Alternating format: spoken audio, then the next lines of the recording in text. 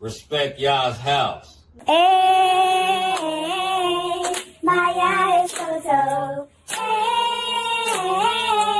Maya is so. Toraba, toraba, toraba, ya, ya. Toraba, toraba, toraba, ya,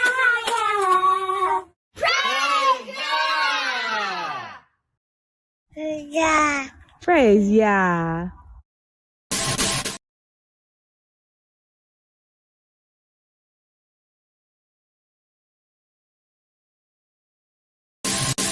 We sing praises to your name. Oh yeah. We sing praises to your name. Oh yeah. For your name is great and greatly to be praised. Praise Yah. Praise Yah.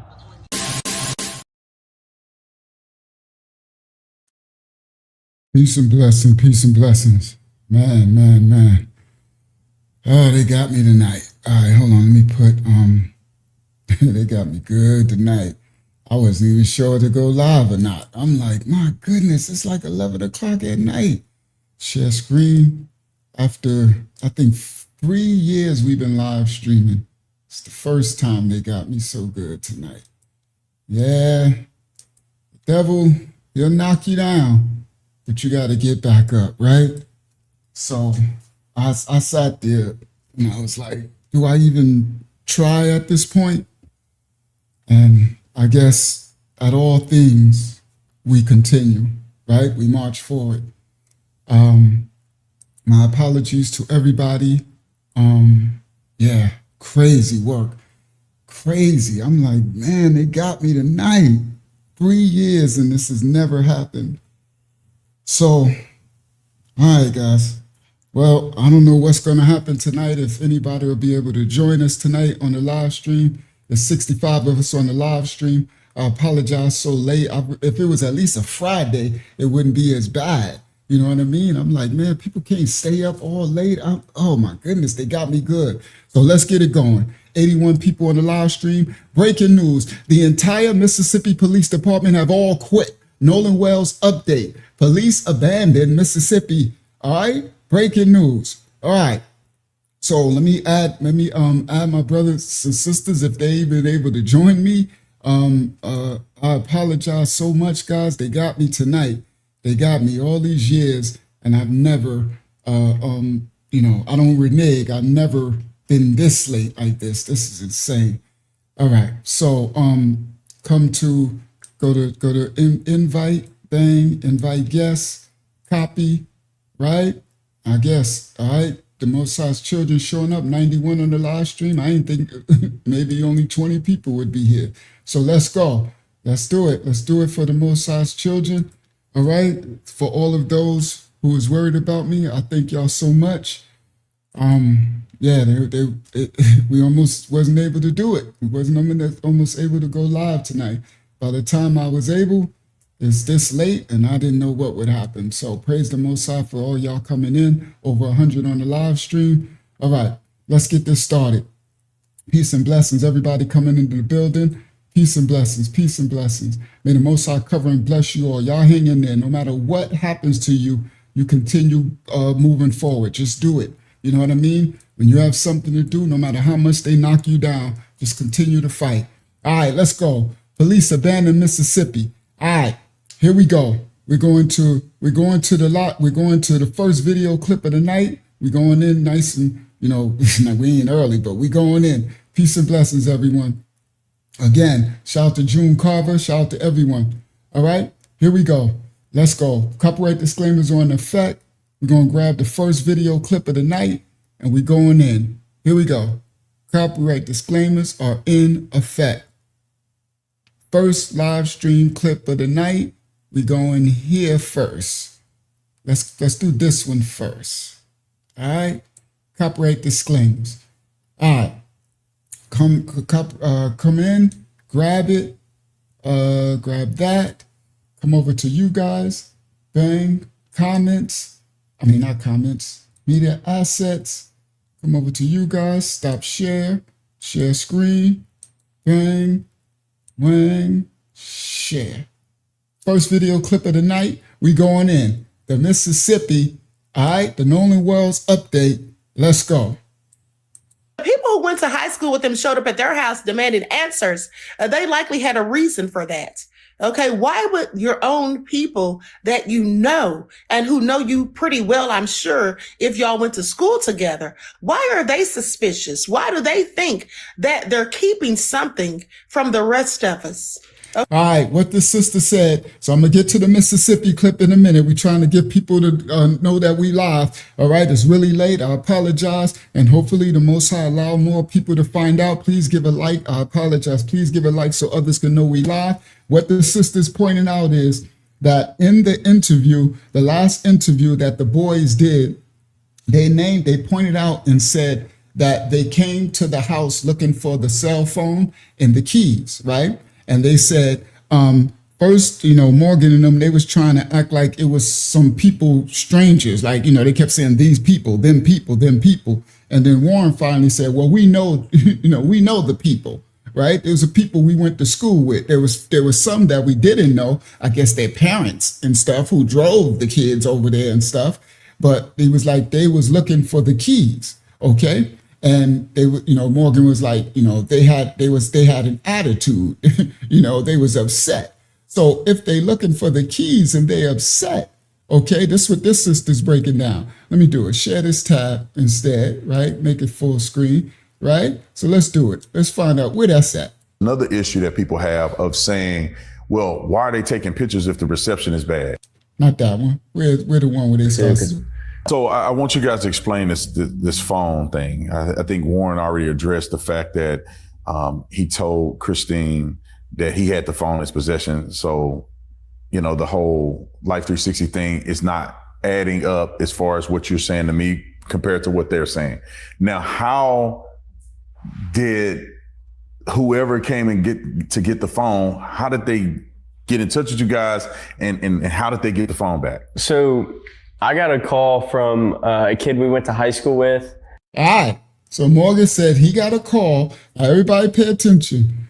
Young Nolan is missing at this point. It's the 4th of July. It's probably around 10 something, 10:30, maybe 11 o'clock, around that time frame, right? They are at Jack's house. They done already went to somebody else's house. They done traveled all around. They done went to a 4th of July party. They done did this. Now they at Jack's house, right? They chilling like Bob Dylan. You understand? So Morgan said he got a call from somebody he know at school. Now remember, these are high schoolers.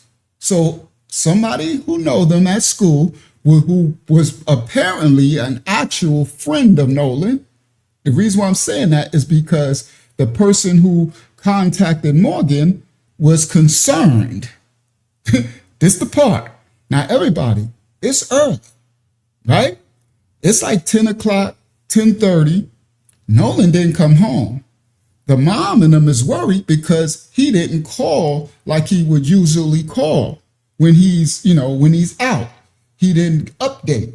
Like Miss Christina said, Nolan's mom said he would usually update 200 people on the live stream, welcome everybody in, right? So now they have a right to be nervous, okay? But the boys at this point, they not nervous, okay? So let's just leave that. We could leave that up in the air and just say, okay, they not nervous or whatever, right?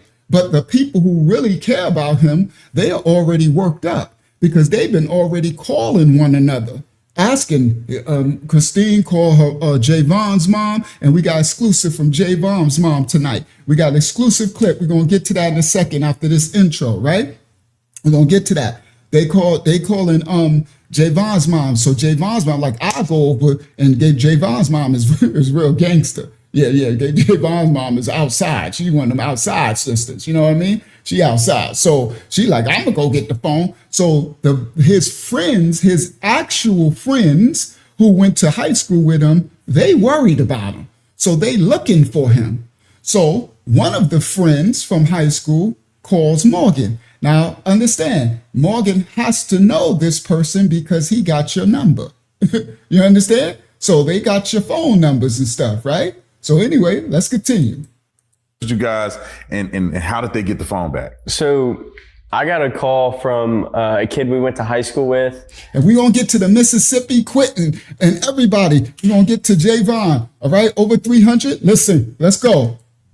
He called me just asking me questions. He saw people posting on Snapchat, like the picture that was circulating. And he called and he was asking questions. He was like, "Where's Nolan? When's the last time y'all seen him?" And then he was like, "So where are y'all at?" And I told him, I said, "We're at Jax's house." And then Warren got on the phone. And so this young high school dude, okay, I don't know. I'm guessing he might be black. I'm not sure. But the way they kept saying these people and stuff like that, I don't know. We don't know what color he is, right? He said, "Well, where y'all at? Where's Nolan at?" Morgan said, "I don't know." "Well, where y'all at?" "Well, we at Jack's house." All right. So they come to my house, right? And they kind of hold on before we get there. Was it confrontational or was it just just trying to find? It was confrontational already. Wouldn't y'all agree? Yeah. He was 110%. He was very confrontational. And when did this happen? Was this on the night of the 4th or the next? He was 110% confrontational. Yes, he was very hostile. How dare they be upset? Everybody listen clearly. How dare they be upset that Nolan is missing?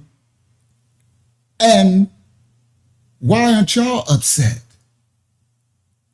So these are the people who actually care about him.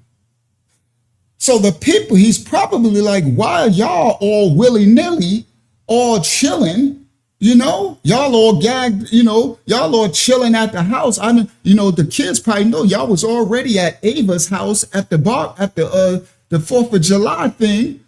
Why? Where y'all at, bro? Where's Nolan? Oh, we don't know. Well, he was last with y'all.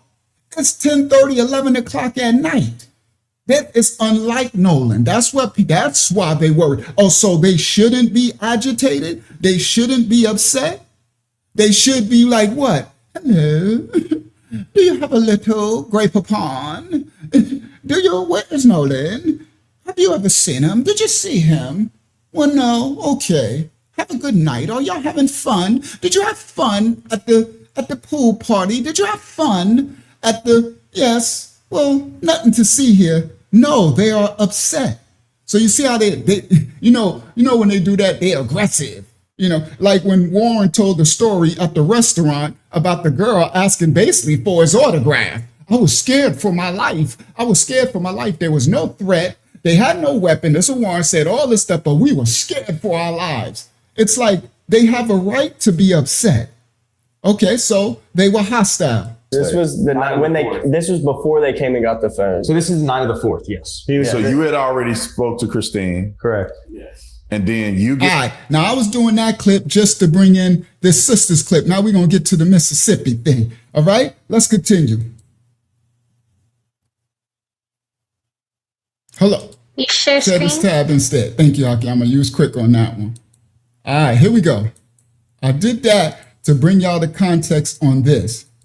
That possibly, why did they think or even entertain the idea that possibly they did something to their so-called best friend, their brother? Okay, please pay attention. Now, what the sister's pointing out, why do the kids from his school, kids that you knew, why are they being hostile or aggressive towards you? Why would they assume that something happened to him?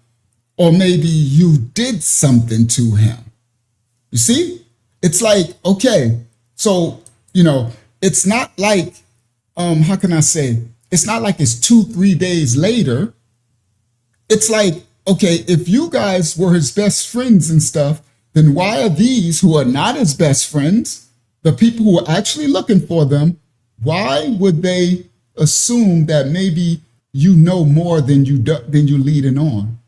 Could it be the answers you're giving? Could it be your mannerisms? Could it be your posture? Could it be, when people detect something fishy here? Y'all know more than you saying? Think that they're keeping something that you know and who know you pretty well. People who went to high school with them showed up at their house demanding answers. They likely had a reason for that. Okay, why would your own people that you know and who know you pretty well, I'm sure, if y'all went to school together, why are they suspicious? Why do they think that they're keeping something from the rest of us? Okay, why did they think or even entertain the idea that possibly they did something to their so-called best friend, their brother? Okay, please pay attention. I also thought that they used very interesting choices of words when they're saying things like red rum. Okay. And then KILL. Okay. They're saying they didn't do those things, but who said that? People are asking questions, and most people clearly think that maybe if anything did happen, it was likely an accident, but they are using words that are inflammatory, like red rum. So MURDER, what I think is that they're being coached by the lawyers to say all of these inflammatory words, right? Because no one, the public, we just want to know what happened. We need to find details, and a lot of these statements that people have made from the beginning, from Sheriff Ledbetter, it's led to more questions than it did answers, right? It's leading to a cover-up. It's leading to a bamboozle. It's leading to a hoodwink. It's like some people, we got senses, and the red flags is going off by people's statements, right? So I think, and some others think, that this line of statements that they keep saying unaliving and MURDER and all these statements, I think that they're being coached by the lawyer team, just an assumption, a thinking, a thought by the lawyer team to prepare them for trial, to prepare them to go to court, so that they know that in Mississippi, right, that if they keep these inflamed words, this inflammatory words, then a jury of their peers, if they ever went into court to go to trial, would never, 9 times out of 10, will never find them guilty of those inflammatory statements. So it's to build, and they keep saying it over and over and over, to build a defensive narrative in the Mississippi public who will end up being the jurors. That's what I think, and that's what others think, okay? Because it's no reason for them to keep saying all these inflammatory words, and really they're not supposed to be going live. You know, those who might be suspects in the case, the last to see a person who's gone, who's unalive, that's the worst advice any lawyer can give them. So we got to think outside the box. You understand? We got to understand they're playing chess and not checkers, right? Because it's foolish. It's ABC lawyers to make them go on these live streams like this and keep presenting themselves. But they keep presenting themselves with a narrative, and they keep saying unalive and and all these things. And it's like, yeah, I think it's a chess move. All right, let's continue. And KILL, like I said, 400. but also peace and blessings, everybody coming to the live stream. Over 400 on the live stream. We're going to get to the Mississippi police in a second. Let's get there. We walking this on in. One of their attorneys said something about keeping their stories straight.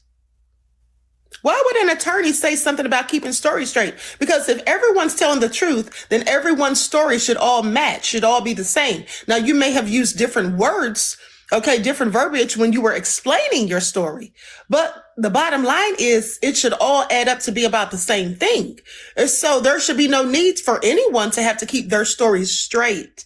You only have to keep your story straight when you're telling lies. Okay, please pay attention. That's what the attorney said, not me.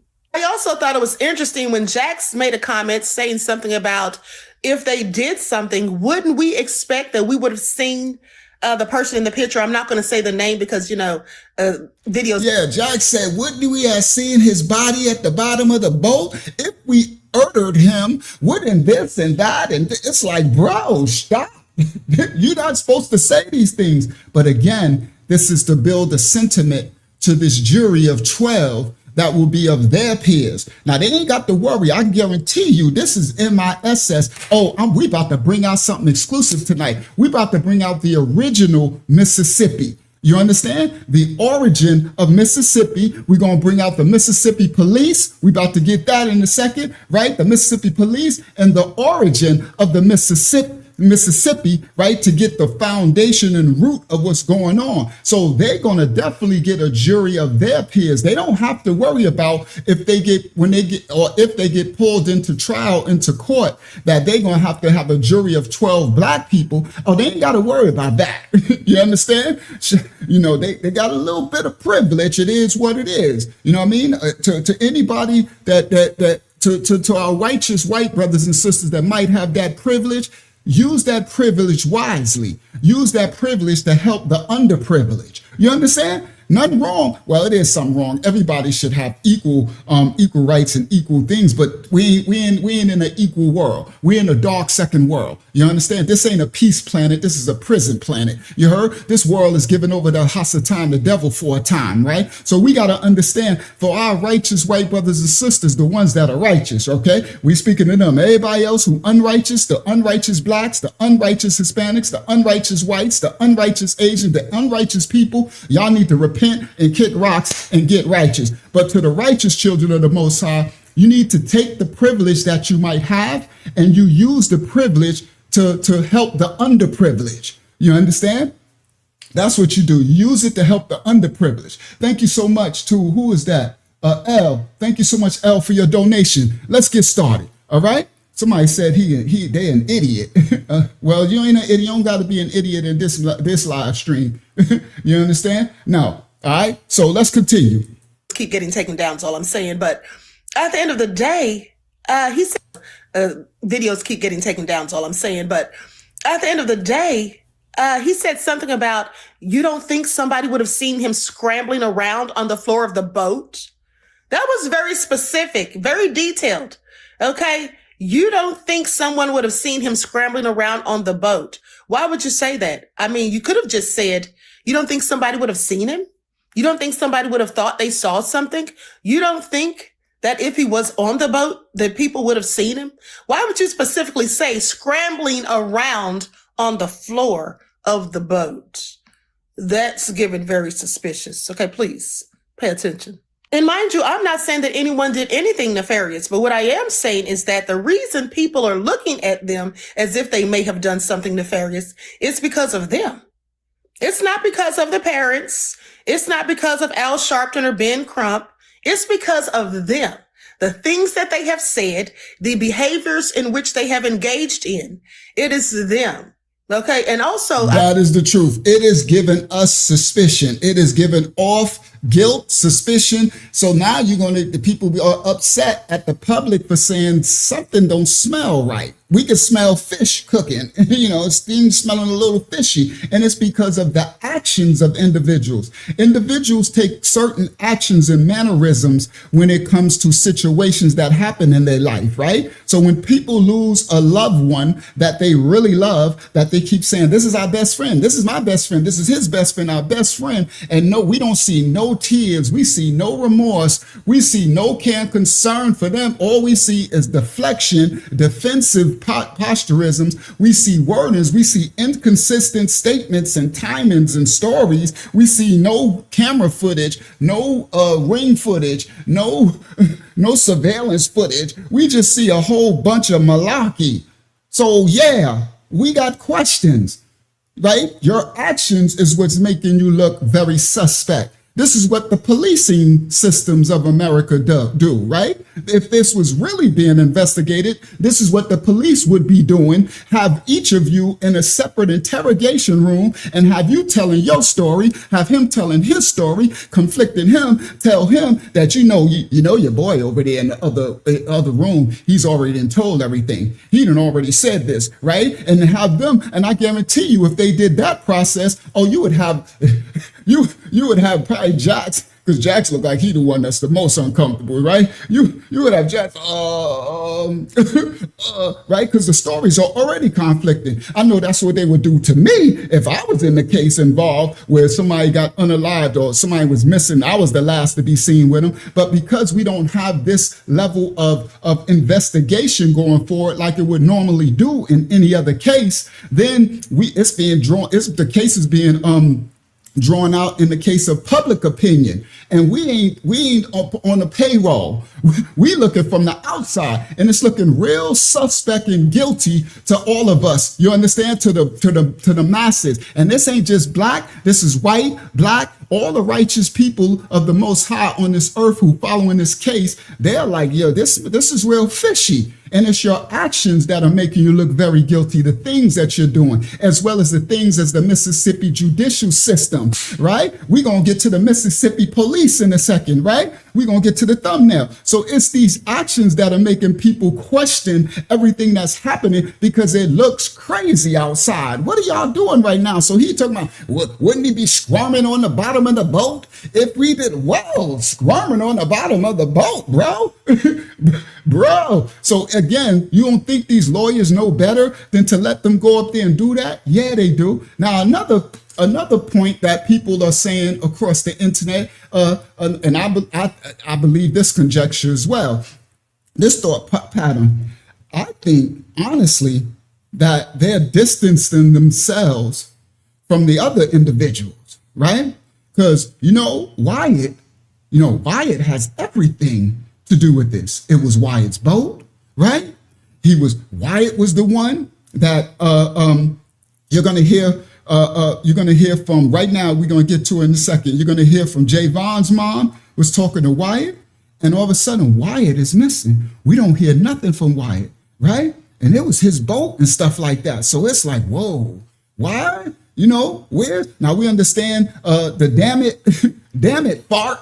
Right? We got to watch the names that they say. I don't know, right? So the Fart Simpson, Fart Simpson, he's out of the, so it's like these three, they definitely are, I don't know, bro. I don't know. It's look like chess moves is really happening. You understand? Chess moves is happening because it looks like because the lawyers keep saying our boys did nothing, our boys did nothing. These three, remember lawyer Uncle Fester, y'all know the lawyer, the one that think he bad, Mr. Sue Everybody lawyer, right?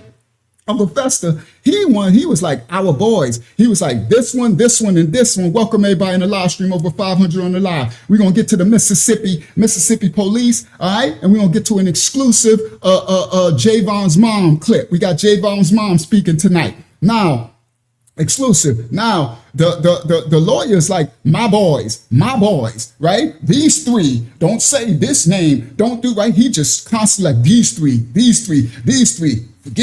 Right? The others. So I don't know. They look like they setting up some chess moves. You understand? They setting up chess moves. All right, let's continue. I think it's important to note that when people tell lies, the lies very often expose the truth. Now, I'm not saying. Well, it definitely looks as if something is literally eating away at him. I mean, in the first picture, opposed to the second picture, he must be half his weight size.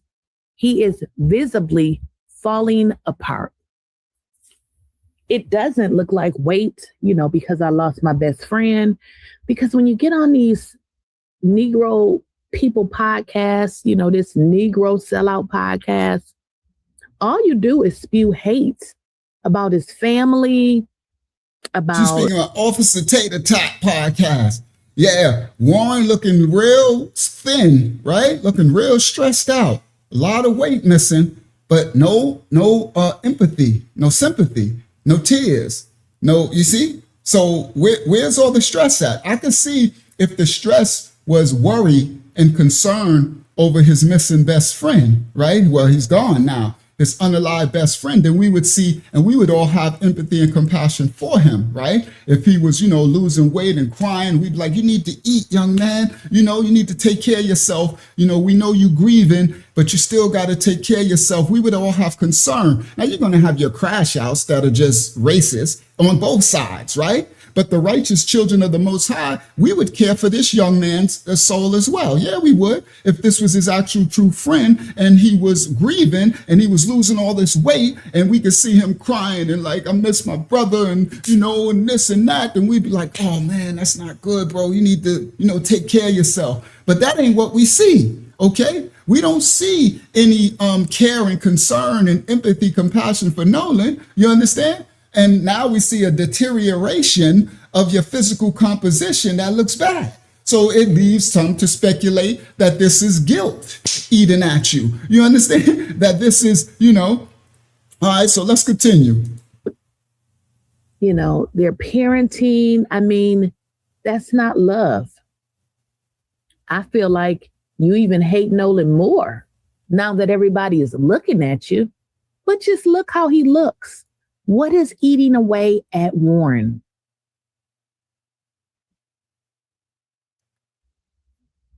Totally. Face looks totally different. But I want you guys to remember something. Before we noticed that Warren had lost a large amount of weight, I mean, it looks like that can be a totally different person. Maybe his father. I mean, we loved him dearly. What is the smirk for? I mean, we loved him dearly. Look at that. Look at that. Now, y'all remember on our last live stream, I was one of the first to grab in and zone in on Morgan smirking, and then later Morgan and Warren looked at each other and laughed when they was talking about not going to the funeral, right? And all that. And she pointing out, look how Jack's looking at him. Boy, I swear, if looks could kill, some of these stares they be giving each other, right? Be crazy work. All right, so let's continue. So you see Morgan like, well, we loved him, like kind of like jokingly, like, did we or did we not? It's like, they playing who done it? Like, So anyway, that's why we ain't trying to just receive anything y'all saying. Actions speak louder than words. I mean, we loved him dearly. Look at that. Look at that. Why does he look so evil? Remember when I told you guys in my previous video, I said the reason why they're watching each other is because they want to know when to jump in. You want to jump in when you see the person struggle so that they don't look so obvious. So, Nolan was like a brother to us. Look at that. He said, ew. Ew, he's nasty. Nolan is like a brother, and you make. I don't mean to laugh, but this is ridiculous at this point, right? We had a kangaroo court right now, right? That they literally got them. He like, well, we loved them in the sheet. You know how they always say we was kangs and sheet. He like we loved him in sheet, and then he look around and Jack's looking at him like he like ooh, right. He made it first like, ooh, okay, right? Let's continue. That face? Yeah, I'm a facial expression person too. Expression person. Like a brother, and you make that face? Yeah, I'm a facial expression person too. And if you watch them, you'll know exactly what I'm thinking. I can say without a doubt, nobody wants. What is that? Wants to know what happened to him. Nervous. And more than we do. I mean, we want to know what. That was 15 different facial movements. You know how these interrogators, these body posture interrogators, I forgot what they call them, right? You got your governmental authorities and police and stuff that look at you. So he turned, he put a big smile, right? We love Nolan and Sheet. Big smile. Then he turned. He see what's name looking at him like with the devil eyes. He turned around. He put a big smirk, and then he started doing this thing with his tongue in his mouth. Like, what is all that energy? That's crazy. That's crazy work. You know what I mean? There's a lot of thoughts going on in his head right here. I would like to know. You know how they do those little emoji? You know how they do those little videos and have the thought bubble, right? We would love to be a fly on the wall in this head right here, right? So he did mad mannerisms in a matter of seconds. Okay? All right. Nolan was like so a he brother went from to a us. smile. Look, from a smile to a he just smells something stank. Look at that. He said, ew. To the rolling around. I ain't never Ew, did that's- all that. Rolling the tongue. It's like a woo woo woo going on in the mouth. Nasty. Nolan is like a brother and you make that face. Yeah, I'm a facial expression person too. And if you watch him, you'll know exactly what I'm thinking. I can say without a doubt, nobody What is that? wants to know what happened to Nervous. him more than we do. I mean, we want to know what. I mean, Nolan was like a brother. Look at Skeletor. This boy has lost so much weight. Is it food or is it something else? No, she didn't call him Skeletor. Let's continue. To all of us. Copyright disclaimers are in effect. We don't rights to the video. We reacted to the video. Let's go. We're going to get to the Mississippi police in a second. I mean, we loved him dearly. We loved him dearly. Look at that expression. That don't look like love to me. So yeah, Nolan was. Do y'all see that? He said, no. It looked like he said, no, we don't. He said, we loved him dearly. He looks up. You don't see no compassion. I don't know what this, I swear, I wish we was flies in these kids' head. But I seen him shake his head. Y'all see that? What was the, I would have seen, that's what Officer Tater Tot is supposed to be doing when you're investigating. I would say, excuse me, Warren, you're looking off into the wind. I see you shake your head no. What is your thoughts? What are you shaking your head no for? Right? So that's the part, right? So this, inquiring minds would like to know, right? This ain't nothing to do with us being unjust or unfair. We just want to understand what's going on. And at least a proper YouTube interviewer would have interviewed them properly to get to understand motives and gestures and to get to the root of the facts and not have an agenda. That would be questions I would have asked, or one would have asked him, right? What's going on in your head, young man? We loved him dearly. Look at that expression. That don't look like love to me. So yeah, Nolan was like a brother to us. Why do they keep saying the same thing? Nolan was like a brother. Please stop. And I can say without a doubt, nobody. Look how evil he looks. Did he do it? This is weird. wants to know what happened. I mean, we loved him dearly. So yeah, Nolan was like a brother to us, and I can say without a doubt, nobody wants to know what happened to him more than we do. I mean, that whole scenario right there was the super cringiest thing. Generation Z, don't y'all say it's cringe, right? That was a super, y'all probably on to something new, right? I'm the elder, so I'm a little older, right? That was super cringe. That was super Weirdoville, right? Because he said, we love him dearly. A big smile turned to, I don't know, it just looked like a mockery. It looks like a mocking. That's what it appears to be, right? And then he turns, he turns, he does a smirk, and now he's doing the whole mouth wiggle, the whole tongue in the mouth, cheek wiggle. I'm like, that was an energy. Look at that. Here, go one more time. So yeah, Nolan was like a brother. We loved him dearly. So yeah, Nolan was like a brother to us.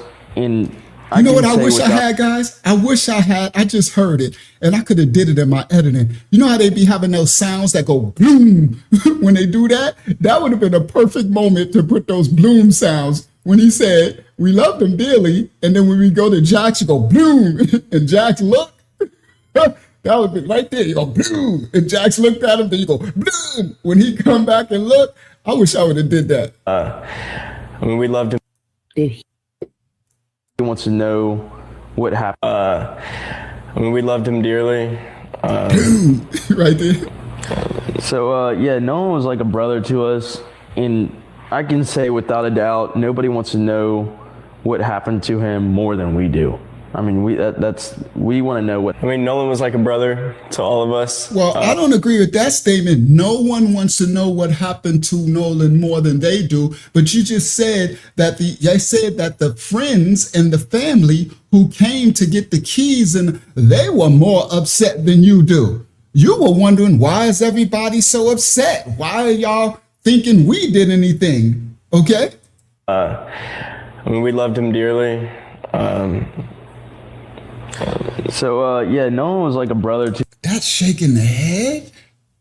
You know, let's give him a benefit of that. Let's say in his head he was like, "No, we miss you." But why not say it? Why not show it? Why not express it? None of that. He said we loved him dearly. He looked away into space and no, I don't know. I don't know what the shaking the head is, but that needs to be asked. To us, and I can say without a doubt, nobody wants to know what happened. I mean, we loved him dearly. All right, let's go. Copyright disclaimers in effect. We don't rights to the video. We reacted to the video. Let's go. Nolan Wells clips. Come back to that. Make that smaller. Share this tab instead. Bang. Make it full screen. Let's go. Nolan and Wyatt's dad had a secret friendship that we weren't even in. Yeah, they were like best friends. We would go over to Wyatt's house, and Nolan, we would all be in the backyard, whatever, doing something, and Nolan would be inside on the couch with Wyatt's dad, and they'd just be cutting it up all night. Yeah. And they sent me to his house, which that boat had never even been in the water. Now, everybody, exclusive. Javon's mom. All right? Y'all know Javon, one of the actual true best friends. Okay? His mom speaks out. Now, his mom is outside. All right? We get some of the sisters and brothers, some people are outside. Most of us got family members, right? Even if to my so-called white brothers and sisters, my so-called black brothers and sisters, my so-called Hispanic, to the righteous children of the Most High, we got family members that are kind of ratchet, right? They outside with their personality. Well, to the other nations of people in the so-called black community, outside personality mean they're rather rowdy. They're rather straight to the punch, right? They really don't filter. We call it no filter in their tongue, right? They really say what's on their mind. You know what I mean? All of us got friends or family members. You know, you got somebody in your family that you like, listen, keep him, right? You don't want him because they just gonna say it raw. So Javon's mom, she's definitely outside, okay? I think they call her Miss Shima or something. Now, she got something to say because, you know, they was talking about Javon, right? Now, Javon's an actual friend, actual childhood friend since childhood. Now, these are the people who was coming to get the phone. These are the people who was concerned. This is who Morgan and them on the interview and Warren and them and Jackson and them was saying that these people were aggressive and they were, you know, they came to our houses. How dare them be worried and looking for him, you know? So again, so now let's hear from Javon's mom got something to say. And this is fresh clips, right? This ain't old clips. She got something to say right now. I'll be in the backyard, whatever, doing something, and Nolan would be inside on the couch with Wyatt's dad, and they'd just be cutting it up all night. Yeah. And they sent me to his house, which that boat had never even been in the water. Wyatt did. I never even really talked to Warren. The whole time I was in the house, I spoke with Wyatt. Wyatt is the one who had the phone that supposedly was. So Javon's mom, that's her speaking. Y'all hearing her live. She said she spoke to Wyatt. So she said when she started, she said they sent me to his house. I'm guessing that's Jack's house. Because now they looking, because remember, Miss Christine, Warren, Nolan's mom, she is concerned. So she's calling the phone. So Warren's statement is he's trying to act like he was the one who preemptively called Miss Christine. But no, she been calling his phone all night and y'all have the phone. So yeah, you might want to get in front of that and call her, right? So when he does call her, Miss Wansley, Nola's mom, she is like, she don't feel she's reading the energy. Now, all our people, all of the Most High's children, some of us have temperaments. We have intuition. We have instincts. We can read people's energy, even from the phone. You understand? We can read like something ain't right, especially when it's concerning your loved one, your child is missing. Your senses are on alert. You understand? They extra sensitive, right? That's from the root word. Senses come from the root word, right? Sensitive, right? So your senses is on high alert. You understand? So you're going to pick up any energy, any off energy. So Miss Christine Wansley, she picked up some off energy just from when Warren called the phone. called her phone. Then she realized as she's tracking the 360, right, the phone app, his phone, Nolan's phone, when they saying they don't know where he at, it started moving. They going to other locations. They went to Wyatt's house. They went to this house. So she's suspicious. So she called up her right side, her sidekick, that's Javon's mom. Now, the interesting part is, everybody pay attention. Everybody has different personalities and temperaments. Miss Christine, as we can notice, Miss Wanzi, her temperament is more laid back, more calm, right? Seemed like a very decent lady, right? From what comes across, right? Now, everybody, this is a heightened moment that you need some answers, right? You need things done. You don't need, because he's been missing now. It's like 11 o'clock at night and your baby ain't call you, check in. He does this all the time. You ain't got no, you don't know. You already worried. You ain't going to call the passive friend. Y'all paid it. Y'all, come on. Y'all, ride with me. Watch where I'm going with this. You don't just call. You ain't going to call the one who's going to be like, okay, did anybody see anything? No, we ain't see nothing. Okay, well, thank you. Don't mean to bother you. No, you're going to call the outside. Your outside homie. You're going to call the one that's going to be, excuse me. I'm looking for Nolan is missing. What do you mean he ain't missing? And he was out with, they act like they don't know where he at. I called him. I see the phone. Could you go over there and check and get his phone? They said they got his phone. They got his phone, girl. Now, the outside person, I don't care if it's a dude, I would call my homie, the dude, like, yo, Holmes, yo, homie, they got my little man, yo, I need you to go check on the house. Where they at? You know the ones who they already ready, right? Already got on a pair of black Air Force Ones. You know what I mean? They already on black Air Force One energy. That's the one that you want going to look. You understand? You don't want nobody who ain't going. So I can understand why Christine would call, because she got an outside friend. Yeah. Javon's mom, yeah, she ratchet. I know ratchet is. I ain't saying no disrespect, but her energy is ratchet. I'm not saying she does ratchet behavior. I don't know her personal life, but we going off energy. But that's the one who you definitely going to send over there when there's a problem. Now, you won't send her when it's something that got something to do with police. See, you measure, the temperaments, you discern all spirits. So you know which friends to send to which situation. You know what I mean? You be like, nah, don't send her to this, because she might turn up too early. You know what I mean? So she sent Javon's mom to go get the phone. So Javon's mom said, they said, we going to this other house now, and she's speaking to Wyatt. They distancing themselves from Wyatt. We haven't heard Wyatt. We haven't seen him. We haven't, right? We know about, damn it, Bart Simpson, right? We know he got his lawyer, and, he's kind of out of the picture. They're doing stuff. But Wyatt, I don't know. But anyway, let's continue.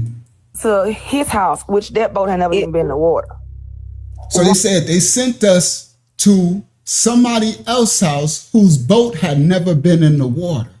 Now, everybody, they looking for the boat. That's interesting.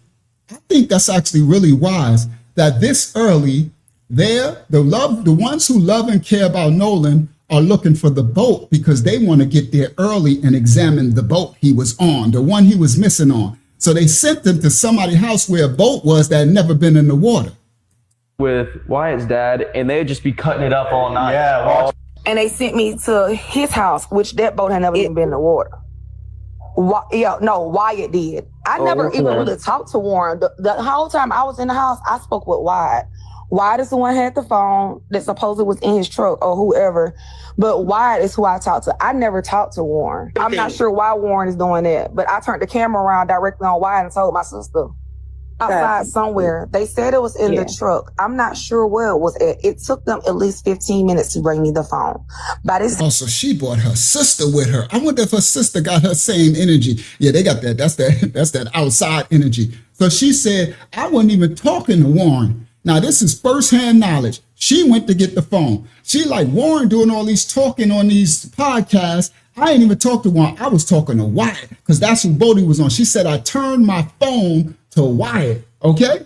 So she like, I don't know what Warren talked about. And my sister, I told my sisters, right? So, they probably all in peace and blessings, everybody coming in the live stream. They probably doing this, the head probably going, the finger, where is the phone? Where is the, right? They got that extra energy. But understand that it comes a time when you understand someone's missing.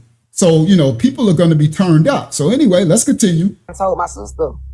Outside somewhere. They said it was in the truck. I'm not sure where it was at. It took them at least 15 minutes to bring me the phone. By this time, the boys will start, because Wyatt start getting jazzy at the mouth. Now, she said it took them 15 minutes to bring her the phone. Remember, Jack said, oh no, it was no problem, right? I just gave him the phone. So he acted like he didn't know where the phone was, right? We can give him that benefit of the doubt. Jack said, well, I don't know where the phone was in my room. It was such and such. But they called another friend, right? A sister. And she said the phone is on the Xbox in Jack's room. So how do an outside person know, right? So if they didn't have all of these resources to tap into, they wouldn't have got the phone right then. You understand that, right? But so they called somebody else, right, who was at the house apparently, who knew the phone is on the Xbox. But Jock made it seem, they making it seem on Officer Tater Tot show that they gave it to them right away, right? No, she said it took 15 minutes. Okay, let's continue. Directly on Wyatt and told my sister. Outside somewhere. They said it was in the truck. I'm not sure where it was at. It took them at least 15 minutes to bring me the phone. By this time, the boys will start, because Wyatt start getting jazzy at the mouth. So my son, Jalen, was like, hey, you better watch your tone. Like, don't get smart, my mama. Right. Because we trying to see what Nolan, because we trying to figure out why y'all see y'all ass up here chilling and Nolan missing. That's that outside energy. So she said Wyatt, now everybody pay attention. Wyatt started getting jazzy at the mouth. For anybody who are not of the so-called black culture, that means he started talking reckless, started talking crap. He started talking out the side of his mouth. He giving, right? And remember, what did they say? What did Warren say? When Wyatt was telling Nolan to get in the boat, Wyatt was the one who said, get in the effing boat. Get in the boat. He said he was yelling at him. He was aggressive. And he said, get in the effing boat, right? So we already know Wyatt's mouth can be on 10, okay? Going from prior testimony, right? Prior statements made by the so-called individuals, the boys, right? So now, so that aligns what Javon's mom is saying. That will align with the characteristics of what we heard about Wyatt's mouth. You see? Okay? So anyway, let's continue. So she said Wyatt starts talking snappy, jazzy. He started getting aggressive. Hold up, why are you getting aggressive? If my best friend, Wyatt never said he was his best friend, so let's hang there. Why? I don't know what's going on. Wyatt need to be very careful. I hope you lawyered up with 100 lawyers, Wyatt, because they definitely distancing themselves from you, and it was your boat. I know everybody like everything is pointing to damn it Bart, but Bart is lawyered up, right? And Bart people got money and power and position. We haven't heard from Wyatt and his people. And it's looking crazy, right? For Wyatt right now. And it was his boat. So anyway, now, if Wyatt, you can say it's not your best friend, but if, he's a friend to be on your boat, why would you get snappy? You would be trying to join the search party. You understand? You would be like, excuse me, Javon's mom and everybody. You know the kids, like, yeah, I'm with y'all. Let's go. Right? The phone here. I got the phone. We're going to find the phone. We're going to do this. Yeah, our boy, he missing? I'm sorry. I was busy. We was partying and we just thought he was with the girl. He was with a girl, right? He was with a girl, Katie. Oh, we need to get Katie. Those in the, people in the crowd, like, yo, do anybody got Katie's number? Y'all know Katie, the one that went to go with the other girl, right? Such and such. He was with her. We thought maybe he was somewhere smashing. Our boy's missing. Oh no, we outside. We with you. Where we going next? Call the po-po. Call the feds. Call the M16. What's the MI6? Right? Call the United Kingdom. Call all governmental authorities all over the world. Our homie is missing. It's like 11 o'clock at night. That ain't like Nolan. Nah. You supposed to be, right? So then that why the people who on this turn up energy, the people who really want to find out what happened to Nolan, they're not going to suspect you once you like, okay, you don't got to be ratchet. You could be just as calm and you could be like, care and concern. Listen, here's the information. Where you know, I'll drive you. Okay, we need to go here. So we went to here, we did there. Okay, so, you know, but the people are seeing that why you got aggressive energy back. Why we supposed to be upset. We're supposed to be, you know, have energy coming in this situation. So she said Wyatt's energy was aggressive or right, or salty, right? His energy was, you know, he's snapping back at the mouth. So young Javon said, hey, watch your mouth, Wyatt. Watch your mouth talking to my mama. Boy, I'm never going to say, shout out to people take care of their own. Shout out to young Javon. Now remember, Javon younger than him. So I guess Javon got some outside energy too, right? Javon said, watch your mouth, boy. Talking to my mama like that. All right, let's continue. Bring me the phone.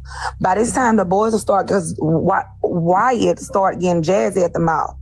So my son, Jalen, was like, hey, you better watch your tone. Like, don't get smart, my mama. Right.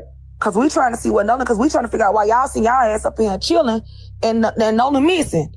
So that's when I asked again, where's the phone? She's gone. That's when he told me she was going to get it. I said, oh, she must have to go back to Horn Island truck outside. Now, mind you, we had to pass all the cars to walk in the house. It's just it's a bunch of lies. I don't feel the need to, like I said, when they go to. So that was an interesting statement. Javon's mom said, Wyatt said she's going to get the phone. Who is that she? Maybe his mom or something. I don't know, right? Maybe right? Now remember, Jack's story was they just bust in his house. Remember? Jack's story was they just bust in his house. Now Jack's story, their story also was that the phone and the keys weren't in the same place. But Javon's mom and them, they have a different story, right? So she said, wait, they're going to get the phone where? Back on Horn Island? Where you going?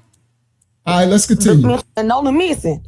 So that's when I asked again, where's the phone? She's gone. That's when he told me she was going to get it. I said, oh, she must have to go back to Horn Island truck outside. Now, mind you, we had to pass all the cars to walk in the house. It's just it's a bunch of lies. I don't feel the need. So she said, we passed all these cars in the driveway. Y'all said the phone was in the car. Now you're saying she's going to get the phone. So the mama's like, going where to get the phone? Where's she going, back to Horn Island? I wonder who that she is. That's what I would have asked her. Who is she that's going to get the phone? So that's when I asked again, where's the phone? She's gone. That's when he told me she was going to get it. I said, oh, she must have to go back to Horn Island truck outside. Now, mind you, we had to pass all the cars to walk in the house. It's just it's a bunch of lies. I don't feel the need to, like I said, when they go to mentioning Javon, I'm going to say and stand up behind mine every single time. As far as me and that nudge and shit, I don't feel the need to explain anything to any of y'all. Good service, Sam, here with a Nolan example. Now, I don't agree, right? But it ain't my place. I don't agree with her. So she got a clip where y'all might have saw it. I think I got it somewhere in this live stream tonight, where she went off on these people online, on a Brielle or somebody online, and she was cussing like a sailor. She was like, don't drive my effing son and don't drive it right. But you can't tell people, and some people is just, don't put their name in your mouth, right? You got to understand who you're dealing with, right? So I understand when I was in the streets, when I was in my sin and transgression, praise the Most High for now, repentance and righteousness, that I understood who not to go there with, because I know I got to be prepared for energy 1 to 1,000 energy. So 9 times out of 10, you try to avoid those situations with those people because they, so if you better be very careful. So that's why I said Javon's mom, she got that outside energy. So she went off I think I got the screenshot of it. She cussing like a sailor. I don't condone her. I mean, she went off like crazy. Look, like she goes, so she one of them that go off about hers, right? Don't come for her son, right? If she ain't sending for you, right? So, I don't condone that energy. I would tell her, turn it down with all the cussing and stuff. You know what I mean? You can still express yourself with all the F-bombs and all the, looking kind of unhinged a little bit. But, you know, some people, that's just, they got that energy. You know what I mean? You just got to discern all people's energy. And if you don't like interacting with people like that, then leave them alone. You know, be very careful what you say about them or theirs, right? Or be expecting what's going to come back from it. You understand? All right, let's continue. To pass all the cars to walk in the house. It's just too, like, it's a bunch of lies. I don't feel the need to, like I said, when they go to the mentioning Javon, I'm going to say and stand up behind mine every single time. As far as me and that nugget shit, I don't feel the need to explain anything to any of y'all. Secret Service Sam here with a Nolan Xavier Wells update. And there's this odd letter. It looks like a journal entry that just hit the internet. Let me know what you guys think. It says July 4th. We go to the party, the island. We had alcohol. I may have drank half, if not a whole seltzer throughout. All right. So I got, I know y'all might have seen this today. For some of y'all who just up on the events as they drop right away, right? This mysterious letter appeared today, right? On the internet. Now, I'm very suspect about anything just popping up. So you get some content creators and YouTubers, they just jump on any news and they promote it. Oh, letter popped up. This is what happened to him. This letter, and we don't do that here, right? I'm very, very wise enough to look for the curveball, you know, the hijack, the hijink, the distraction. You understand? The bend in the curve. You ain't just gonna drop no letter on the internet and think this channel, the House of Mo, we just gonna receive it and like, this is what, so you get people all over the internet now crashing out, this letter, yeah, this is what happened. Nah, bro. Bro, stop. Don't just receive everything that happens and comes out, okay? Don't do that.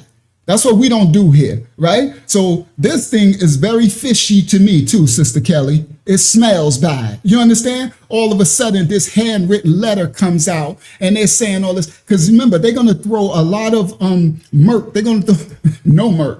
They're going to throw murk in the water. They're going to throw poop in the water to cloudy and muddy the waters so that they mess up the whole narrative. So if you just toss to and fro with any doctrine or anything that comes out, then you're unstable. You understand? In this house, we are stable. So we just ain't receiving what nobody says. The Bible says, test all spirits and discern all things. You understand? So we ain't just receiving anything. So, you know, you had a lot of people just receiving this letter.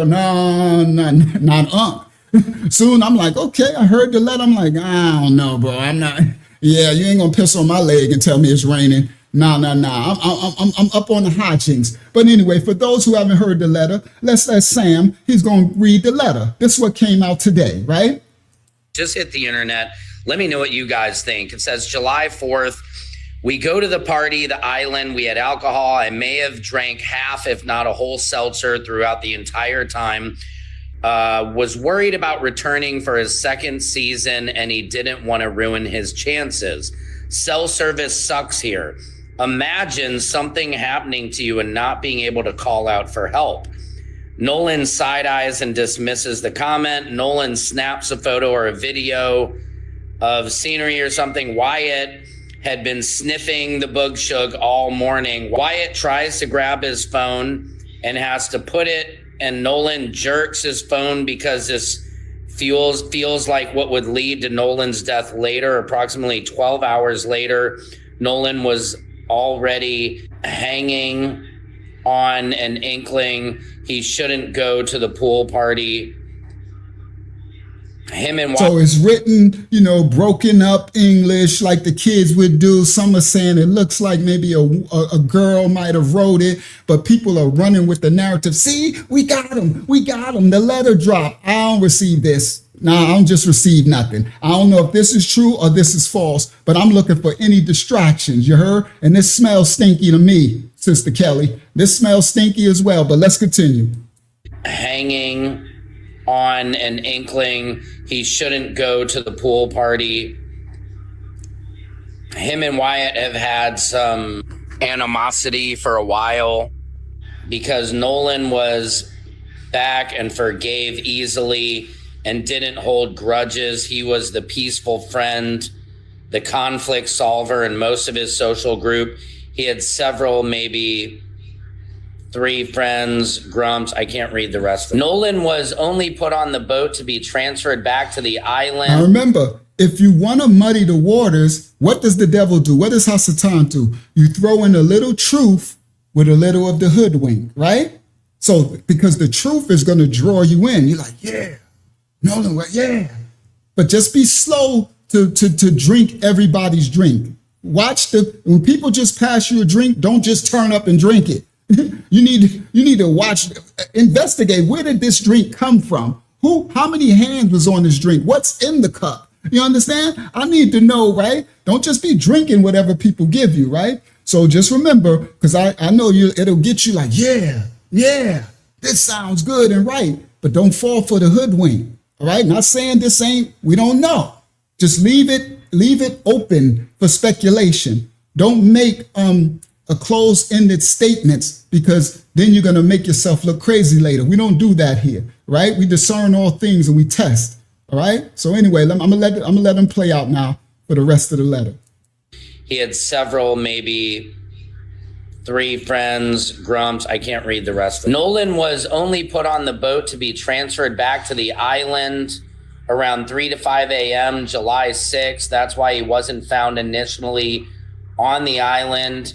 He was stored somewhere cool and dark to keep from decompositioning a minute, but it was summer. He already started to have a hint of smell permeating the shaded area. It's an area of property him and his friends hiked or hung around in. And yes, it's one of his friends' properties. Somebody got a farm or hiking trail, maybe both. Somebody cried. Somebody is scared to speak. Somebody was threatened. All of them are being haunted. Nolan decided to unfriend this group and they couldn't accept it. The ultimate motive.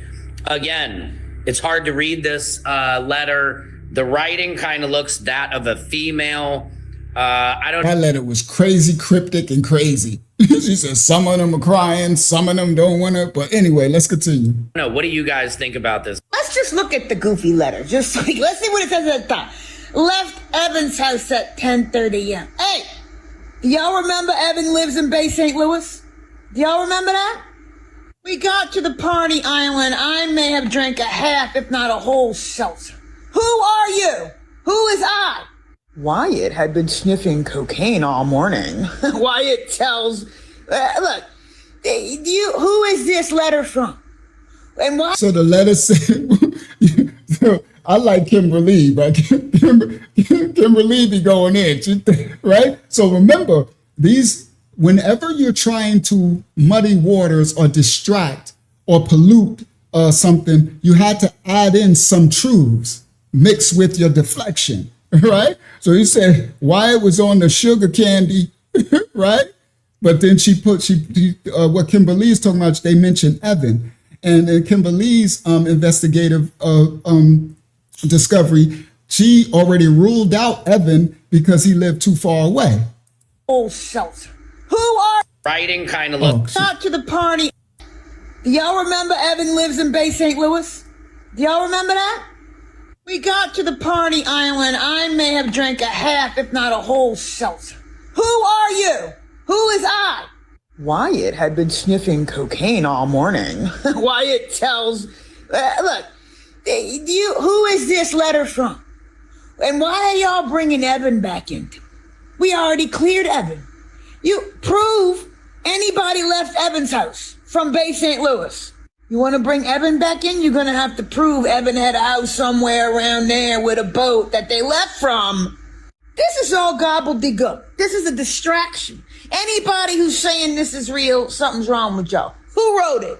Who wrote it? Well, I guess we're not the only ones who realize that Jax has really been talking a whole lot than he probably needed to. Well, for us, we love that he's been doing a whole lot of talking and sharing a whole lot of more than what. Copyright disclaimers are in effect. We break it down in Nolan Wells case. We're going to get to Mississippi police quitting. All right, let's go. Let's walk it on in. What them, the panel, has shared with us, and maybe they realize it really isn't that funny anymore, huh? Because Jack's attorney is like, sir, you need to zip it, and called that other thing over there and told them that they will not be doing the podcast for next week. That's interesting. I guess Jax has talked enough, and so now he's... So what this sister's bringing out is now the lawyers have put out an announcement that the boys won't be speaking on the podcast next week. So she's surmising that Jackson, they talking too much, that the lawyer said they won't be going on Officer Tank Tank, Officer Tink Tink, Officer Tater Tot, Officer Rate 'em Bait 'em, you know, racist bait 'em tape, right? The fake officer, you understand? They like, listen, they saying, oh, the boys won't be speaking out no more. All right, let's continue. He's on punishment because Jack's attorney is like, sir, you need to zip it, and called that other thing over there and told them that they will not be doing the podcast for next week. That's interesting. I guess Jax has talked enough, and so now he's he's on punishment.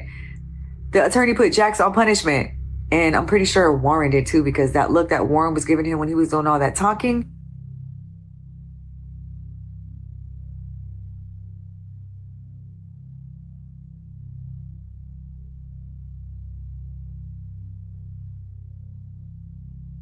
God in such a mercy. Yo, Warren's faces be saying everything.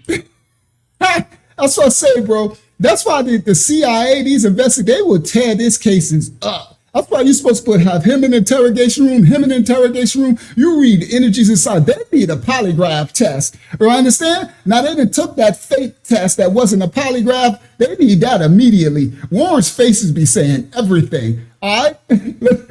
Come on, Phil General, he is over it. It's like somebody gonna crack. It's gonna come down. This is a crazy whodunit, right? Now you're about to hear from Javon's mom, a whole nother exclusive. You're gonna hear her speaking with the other sisters on these panels. I guess it's a TikTok panel. She's speaking live.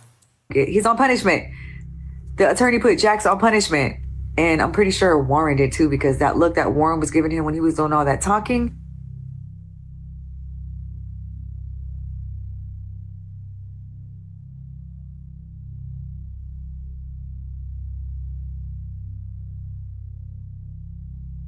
God in such a mercy. You see what I'm saying? All right. And then y'all. So this is Miss Shima. That's Javon mom's right here, bottom right. That's her name, Shima. All right? All right, so let me write that down, Miss Shima. So if I got to talk about her again, I can say her name, right? Miss Shima. So she's on, I guess this is a TikTok panel or that other panel where people call in. I forgot what that was called. But now she's speaking. Let's hear from her. It took y'all y'all done already had his phone, but now y'all done took my phone too. Right, you know, because that was emergency. They got to get up out of there. But see, that call is gonna tell y'all, we gonna get some justice for nephew, man. Because that call to Cito told us everything we need to know, and they can say what they want to say. That call told us. Were they invited to the funeral? Everybody was invited to the funeral. Oh, another lie. So, hey, and Jalen and Javon was at the funeral, and Jalen and Javon were pallbearers for those that were seen. Right. Yeah, they were there. Right. Yeah, because they got on that interview. The phone, whoever misunderstood, the phone was locked when I got it. However, I could see where everybody had been calling, but the phone was locked. And none of us knew the code, and none of us tried to get in the phone, but the phone was locked, sweetheart. So that's Javon's mom at the bottom right. She's speaking. She said the phone was locked when she got it.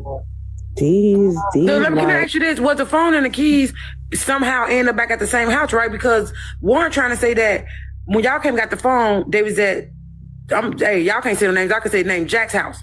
and then I know they went and got the phone and the keys was at Jack's house. See, that's what I said. Some people they lying in every interview. They just be lying. So now on Officer Tampon's podcast, the boys said that the phone and the keys weren't at the same house. The keys was at Jack's house. They didn't say. That's why I was wondering, like, whose house was the phone? But Javon's mom, Miss Shima, she said they were both at Jack's house, the phone and the keys. So that contradicts the boy's statement. All right? Y'all can't say the names. I can say the name Jack's house.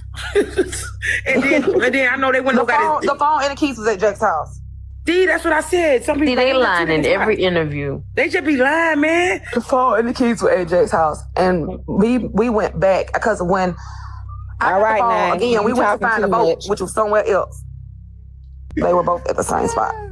Is there any more questions y'all want to ask Shima or Simply while they still can? Yeah, because yeah, I'm about to get on the speak, y'all. Well, to Cat Pit, some of the people, because not everybody is saying that they got in the phone. They did. Not everybody. What some people are speculating that the boys, right? Mishima, she got the phone. She don't got the passcode. She can't get in. What some people speculating, remember, they're saying the boys had the body. Okay, so you can take someone's phone and you can use their finger, right? Depending on, or you can use their, their eyes, right? Now that is very morbid, right? I'm not saying that that's what's done. I'm saying this is what some of the internet is speculating, right? Because they supposed to, this is what people are thinking. They had this body for a long time. It's been on the boat. It then went to, what's the name, Grandpa's house. It then traveled to Jack's house. It then traveled right to the judge's house. You know what I mean? Some people saying, right? And that's why they're saying how, when they did the interview, when on Nancy Grace, when she interviewed the lawyers, she asked them, Nancy Grace, did the police search the boat? And they said no. So all that's fishy, bro. The young man is missing and you don't search the boat where he was missing on the day of, the next day. You don't do no search of the boat. No, look what that compound that they put to look for blood evidence. You do none of it. That's all fishy. All right. So anyway, I just wanted to address that. I'm not saying that. So that's what people are speculating. People said, well, if they had the body, then they could use his body to unlock the phone, right? Because most people got, the senses to open your phone. I don't do all that because I'm old school. So I don't be saying yes to cookies. You know how you go on the website, you want your cookies? No, you ain't getting my cookies. I say no to everything, right? So I don't do all that. Mines, you got to have a code to get in mines. But most people, they kill you by convenience, right? That's how they get you in this dark second world. Everything is convenient. So everybody's, you could just open it with your finger and your eyes and, I forgot what they call that. But y'all know what it is. But anyway, I'm an elder, so y'all give me a little grace. All right, let's continue. I just wanted to answer that. They were both at the same spot. So she said the phone and the keys were at the same spot, which totally contradict the boy's story. And then I know they wouldn't know the phone and the keys was at Jack's house. D, that's what I said. Some people they lying in every interview. They just be lying, man. The phone and the keys were at Jack's house, and we went back because when I got the phone again, we went to find the boat, which was somewhere else. They were both at the same spot. Is there any more questions y'all want to ask Shima or Simply while they still can? Yeah, because yeah, I'm about to get on the speak, y'all. My twin at the bottom, Simply. Shima. I know, Shima. Follow me, boo. Please. Just I know, man. Y'all, I'm telling y'all, we have you guys back 100%. You have all support from this panel. We love you guys. We have been fighting and advocating for you guys. We love Miss. Thank you so much. We think that she is our sister and our mother as well. Nolan is our nephew. You know what I'm saying? And we really, yes, and she is an amazing person. And all this bashing her is insane. Nolan lived with his mom. Nolan has always lived with his mother. In every house his mother has had, he has lived with her. Clock it. The only time Nolan did not live with his mom was when he went to college. Because they were trying to say... That was debunking another thing that people came on the internet kept saying, Nolan didn't live with his mom. Nolan lived somewhere else. Nolan lived somewhere else. She's saying that's not the truth. That's a lie. Okay, so we're hearing from firsthand instances of people who actually knew him from a child and all that. In every house his mother has had, he has lived with her. Clock it. The only time Nolan did not live with his mom was when he went to college. Because they were trying to say, one of the little brothers said he stayed with us for 3 years. One little brother, they just been lying. They need to be arrested, man. All right, y'all. So my other observation that I saw in an interview with Warren. Warren said you can literally see all of the deck. Literally almost see down to the deck. But I thought you guys were sinking. And it's coming up. We're just sinking. I don't know. Like we're going down. Now, he also says that you could see in that picture, or he meant video, that what I call the stage. That whole sinking boat scenario, I'm gonna let the sister speak in a second. But this, see, there's certain things that I just can't get past, right? It's a hard stop, okay? Hard exclamation point, stop, period. This whole, the boat is sinking. Remember, we're sinking fast. So we're by the shore, okay? Our boat is taking on water. They said, Wyatt, this is what Warren said, Wyatt yelled to Nolan. First, Warren said the last time he seen, it was 3 o'clock, the last time he seen Nolan, right? But all of a sudden, I don't know how, at 4:30, when they need to pull off, he's giving these statements about, what's the name, Wyatt yelling at Nolan. So Wyatt, this is Warren's statement and Jack's statement. Wyatt started cussing and saying, get on the effing boat. He was upset. We're sinking, right? The boat is sinking. We're at the shore. So my boat is sinking and I'm trying to tell you, get on the boat so we can go further into the bay. I don't know, bro. That's a hard stop for me. All right. I would never get past that. If I had them on the stand as a defense attorney, I would literally stop right there. You need to explain this. I need to hear. Now, if you give me a scenario when you say, well, I'm only 18, right? Then I can try to factor in the age a little bit, right? I can give grace for that. Because, youngsters, we would make you do sporadic things. But common sense is, if I'm by the shore and I'm sinking, the last thing I'm going to do is go further out into the water. First of all, you ain't getting across. If it's sinking, you're not making it all the way to the docks. Okay? You know that. So I'm going to tell somebody, get on a sinking ship. And Nolan, knowing that the boat is sinking, is not going to want his phone. If he said, I'm not, let's just say hypothetically, Nolan said, y'all are tripping, which I would have said. I would have been like, Wyatt, you can cuss me from now to hell freeze over. I ain't getting on no sinking ship, bro. I mean, that don't make sense to me, right? I'm not getting on the sinking ship. And where y'all going? Wouldn't you take the sinking ship and move it closer to the shore, right? Wouldn't you dock the ship so it doesn't sink? It's your grandfather's boat, right? They both cost a lot. I guess like 100 G's or something like that. I don't know. I haven't bought a boat, but I heard they're kind of expensive, right? So if you got, let's say hypothetically, 100 G boat, your grandfather is not going to be cool with you destroying, sinking his boat. He probably got insurance, but still, even with insurance, you don't want to ruin your vessel, right? Like you got a nice car, you don't care. We got insurance, but you still don't want it to be crashed up, right? Unless you're trying to run some type of scheme. So you would be like, you know what?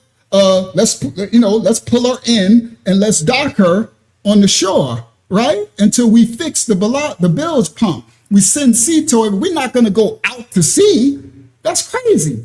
That makes no sense. So wouldn't Nolan, if he was going to stay, if he had a sugar book, if he had Katie with him, let's say hypothetically, and you're saying, Nolan, get on the boat. It's sinking. We're sinking. The boat is sinking fast. And Nolan's like, nah, I'm good. Y'all tripping, right? You don't think he's going to be like, give me my phone off the sinking ship? Oh, leave my phone. First of all, leave me here. I got no phone. I got no way to contact nobody. I really don't even know this girl, right? I got to try to get a ride back. Leave my phone, but also leave my phone on a sinking ship. That don't make sense, bro. The math ain't mathing with all that. It's just, it's ridiculous. It's a child story. You know how children make up stories? I raised children to adulthood. Yeah, I'm an elder. I look kind of young because I don't eat no flesh and blood. I take care of my temple. But I got grown children in their 30s. You understand? And I raised them from birth. Put in the delivery room, put in my home, a boy and a girl, raised to adulthood, right? They're in their 30s. Okay. It's grown children. They grown parents. They grown, not parents, but they grown men and women now. They don't got babies yet. So now I've raised them. So I've been through all phases of childhood. You understand? So I've been through the phase when they come and they try to make this lie and it makes no sense. You understand? It doesn't, you can just rip it to shreds with your adult mentality. So that's why I said I give a little grace for these youngsters being teenagers, right? You got to understand, but it's easier to poke holes in the lives of teenagers because they don't cover their tracks that clearly unless they're just sinister. You know what I mean? Some people are professional, what's the name, liars. What do they call that? It's not hypothetical. What's that statement they call it? Such and such liars, right? I can't think of the word right now, right? So if they got that, pathological, thank you. Unless they're a pathological liar, right? I had a little brain freeze, right? Then that's a little different. But even then, for those who can discern and test spirits, you can still find, because lies, guys, lies are of the devil. Lies are deceitful, so lies can be unraveled, no matter how good the person is. That's why righteousness discerns all things. Truth always defeats the lie in the end. You understand? The lie might look like it's victorious at the moment, like Hasatan looked like he's victorious, the devil, at the moment, right? But we already know who victory comes to the righteous children of the Most High. So anyway, now, the habitual, that's another one. Pathological, habitual, good one, Angela. Those two terms, those are the perfect terms for liars. Most children, most teenagers, they're not habitual or pathological, even if they might habitual lie, but they still not that good. You understand? All right, so anyway, the whole boat sinking, get on the boat, we going into the water, then we're going to get Fart Simpson to hitch us and tow us. Then we're going to call the sea tow, but the grandpops already called the sea tow, and we called the grandpops first, and then now they got the other picture coming. It's just too many loopholes. This is Beretta. What's those old detectives? The Rockford Files. I'm talking about the 60s, guys. My grandmother used to watch these old detective shows. Beretta, the Rockford Files, Kojak would have tore this up. Kojak had the bald head. He used to have the black hat on, right? I would have my man, what's the dude, the one I really like? He had the big round trench coat, and he used to walk away, then he'll turn back around, and he'd be like, he was annoying as all I thought. What was his name? That was the funny dude. I can't think of his name now. Columbo. Columbo was the man. Yeah, X-Files, that's a little later, Brown. Now, X-Files good too, right? But I'm talking about the 60s. You know, our grandfather, great-grandparents, y'all used to watch states be locked in. My show is on, right? They curse you out, boy, don't you come in here. Get Smart was good. I used to like Get Smart. Get Smart was funny, right? But Columbo would turn around, right? Columbo would be like, he'd come back, he have his eye up, right? With his long trench coat. But anyway, let's get back. So anyway, yeah, these old detective shows would have tore this case up. Okay? Yeah, with the eye. Come on, Miss Coffee, this weak eye. You'd be like, yeah, one eye up, one eye down. All right, let's continue. All right, y'all. So my other observation that I saw an interview with Warren. Warren said you can literally see off the deck. Literally almost see down to the deck. But I thought you guys were sinking. And it's coming up. We're just sinking. I don't know. Like we're going down. Now he also says that you could see in that picture, or he meant video, that what I call the staged sea tow video. He said that everyone is completely casual. As you can see in that picture, everybody is completely casual while Wyatt's on the phone with Cito. So that leads me to the end. Where are you guys thinking? Where? Come on, sister. Come on with the haircut. Sis said, hold up. So Warren, everybody, as you can see in the picture, Warren said, everybody's completely casual. They got polos and dress pants on. No, but you just said y'all sinking. We're sinking fast. Emergency 911, we're sinking. So if you're sinking, why is everybody so casual? Where's the distress then? Come on, make it make sense. Go ahead, sister, get your Columbo on. Somebody said, they said, who say that? Kojak said, somebody said, what's shaking, baby? Or somebody said, well, Kojak, I think, used to say that. Let's continue. See in that picture, or he meant video, that what I call the staged sea tow video. He said that everyone is completely casual. As you can see in that picture, everybody is completely casual while Wyatt's on the phone with Cito. So that leads me to the end. Where are you guys sinking? Where is it sinking? Where is the water? Since we can see. So I now realize what you guys are trying to. Come on. That was the picture, right? That Officer Tater Tot, right? Officer Tampon kept putting up, right? And Where it's are like, you guys sinking? where are they sinking? Where is it sinking? He said we Where can is clearly, the water? Since we can see. Look. So where the water? Where the... So I now realize what you guys are trying to do with that fake CETO demonstration reenactment video that you guys made, because you're trying to use that video, which you guys are already saying that that's the actual video from the day that you guys made a distress call that Wyatt was on the call with CETO. But you guys are going to do is take that, the official MDMR, you're going to edit that, and then you're going to overlap it with that CETO video reenactment, because I noticed that you guys recorded it. Remember, you guys recorded it, but where's the sound to that? Where's the distress in that video that is the reenactment one? Y'all ain't slick. Facts. Now, S Represent says, we are sinking, but we just chilling, right? They be like, y'all sinking, y'all on the call, but it's like, no, they like, yeah, we just casual. We just chilling, you know?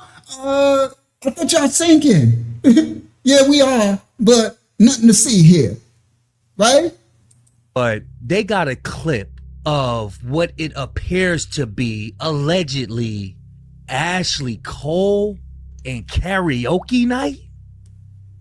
Now this is the internet, okay? So look at our brother face, right? Look at Kish's face. Now this is the internet, so we take everything with a grain of salt, right? Because you know the internet could be crazy, the internet could be unhinged, right? So now the internet has came out with a clip, and they said this is the judge, Ashley Cole. We're not saying it's the judge. We're just going to play the clip for you, and y'all discern. And we're going to get to the Mississippi in a second. Mississippi quitting, all right? All right, let's continue. Here we go. So you mean to tell me you reached out to Nolan Wells' mom, Christine Wansley, and you showed that message to show everybody that you were concerned, but we read through the message. We see that your concern was now you're talking about the judge, Ashley Cole, who put out the letter to Christine early. The internet is saying they got a video of her doing karaoke now, supposed to be now. We don't know if it's her or not, but you know, the internet just put out stuff. So let's go. To cover your, check this out, y'all. She got something going on. Now, and I'm not saying she shouldn't move on with her life or anything, but this lady just lost her child, ma'am. And if this is you, we got the DA writing letters saying that Miss Christine Wansley got 48 hours to turn over Nolan Wells' phone, and Nolan Wells supposed to be your son's homie. Why these people are going through their tribulations right now? This is what you doing? Knowing that. Now, we don't know if that's her singing the karaoke. And if it is, you're right. People have a ability to go on with their life. But, you know, it's like, I don't know. But if that's her, she got a Gucci belt on and everything. So anyway, it's just speculation. The internet says that's her doing some karaoke. Everybody's looking for answers right now? I have to thank Officer Doofy. Officer Doofy, thanks to his caption there. What does his caption say? So Officer Tampon, she called him Officer Doofy. Okay, we talking about Officer Tater Tot. Y'all know. Officer Raccoon, the king. He wanted to be King Kong Coon between him and what's his name? Judge Joe Brown and the other dude. I forgot the other dude name. You know, we got these super coons all over the internet. So she bringing out Kimberly talking about Officer Tater Tot, Officer Tampon. Let's continue. Breaking. Exclusive images shared off the Triton boat being towed by another boat. After the... Okay, so again, you were being towed here, but you're also calling CETO for a tow. So why would you call CETO for a tow when you're already being towed? Because they needed an alibi. They needed an alibi. It's just the way the authorities are behaving now that makes you go, wait a minute. If you have any type of a critical thinking brain, the way the authorities are behaving has to make you raise an eyebrow. Take the boys out of it. Because it's the people in charge that are at fault at this point. The people in charge continuously breaching their duty. The people in charge continuously just stringing us along. Acting like we're going to forget. Acting like, hey, you already agreed on the joint inspection of the phone. And then you're going to go send a deadline for her to turn the phone over to you? That's not what was agreed upon. Y'all agreed to let Dr. Mitchell look at the body, and then y'all just sitting over there with y'all's thumbs up y'all's asses, acting like it's gonna go away. Hey, guess what? It's not going away. Now, after this, it ain't going away because the public ain't gonna let y'all just sweep this under the rug. You understand? All these hangings going on all over the place. Y'all know the hanging in Raleigh, North Carolina of the young man in the middle of the city, town square. Now that thing was hung up high. Now they trying to do the mental illness thing with the young man, but people are speculating how he needed a big long ladder to hang himself up that high. How he get up there? You understand? And some say if he did, however he got to jump, it would have snapped the twig. It would have snapped the branch, right? But it's like, so these things, man, there's some nutsiness going on. So everybody out there, be very careful out there, okay? So to be very careful out there, right? Especially the so-called blacks, because they stringing them up left and right. Every time we turn around, it's a new one being strung up, okay? And we're going to get tonight, we're going to get to the original Mississippi. I got some stuff coming. We're about to get to the police, okay, quitting and stuff. We're going to get to the original Mississippi as well tonight. That's not what was agreed upon. Go ahead, Hakim. We have a handful of questions when you're ready. All right.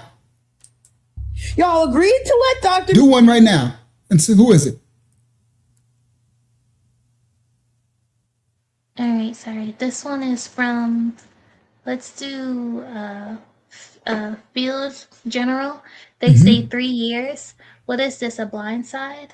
They said Nolan lived with them for 3 years.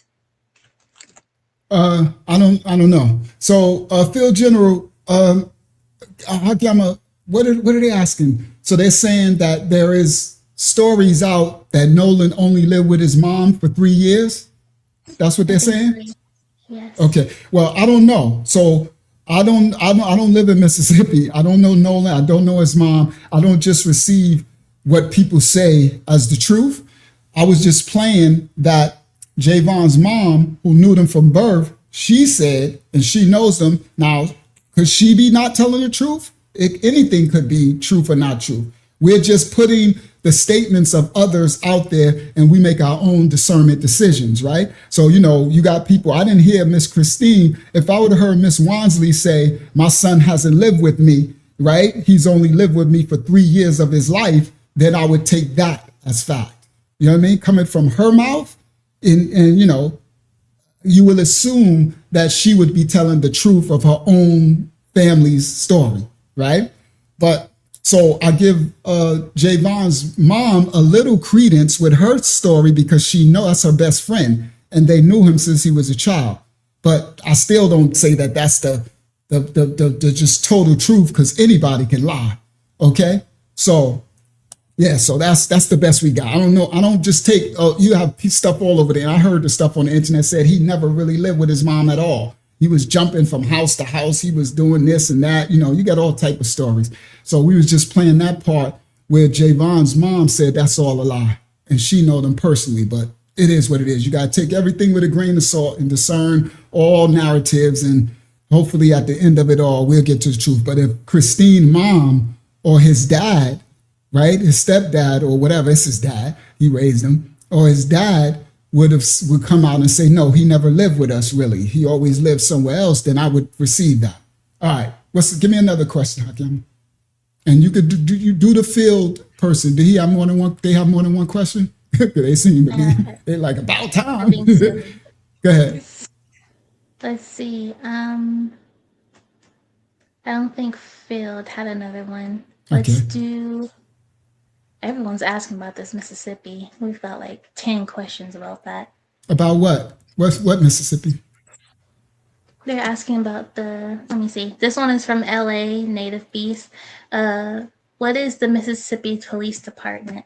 Oh, let's get to it then. Thank you, Hakyama. People, they want to know. You should have said that in a minute. People want to do the thumbnail. The people want to hear the song. Mississippi Police. Let's do the thumbnail. All right, we can come back, right? Because it'll be a minute. Mississippi Police quit the force.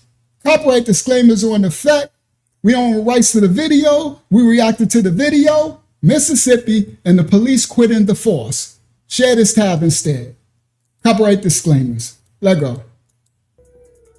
This right here is Mayor Michael Howard. Now, he became the mayor of Goodman, Mississippi, June 26, 2025. That's when he was sworn in or whatever, right? But for some reason, I don't know what's going on with Michael or whatever. I'm not saying nothing about him.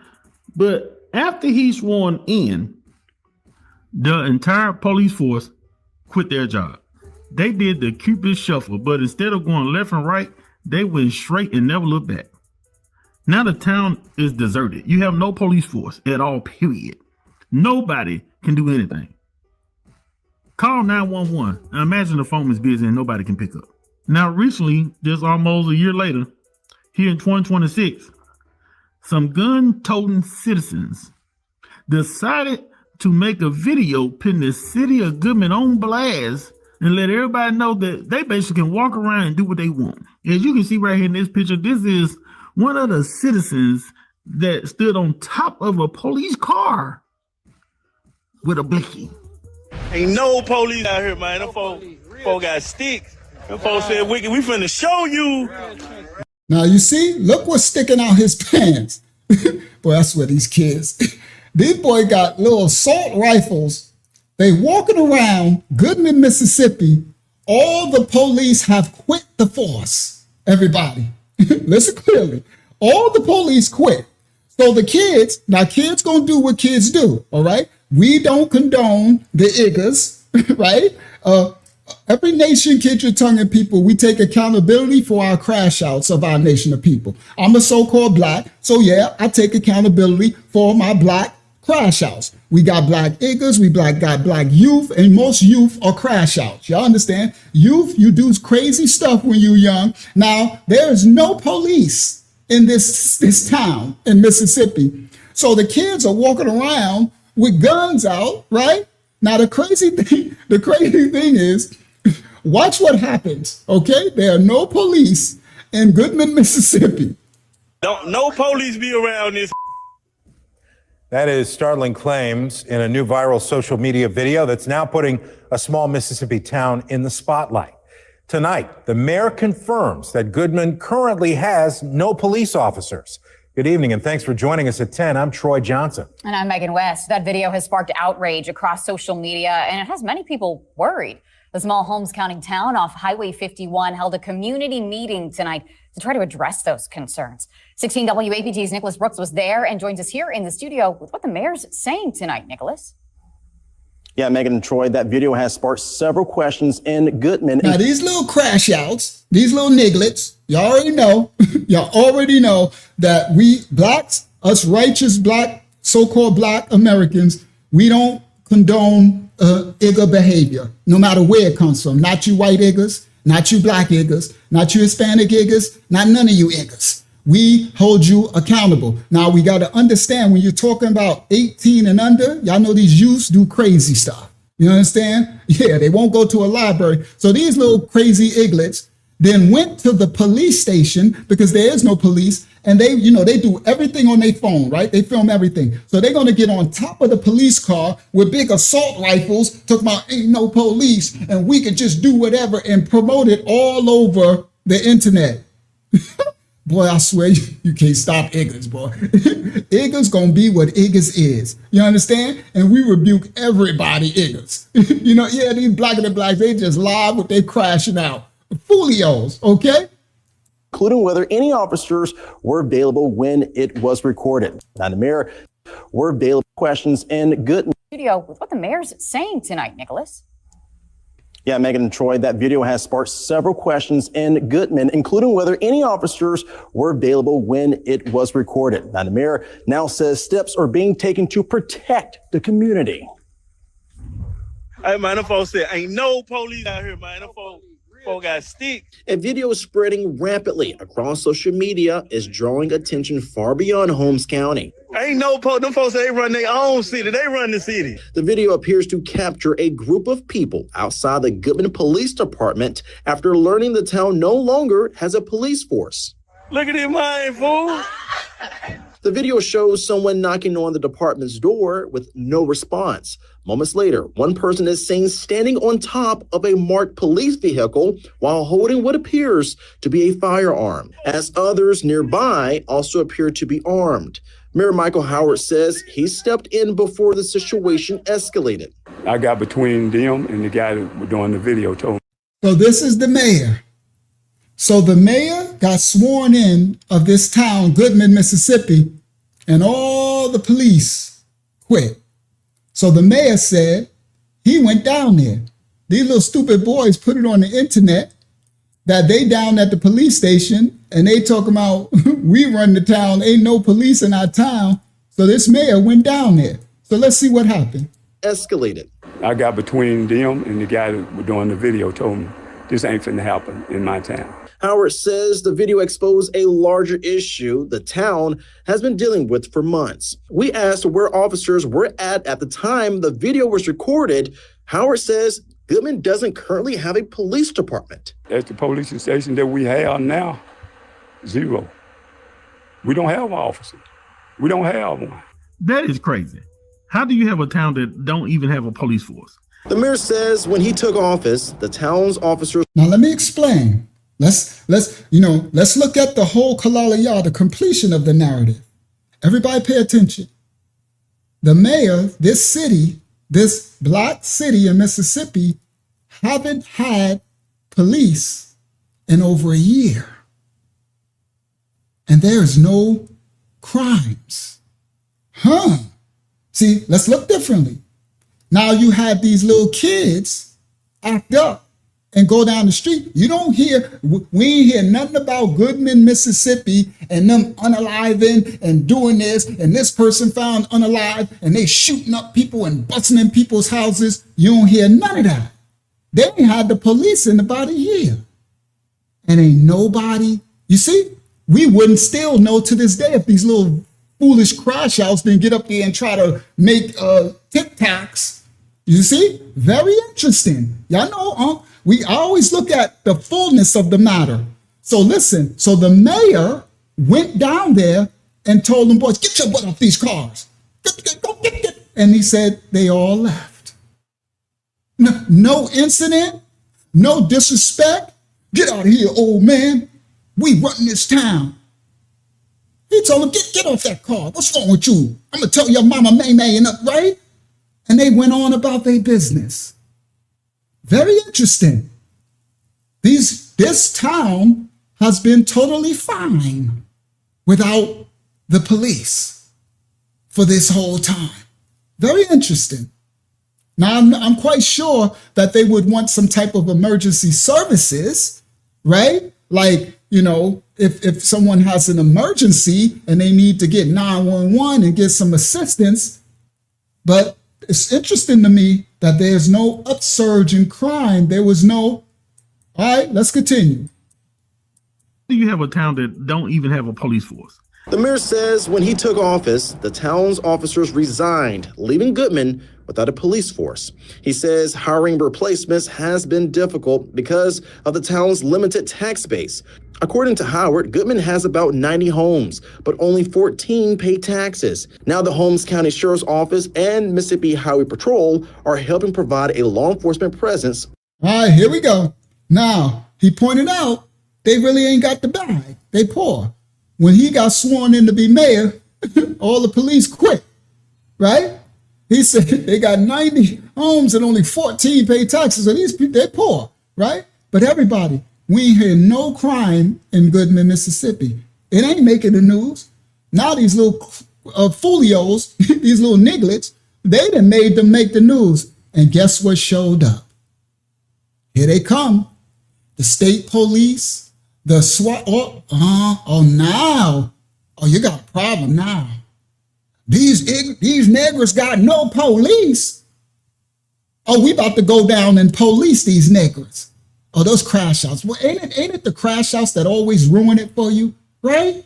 You can be enjoying yourself off the radar, right? They practically off grid in this town. They just doing them, and here come these iggers. It's always the iggers, right? Now the iggers want to show out, we ain't got no police, and walk around and do, because you ain't no and now you done bought the po-po. Here come the po-po ho. Yeah, you know, that's the po-po ho is the Tyler Perry. I'm just making a jokey joke. We don't use cuss words here. But anyway, it's always the iggers. Don't they always ruin it for everything? I'd be like, man, now here come the man. So listen what they say. Now all of a sudden, you about to have some po-po now. Listen. 90 homes, but only 14 pay taxes. Now the Holmes County Sheriff's Office and Mississippi Highway Patrol are helping provide a law enforcement presence while the town works to rebuild.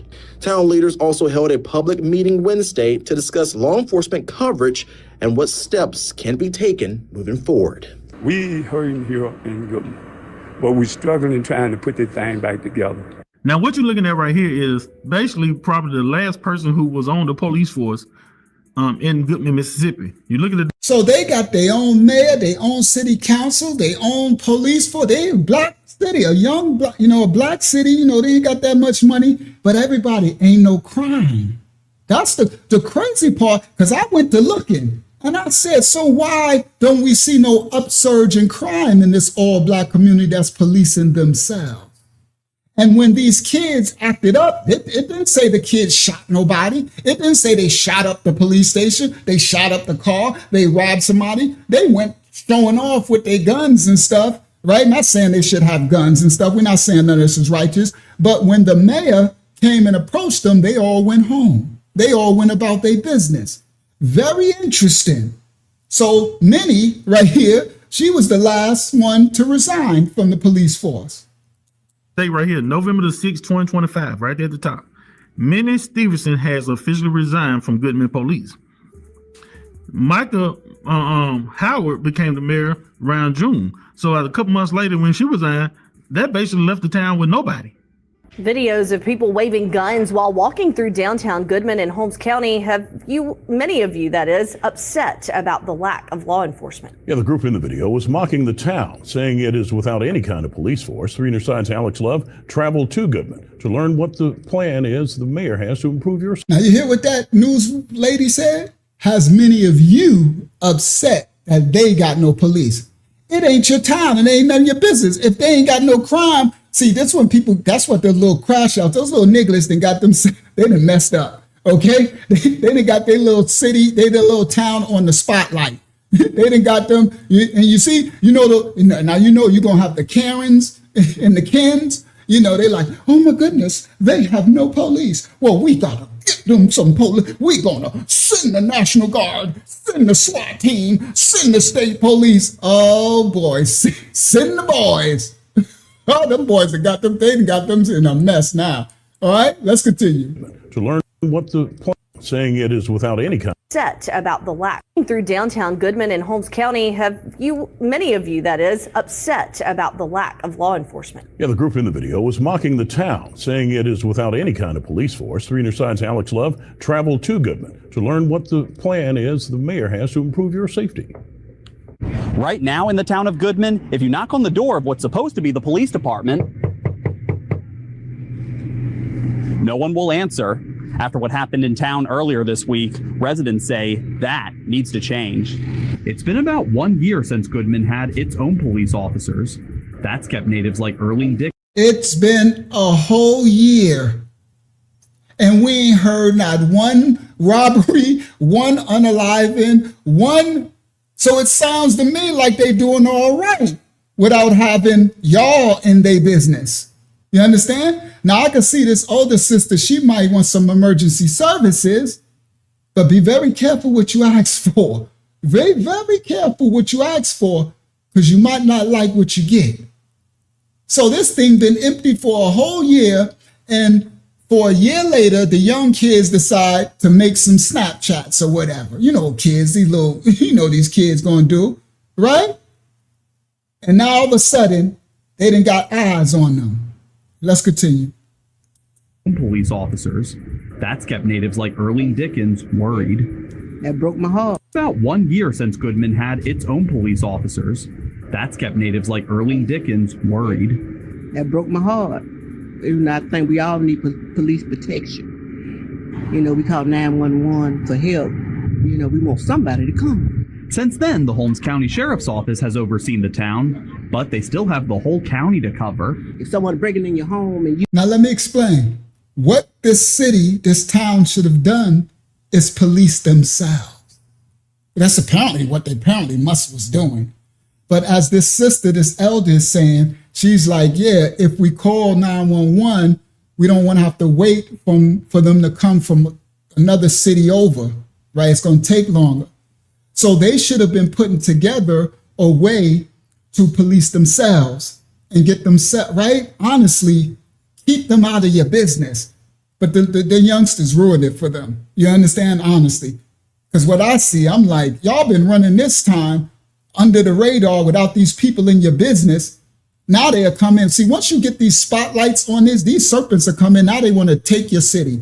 Now they want to condemn it. Now they want to sell your houses. They want to take your land. That's what's going to happen. It's like you didn't got, boy, them kids done got them devil's eyes on your little black city. And y'all know they be buying up stuff, right? So you get them speculators, those development companies see like, oh my goodness, we headed down to Goodman, right? Yeah, the enslavers, the colonizers. All right, let's continue. Since then, the Holmes County Sheriff's Office has overseen the town, but they want somebody to come. Since then, the Holmes County Sheriff's Office has overseen the town, but they still have the whole county to cover. If someone breaking in. So after they did those kids did that stupid stuff, now they got the sheriff department then came in. So now they got an outside of your community sheriff department in there, right? They're not going to have the same respect like that mayor who went to those youngsters who was on the cop car and told them, get off this car and go, and they left and respected, right? Nah, it's not going to happen like that when you get these outsiders come in. But let's continue. But they still have the whole county to cover. We want somebody to come. Since then, the Holmes County Sheriff's Office has overseen the town, but they still have the whole county to cover. If someone breaking in your home and you in the house, you know, you dial 911, you don't want the officer or the sheriff to probably be 17 miles away. You want somebody close. After a group of people took advantage of this by walking to the closed-up police station, waving guns, and standing on the cars, Mayor Michael Howard says he confronted them. First thing I say, hey, this ain't gonna happen. You can't do this. Y'all can't do this in town shooting a video like this. I said, look, I need everybody to leave. Guess what? They left. Mayor Howard. You hear what the mayor said? Right? These dangerous young men, these thugs, these whatever, you know, people will say, right? Because these kids are kids. I can show you the clips of, no disrespect, of a bunch of young white kids in a wealthy neighborhoods, and I can show you clips of them with all type of shotguns and AK-47s, right? With hunting stuff, right? They out there shooting Bambi, and they taking proud pictures with their guns and stuff, right? But when the blacks have a gun, you understand? And they taking pictures with their gun. Now, I'm not saying they were supposed to do that. They ain't. They crashing out. I'm not explaining that. But I'm talking about the different narratives between two 18-year-olds, right? That I can show you plenty of pictures of the whites showing off the guns with whole kills, right? That they killing animals. And I'll show you another picture with blacks with guns, and you'll say they're criminals, they're thugs. But the other ones are just hunting. You see what I mean? But they both have guns. Now, I'm not making no excuse. These kids shouldn't have those guns. But look what the mayor said. He said, I went down there and told them, and they left. No incident. Okay? They didn't need nobody else police to tell them nothing. Everybody leave. Guess what? They left video like this. I said, it won't happen. You can't do this. Hey, this ain't gonna happen. First thing I say, hey, this ain't gonna happen. You can't do this. Y'all can't do this in town shooting a video like this. Y'all can't do this, you little foolios. He said, get off that car. This ain't gonna happen down here. Y'all can't get off that police car. Y'all can't be shooting these videos down here like that. And he said, what they do? Did they curse him out? Did they shoot him? Did they rob him? Did they say, mind your business, old man? What did they do? I said, look, I need everybody to leave. Guess what? They left. Mayor Howard does not believe they were out. I need everybody to leave. Guess what? They left. So basically, crashing out kids, just acting foolish, crashing out. Okay? To harm anyone, but called Now, it's not okay. Shout out to Brother Tim and to your wife. Long time, Brother Tim. It's, we don't condone it, but everybody, you're going to have, no matter what city, no matter what town you're running, if you're a mayor, if you're a sheriff, whatever it is, you're going to have people that are crash outs, that are do stupid, especially kids, right?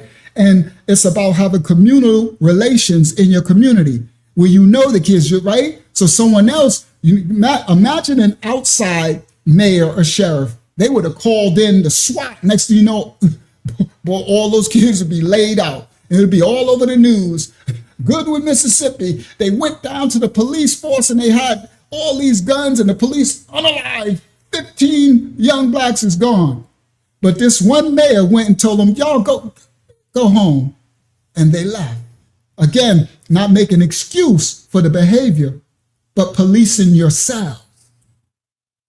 It's a big, they made a big mistake. This little Goodman town. Mayor Howard does not believe they were out to harm anyone, but called their actions stupid and reckless. They do stupid stuff. A lot of them having fun, but it ain't the type of fun you need to have in a situation, down like this. Now he says town leaders have a plan to shift budget. See what he said? He understands. They do stupid stuff, thinking it's fun, Snapchatting, but that ain't the type of fun you need to have. And they messed up. Around to fund the police again. We got people hired from other areas to come in and straighten out, not just our budget within the police department. We're talking about our budget within our water department, the budget within our town. If you're really from Mississippi like that. So he said, we got outside people coming in to help them budget their water department. I really wish they had some people to step up and keep outsiders out of your business. Govern yourself. You understand? Now you done put the spotlight on this city. I can guarantee you they're going to come in and they're going to start doing eminent domain. You understand? Like they've already did. They tried to do in Ocean, Mississippi. You understand? That people don't even know that news. Shout out to the other brother who just dropped that news. That a couple of years ago, they got a little black community like this in Ocean, Mississippi. Just like this, the black part of Ocean, Mississippi, and the Ocean, Mississippi mayor, the past mayor, they went and they tried to steal all of the black people's land to build it all down. They called it they got that name. They call it something start with a B, right? It's like they'll declare it like uninhabitable or distressed properties or whatever, and they wasn't. Right? I can show you the pictures of the neighborhood. I was going to do it on another video, right? And this right here in Ocean Springs, where Nolan was, this neighborhood, right? So remember, they're trying to make you think, right, that everybody in Ocean Springs don't have money. So the black part where they own their houses for hundreds and hundreds of years, the last mayor tried to come and blighted. Thank you, Jesse. That's the word. Thank you, Jesse. Blighted. They call it a blighted community. And what that does, it gives the city council, the mayor, and the authorities the ability to come in and claim eminent domain and just take your property for cents on the dollar. They'll come to you and say, we knocking down your property, right? We knocking it down and we taking it. You understand? And what the Ocean Springs government, what they did, they didn't tell the black residents of Ocean Springs who have this little black community that have been there for hundreds and hundreds of years, okay? They didn't tell them that they had 10 days to contest the order of blighting their community, marking it. This is red line thing, blighting it, right? So, and they had 10 days to contest it, but they didn't announce it. They did it at a city council meeting, knowing nobody's there. They didn't announce it. And then a year later, the black residents of Ocean Springs got letters saying, we're knocking down your house in a month or something. You got to leave. Eminent domain. You see, this is Ocean Springs, everybody. This the part they ain't trying to tell you. They trying to tell us ain't no racism in 2026. Ain't no systemic racism. Ain't no systemic systems against the, yeah. And guess what? None of the houses, the communities that look nice, they're not even blighted. I'm quite sure you might have a rundown house or two, but for the most part, these houses got nice manicured lawns. They nice little houses. They don't got the really 1.2 million with the boat. Now remember, Ocean Springs is a boated community on the other side of Biloxi. So these developers want to come in and they want to destroy, take by eminent domain, take the black people's houses and communities, and they want to turn it and put casinos and build high-rise, for the rich. So ain't nothing changed. You understand? So that's why I said, he one who bought it out. I seen it this morning. I didn't know I was going to talk about it tonight, right? So that's why I'm saying this Goodman City, that's why I said they're in trouble now. Because those same developers is going to look and they're going to look and say, they're going to call this a blighted, come on, Jesse, a blighted community. And they're going to take everybody's property by eminent domain and kick everybody out and then build, they call it urban removal, and what's the name too, that other word that they call it, okay? So this is the destruction of these serpents, and they always want the land and the property, and they have no remorse for people, you understand? And they won't give you dollars on the cents on the dollar. If you do decide to leave, they're going to do cents on the dollar, and they're going to, They're going to give you nothing for the property. But they didn't want to do that in Ocean Springs. They tricked them. So the Ocean Springs black community, they protested. They took it. They went in. You understand? They went in and they stopped. Now, they didn't get a reverse. They trying to sue the Ocean Springs justice system. I don't know what you call the system, the DA and all that, the city council and all that, who try to take their properties. But the government didn't allow them, didn't reward them a lawsuit of monetary, but they stopped the taking of their properties, but it didn't remove the blighted stamp over the black community in Ocean Springs, where Nolan Wells is from, the case. Now listen clearly, as long as they got that blighted stamp over that black community, anybody at any time, they can still institute eminent domain and take their properties. So the residents, the black residents of Ocean Springs who've been there for hundreds and hundreds and hundreds of years, you understand? They are still fighting to remove the blighted, and they're trying to get their community labeled historic district. And what happened? They got a film footage of the Ocean Springs community, but the city council, and they are laughing at them and mocking them and saying, one person was recorded saying, it shouldn't be no historic district. It should be burned to the ground. This today, but people want to tell us ain't no racism. Yeah, gentrification. Yasha, thank you, Yasha. That's the word I was looking for, right? And they want to what? Build casinos. You understand? They want to build these high rises and make money, but they don't care about people's lives and livelihood. That's why I said these Goodman people, they're in trouble now. These devils then gonna get their eyes on this land, and they coming for this. A whole city? Oh, they seeing dollar signs. Mammon is the god of these devils. You heard? Let's continue. Back in the day, if you're really from Mississippi like that, back in the days, Goodman was a place that everybody kind of went to when they had like big major concerts out there in a big open field. Going 55 north, you get off the exit, turn left, and the field was to the right. I want to say it was like Goodman Racetrack or something, but they used to have a lot of major artists coming up there. But now, with those guys posting their video, going to that police station, embarrassing the town like that, every action comes with a reaction and some consequences. So what happened the next day after that video went viral? Every law enforcement agency you can think about in Mississippi was in Goodman, Mississippi, and they had roadblocks pulling over everybody. So what happened? Right after it made the news, here come every police force in this little town, and he said they pulling over everybody. Why?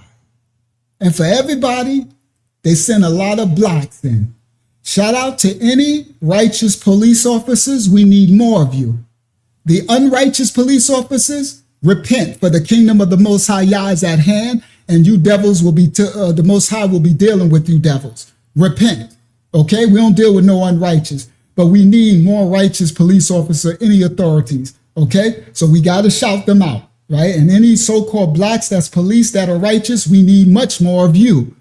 So they send in the black raccoon police officers. So they coming in to what, Hakyama? Harass the citizens. Pulling over, why? There is no crime, meaning there is no unaliving, no robberies, none of this stuff. Okay, now all of a sudden we're gonna do, why are you pulling all us over? You should be trying to find out who were the youngsters that was in the video. You should be with the mayor, finding out who the youngsters is and seeing whatever charge you're gonna bring up. Why are you harassing the citizens? Yeah, they didn't put the spotlight on themselves. Let's continue. Was in Goodman, Mississippi, and they had road viral. Every law enforcement agency you can think about in Mississippi was in Goodman, Mississippi, and they had roadblocks pulling over everybody.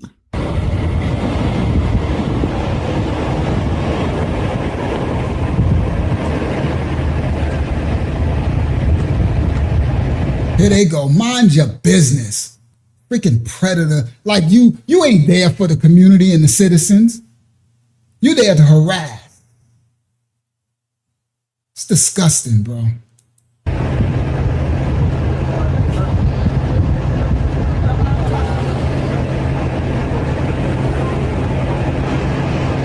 Now, they didn't just stop right there by doing roadblocks. Now look at them. They all over the place now. Like, yeah, we this and we that. And pulling everybody over because they shut the city down. But the town is small. You got 90 houses. Only 14 people paying taxes. So it ain't too many people you can pull over. Now, it's only 90 people in the city and they put the 10,000 police officers. They done bought the National Guard. How come said look like it's the border? With that video of them guys going viral around that police station with guns and everything, it basically upset law enforcement and everyone. They didn't just do a roadblock. You know, you got them older guys, them uncles, them cool uncles, retired, the old granddaddies, you know, just the cool dudes, the shade tree mechanics. They go find like a car wash, an abandoned house, abandoned building, some shade, and they just hang outside all day and wait for everybody coming by. Now, they be out there with some of that Mad Dog 2020, some of that Wild Irish Roll, some of that throwback stuff. Probably even got a little smoke in the air out there. Well, after the roadblock, the state troopers went over there and put pressure on those guys. They were just hanging out, wouldn't even bother nobody. Everybody getting it. And this is what happens. Here come the raccoons. Officer Tampon would have been the first one with them.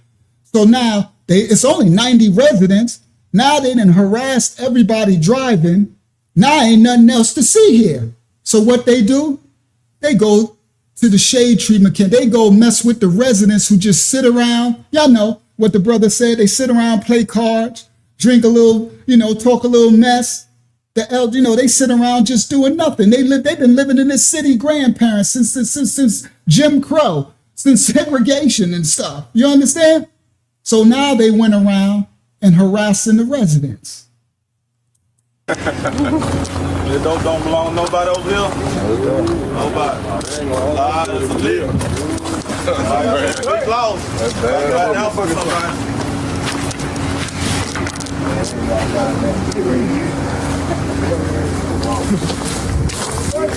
Go in that truck, sorry. Bad business, man. I ain't y'all rolling like that. But look at them. Now they around with their flak jackets, like they around here. Now they just harassing these people. They sitting around just kicking it, drinking a little something, smoking a little something, just kicking it. Like this is a small town, Mississippi. They probably been doing this all their life, right?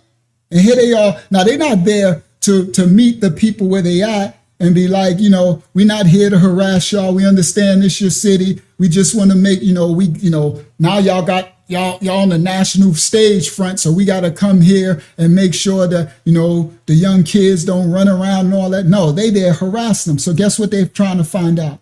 They like, whose bag of weed is this?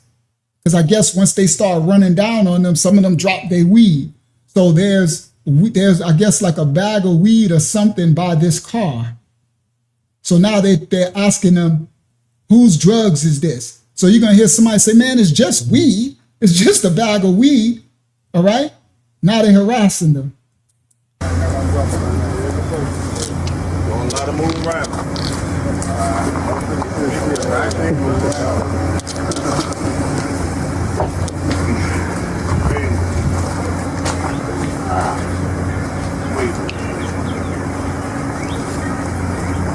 Yeah, let's go put the fish on there. Who put the fish on?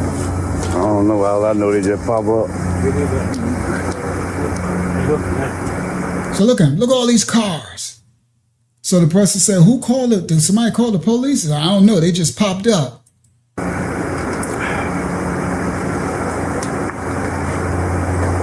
at all these cars. Now these are old timers, and they just sitting around kicking it, like they do. Ain't nothing to do in a small town, Mississippi. They out there, lights flashing like they got action. Go to Chicago. You want to, go to New York. You want to go see some Eggers, go where the Eggers at. Go to Ocean Springs and check on Warren and them. That's where y'all need to be going. You heard? But let's continue.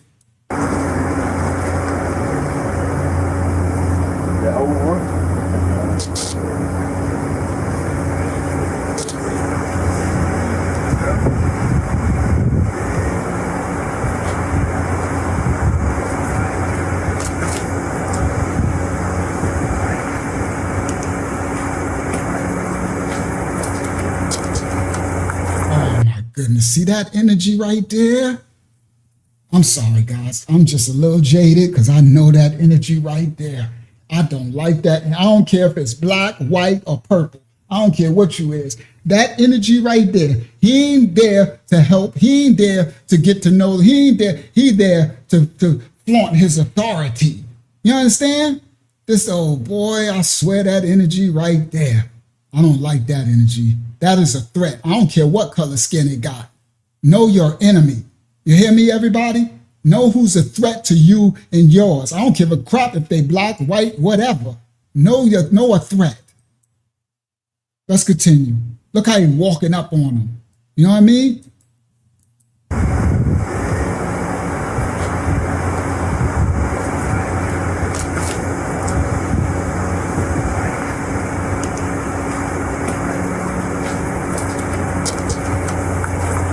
You welcome to search that. You can check everything up in there. You welcome to go all through that mug. It don't bother me. I know ain't nothing in there. Just need to get rid of them tires on the back. So he walks up to the man's truck. His door is open, right?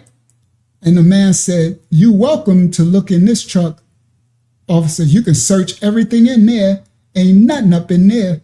And then this clown want to say, "You need to get rid of those tires in the back of that truck." See, I don't like this energy. I'm sorry, guys. I just, this, you know how things of your kryptonite, that stuff irks me. I don't mind a police officer, because everybody has authority, who can respect the community and want to, come up and say, "How you guys doing? Hey, we just here because make everybody feel at ease." They ain't doing nothing, they ain't doing nothing, but that ain't what he there for. They there to just find something to harass them and harm them with. So look, he walks up and puts his arm on the back of his truck, and now he's looking in the back of his tailgate.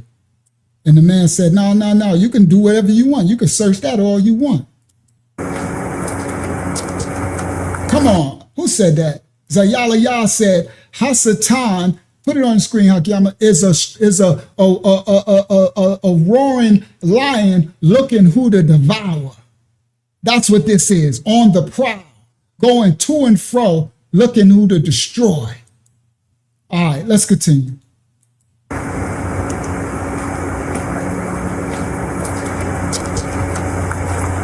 You welcome to search that. You can check everything up in there. You welcome to go all through that mug. It don't bother me. I know ain't nothing in there. Just need to get rid of them tires on the back. You got some good ones on the truck? Them the old one, man. I'm glad that them the old one. So now he got to complain. You need to get rid of them tires on the back. You need to mind your business, Officer Tater Tot, Officer Tampon, right? Look, he got him some new tires. That's some good tires, boy. Look at that thread on his tires. So, you know, he country, you know, he got the tires in the back. This Mississippi. Mind your business, bro. It's about you need to get rid of them tires. You need to loosen up. You need to you need to pull your shirt out your pants. But I know it's awful. So sorry, I'm in my feelings. I repent. Let me continue. Get out your feelings. Get out your feelings. I just don't like bullies. I honestly don't. I never liked bullies. I used to fight bullies when I was a child. You understand? I grew up fighting bullies. I don't like people that bully people. That's what this is. This ain't nothing but bully behavior. You can tell everything up in there. You welcome to go all through that mug. It don't bother me. I know ain't nothing in there. Just need to get rid of. Look how he looking around. This one looking around. The other one's on the side looking out like they're like a swarm of roaches. It's like y'all just raiding. Come on, A. Sandoval. A swarm of roaches looking for something to find to harm someone with. This ain't nothing but the devil. That ain't policing. The police were called to protect and serve, right? This ain't protecting me. You welcome to search that. You can tell everything up in there. You welcome to go all through that mug. It don't bother me. I know ain't nothing in there. Just need to get rid of them tires on the back. You got some new ones on the front. Them the old one, man. I'm glad that them the old one.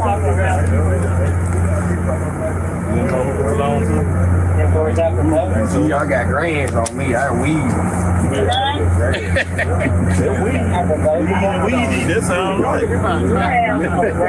So he asked him something. The other one said, I got, I don't know. He said something to me. I got weed. And they said, that's weed. That's just something light. You know, people got licenses to smoke weed and stuff. So look at them. They just looking for anything to harass them about, right? They mind their business. We need this sound right. Around the clock representative and Congo representative. I can't make nobody claim this. Big law. Big law. Nobody want to find it? Ain't no more. I'm like, could you get off my truck, first of all? Could you please get away from my truck? Do you got some business at this truck? You know what I mean? So now what they doing, guys, they over at the white car, the Charger. You understand? So now they honing in on the Charger and they like, we found some weed over here. Now everybody pay attention. There's a little remnant of weed. And they're like, who's going to claim this weed? All right? Let's continue. This is what he said. Let me put it back so I'm going to tell you what he said. You can hear it in the background.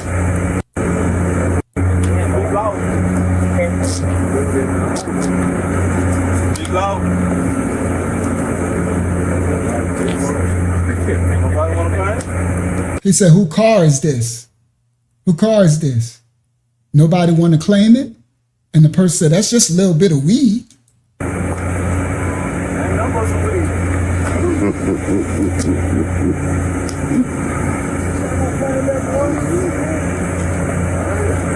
Whoever, I guarantee you, whoever dope it is on this car, because I see residue right here. Whoever owns this car probably owns that marijuana. Residue right there. Who car this is? He said, I guarantee you, whoever dope this is on this car right here, because the residue is right here. Look, guys, y'all see that on the trunk? This is what he's talking about, what's on the trunk. This is the residue of marijuana, which they probably rolled a joint or whatever over the trunk. And he like, whoever, I guarantee who owns this dope. Now everybody, he's talking about like a little bag of weed, like nothing, right? Whoever owns the car owns it. See? Yeah, the coons, they're disgusting, bro. It's very disgusting. So now they're trying to find out who owned the car. It's on the car, but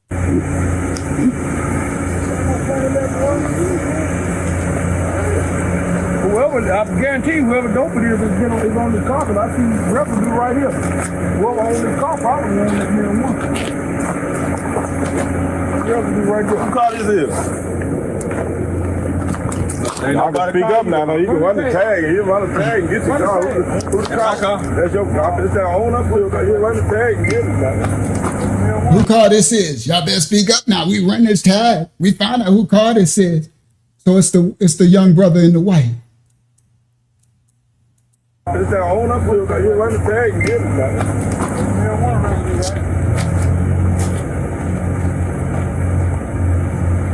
Stop. He walked up to his trunk. He looked. He like, this is what y'all messing with me about, bro? Are y'all serious? Are y'all serious right now? Miss man, out window. Stop. Miss man, out window. So the police said, you go to Old Mississippi State, man? He said, yeah, I went there because he probably got a bumper sticker on the back of his Charger say Ole Miss, right? You go to Ole Miss, man? Out window. Good college. That's your life about him with college at Ole Miss, man. He said, the cop said, that's a good college. You messing your life up out here. It's a good college you got in the Old Mississippi. See, these devils, bro, I just don't like this spirit. I apologize, guys. I'm going to let it play, but it's kind of low, so I'm trying to narrate so y'all make sure y'all can hear it. I know some others like, we can hear it, Unc. I apologize. Some people can't really hear it. Wow.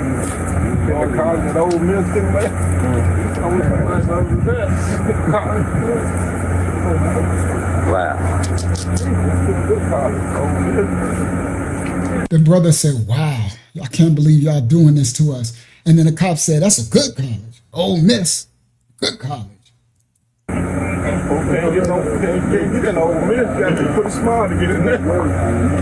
He said, everybody can't get into Ole Miss. You got to be pretty smart to get in there. Well, that means the young man is pretty smart. He has a nice Charger car. Why are you there harassing them? Why are you harassing him? Why are you trying to ruin his life to find something to hurt him with? If you really care. Jelly belly. I know you got my blood pressure all up. I don't like stuff like this, man. I don't like stuff like this, man. I don't like bullies, bro.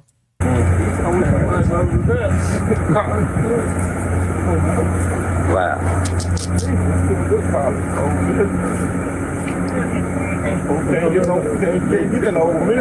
Pretty smart to get in there.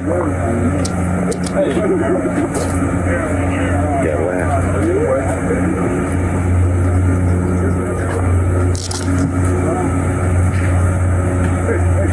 I understand the mayor, Michael Howard, how he feel, but at least he was out there on the front line.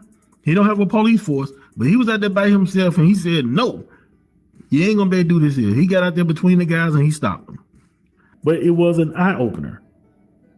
Now, because of that, all those police, state troopers, everybody shows up. But it shouldn't take that video for them to show up. What have y'all been discussing in your town hall meetings for it to get to this point? This right here is what you call be proactive. You don't have a police force. It's been a year. Then how is it that it's been a whole year and nobody has been hired? That is unacceptable. I agree. It's unacceptable. They should have policed them. They've been policing themselves. It's just those crash outs, bro. It's the ignorance or the youngster. They'll do it to you every time. So they've been policing themselves. Ain't no crime. Ain't nothing happening. The boys are not that bad because he went up to them. They all went home. He told them, get off the car. Boy, y'all know better to be taking his pictures and all that. But once you put something on the internet, it's a wrap, right? The internet get a hold of something. Now, the city is under siege. Yeah, they're going to destroy that city. Yeah, they is. They're going to come in and they're going to destroy the city. Now, let's do this, guys. I got an exclusive. Mississippi is so deep. Ocean Springs, all right? Nolan Wells. We got more Nolan Wells clips, too, before we close out. But I want to get to this. Original Mississippi. Everybody, Mississippi is indigenous territory. Indigenous are the original Americans that Columbus saw when he got here. These names Mississippi, this are indigenous, what you call Indian terms, names. You heard? Like Florida, like Mineola Indians, Florida, like Kissimmee Indians, Florida, like Ekalanhatchee Indians, Florida, right? These cities and towns were indigenous to the Black indigenous people of the Americas when Columbus and the other devils got here. You heard? We ain't talking about the natives. I'm going to show you where the natives took over the original Mississippi. Everybody pay attention. They called them Mississippians. We're talking the 1200s. Everybody, we're not talking 1955, I'm talking the 1200s, 1100s. They called them Mississippians. Copyright disclaimers are in effect. We don't own rights to the video. We reacted to the video. Let's get to this part. The original Mississippians. This is our land. Everybody pay attention. The so-called Black indigenous that was here before even the Mongoloid natives got here. The ones Columbus saw when he got here. This is our land. That's why a lot of times we telling these Mississippi Blacks to move, but that's their land. I get it now. You understand? The Most High had me dig deeper. And I'm like, we're like, leave. And some of them are like, we're not leaving. This is our land. From generations, this is our land in the soil. We ain't leaving our town because these devils want to run us out. I get it now. Copyright disclaimers are in effect. We don't own rights to the video. We reacted to the video. Let's teach. Teach them the Most High. Teach your children. The other nations, listen clearly. My righteous white brothers and sisters, Hispanic brothers and Asian, my other nations of people that are righteous, learn true history because we all been lied to. Now, this is the truth, the whole truth, and nothing but the truth. The original Mississippians. Let go. So Black indigenous people were people of darker skin who wore feathers. They resided on the land Turtle Island, what we now know as America. Here is a screenshot from the very credible Smithsonian website. This is an image of the Puspatuck tribe. Now I'm gonna go somewhere. Let's teach. It's time to teach, everybody. Get time to learn. Watch this. This is some of the Puspatuck tribe in the Smithsonian Natural History Museum. This image, I'm gonna show you the image. I'm gonna make it bigger. 2 women, 2 children. The Puspatuck tribe is in Mastic, Long Island. Shout out to Strong Island, where I'm from. Strong Island, straight Native American. New York City, Brooklyn, Queens, that was all Strong Island back when the natives owned it. That's why you got Canarsie, Brooklyn. You got Mastic, Ronkonkoma, all these Hopog, all these are Indian tribes. Do you understand? All right? So all of these are Indian tribes. Now, pay attention. This is the Puspatuck tribe in the Smithsonian, okay? Now, let me zoom in. Let me do this correctly, because I got you. Y'all know I got receipts for everything. Let me grab my receipt for that one, right? Give me 1 second, and I'm going to show y'all the original Mississippians. We walking it on down, all right? We're going to show y'all who really own these lands. Who really, why the Mississippi people ain't trying to leave. The Blacks like, nah, we ain't leaving. Y'all want us to just abandon our land and our home? That's ours. We run, we're going to have to keep running. You heard that part? You run, you're going to have to keep running. All right, here we go. Let me grab this one. All right, so here, do I want to start it here? Because I got so many things to show. All right, yeah, we can come back to that. I can show that later, right? Let me show that later. Let me do that. All right, I'm gonna show y'all this one first, right? Since we on that one. So move, come back to y'all, right? Let me make that one smaller, bang. Now come back to y'all. Let's go, time to teach the original Mississippians. Stop share screen. And I'm gonna show y'all the receipts. It's on the government, it's in the Smithsonian, it's everywhere. You heard? They know who we is. They knows who we is. You heard? This is some of the Puspatuck tribe. 2 men, 2 women, and 2 children in the Smithsonian.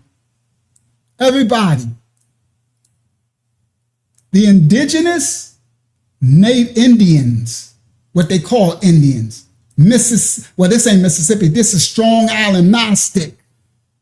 They're still out there on the reservation. Now they're mongoloid on the reservation. This is in the Smithsonian, everybody. Look at them. The indigenous of America. We're going to get to Mississippi. The Pushmataha tribe. All right? We was here. This is our land. For those who, some of us came over on slave ships. So some of my grandparents came over on slave ships, and 2 of my grandparents was already here. You understand? Native American, well, indigenous American. All right, now, let me show you the Pusapatuk nation called the Unkachag nation. The Pusapatuk are an indigenous, hold on, what AI called them? Indigenous people. This the tribe, we going somewhere, Tom of y'all. Straight tribe of Dan, but we going somewhere. The Pusapatuk are an indigenous people who have lived on Long Island, New York for thousands of years. Come on, Reggie Johns.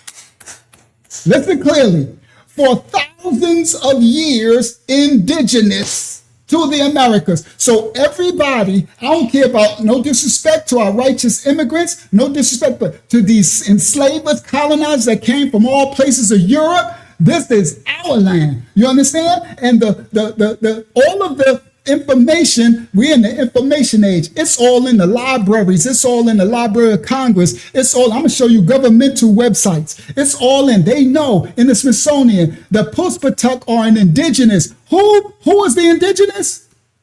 These people was where? In Long Island for thousands of years? Thousands of years? Yeah, this part. Get your little jelly belly something. You're going to have to get your feelings on. You're getting checked tonight with receipts. Y'all know I bring receipts when we bring something. And I bring you the receipts from these big places because that's what y'all want. You want the receipts from the white man? Shout out to my righteous white brothers and sisters who are righteous. The other ones kick rocks, you devils. The devils of all nations kick rocks. But I know you want receipts from the white man? Let's give you receipts from their authorities. Right? Listen, they are an indigenous people who have lived on Long Island for thousands of years. Their traditional homeland was reduced over time. Reduced. Their original homeland of New York. Remember, Long Island was Brooklyn, Queens. It was just old Strong Island, Long Island. It was Native American before they broke this stuff up. This is what they're talking about. When they reduce over time to the small, they got their homeland reduced to the small Pusapatuk or Unkachag reservation located in Mastic, New York. That's in Suffolk County, out there where Rakim was from and Bismarcky was from and all that. I gotta say this so y'all know, y'all heard of these rappers. Y'all might have heard of Bismarcky and stuff. Strong Island, De La Soul, this is Suffolk County, Long Island. Okay, I used to live in Long Island, but I live in Nassau, straight right connected to Queens and Brooklyn. Okay? Now, the potential confusion. It is possible the term, so I wrote something about there was a slaughter, and I tried to bring it up, but the AI was like, they think they didn't understand. So they say it might be talking about the Pequot War. I'll bring that another time for the massacre. Now, hold on, let me go back. This is the one I want to show you because now we about to get somewhere. We about to show y'all. I got receipts for this stuff. Let me show y'all this receipt really quick. Let me grab it. Where is it? It gotta be, is it right there? No. Where you at? All right, let me just grab it. Let me just grab it. I'll grab it from my screenshot and then I double click it, right? Because I got so many receipts. I want to show y'all this, right? Because we going somewhere. All right, I'm gonna get back to the video clip in 1 second. Where am I? Oh, it scrolled all the way up. I'm like, where are you at? Go to the bottom, grab it, right? Give me 1 second, guys. I got you. Where is it? Right, where you at? Right there.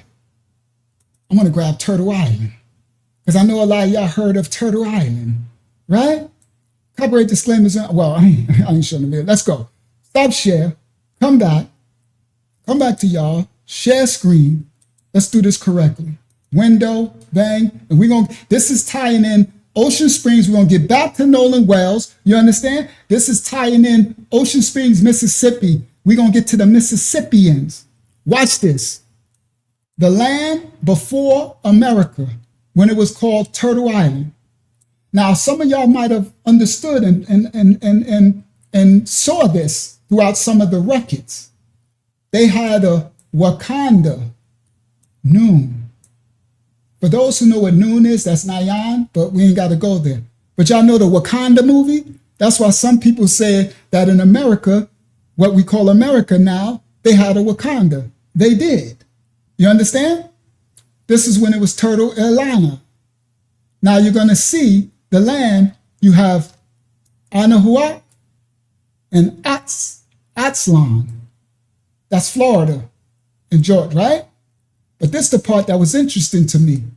Amun Aztlan, right? Mu, Lemuria, right? Alexam, right?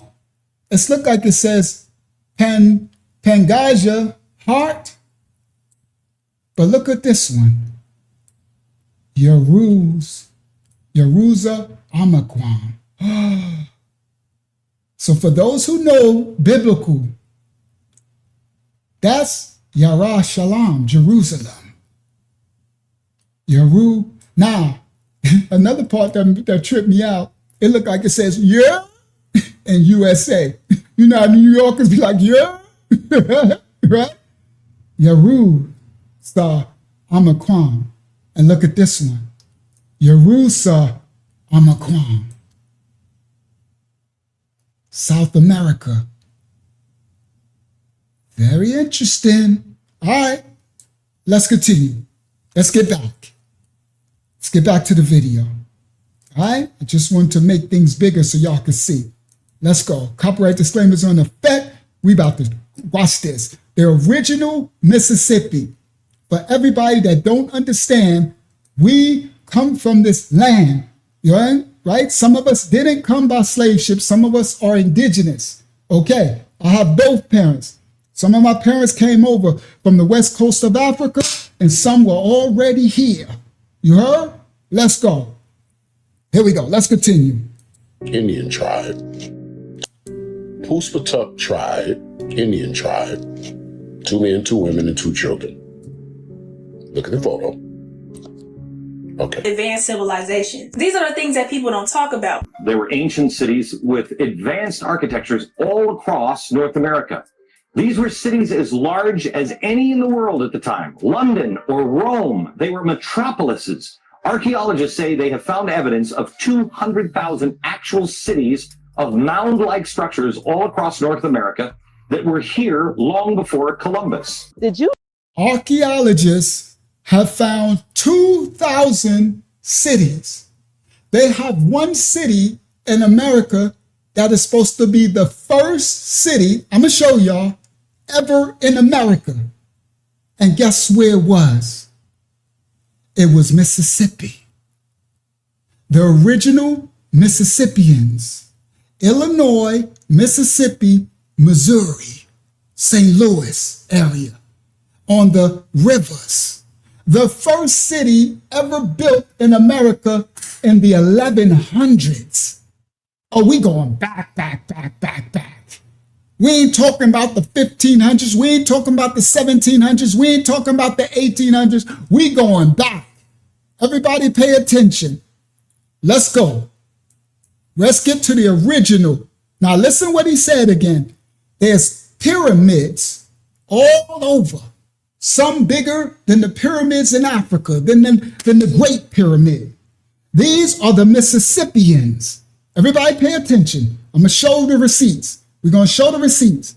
They had civilizations when Europe and a lot of these other places was in dark ages. Now we understand that the Moors went in and civilized the Europeans, but it was the Moors and the Hebrews. They likely leave out the Hebrews because they want to erase, and they just constantly say the Moors. It wasn't just the Moors. We're going to show you. I got receipts. All right. Now watch this. Let's continue. All across North America. These were cities. Advanced civilizations. These are the things that people don't talk about. There were ancient cities with advanced architectures all across North America. Ancient black, so-called black indigenous civilizations all across America with technology more advanced than even today. Listen. America. These were cities as large as any in the world at the time. London or Rome, they were metropolises. Archaeologists say they have found evidence of 200,000 actual cities of mound-like structures all across North America that were here long before Columbus. Did you know that there are more pyramids in the Americas than there are in Africa? I'm currently standing in front of what is now known as Cahokia Mounds in Collinsville, Illinois. Cahokia was once one of the biggest cities in the world. RIP, shout out to our ancestors, the Cahokians. They were Cahokians. I'm going to show you. You're going to learn these are the original. They call them Mississippians. Listen, indigenous, they call them Indians, blacks. Before, I'm going to show you, before the Mongoloid natives started to call themselves Cahokians. History says they are not the original Cahokians. I'm going to show you. Let's continue. And home to one of the largest in Illinois. Did you know that there are more pyramids in the Americas than there are in Africa? I'm currently standing in front of what is now known as Cahokia Mounds in Collinsville, Illinois. Cahokia was once one of the biggest cities in the world and home to one of the largest pyramids in so-called North America, known as Monk's Mound, which stands 100 feet tall. It had 4 terraces and covered 17 acres at its base. This pyramid is bigger than the Great Pyramid of Giza. A lot of people don't realize that many of the pyramids in the Americas have intentionally been destroyed and manipulated to make them seem like they don't compare in size to the pyramids in Africa. Cahokia grew from a small settlement to a booming city that stood right in the center of Mississippian. Y'all see that? Mississippian culture, the Anasazi, Maya, Mississippian. I'm gonna break it down for y'all. I got, I got receipts for y'all. They take a lot down. I'm gonna show y'all that too. A lot, it's like they took the stuff down. I said, what? They taking stuff down. They are erasing our history. That's why the Most High got me explaining and showing it, right? Documentation. Culture. Cahokia thrived from 700 to 1400. The city reached its peak around the 1100s when it covered over 4,000 acres of land. Cahokia, the Cahokians thrived 700 BC, 700, all the way up to the 1100s. We're talking so early, okay? We're talking before the Romans, before the Hellens, before the Greeks even came in. You understand? When they was just a clan of savages. You understand? Before they went into the Sabines and the Etruscans. You understand? Before the Phoenicians came in. You understand? Before the tribe of Dan came in around 1200 and turned them and taught them warfare and civilization. I'm talking about the Hellens. When they was the Phale clan, okay? When they would know the Demoy clan, and then they became the Phale tribe when the tribe of Dan came and taught them warfare and civilization, okay? And they became the Hellens. They started making gods. And then the Romans came, this before Romans existed, and they came and gave them that exonym and called them Greeks when they conquered the Great Ghost Island, the Romans. Okay, this is way before all of them. We in the Americas, okay? The blacks had civilizations here. That's the indigenous. Let's continue. From 700 to make them seem like they don't compare in size to the pyramids in Africa. Cahokia grew from a small settlement to a booming city that stood right in the center of Mississippian culture. Cahokia thrived from 700 to 1400. The city reached its peak around the 1100s when it covered over 4,000 acres of land with a population of 10 to 20,000 people. It was spread out over 6 miles and larger than many European cities, including London. It also contained over 120 pyramids that ranged in size and were used for burials, spiritual ceremonies, important public buildings, and homes for the ruling class. The city was named after the Cahokia people who moved into the... Now, you see them? These are the Mongoloid, right? The city was named after the Cahokian people who moved in to this region. But watch what history does. The area during the 17th century. But according to the Oklahoma... In the 1600s, those Mongoloid natives moved in. But according to OklahomaHistory.org, the Cahokia were an American, what is saying, Indian tribe. This is in the 1600s. Let me continue and make it bigger so I can read it. The Cahokian were an American Indian tribe indigenous to the Midwest. The tribe is now extinct. They're not extinct. They're blended in with others. Their descendants may have accompanied the Confederated Peoria to Oklahoma in 1867. This is why when the slaves was first being emancipated, they went into Oklahoma and they built Oklahoma City. Oklahoma was the first black state before the devils came in. Okay, I did that on the other lesson. The Cahokia were members of they call it the Illinois group of approximately 12 Algonquin-speaking tribes who occupied areas of present-day Illinois, Iowa, Missouri, and Arkansas. Although little is known about their culture, listen, the Cahokia from the 1700s, the Mongoloid ones, were not related to the prehistoric inhabitants of the Cahokia Mound. So those pyramids from the 700s, all the cities that they had, over 2,000 cities in the settlements from the 700s, 800s, 900s, these Cahokian Mongoloids who are in there, they are not related. Come on, everybody pay attention to they call them prehistoric because we're talking the 700s BC. Inhabitants of the Cahokian mounds. The mounds are the pyramids. They call them, that's what they call them. They call them Cahokian mounds. Those are the pyramids. These new Cahokians from these Algonquin-speaking tribes, these modern-day tribes, okay, Choctaw and all them, right? These Mongoloid natives, no disrespect to them, we just doing true history, they are not related to the indigenous prehistoric inhabitants of the Cahokia pyramids, which are located near an ancient site. All right, let's let it play. All right, I just wanted to read it to y'all clearly. Historical Society, they are not related to its original inhabitants. Institutional sources say the city declined because they are not related to it. But according to the Oklahoma Historical Society, they are not related to its original inhabitants. Institutional sources. Now this is state. Oklahoma Historical Society says those Mongoloid are not related to the indigenous original Cahokians. All right, let's go. I got some receipts I'm going to show y'all.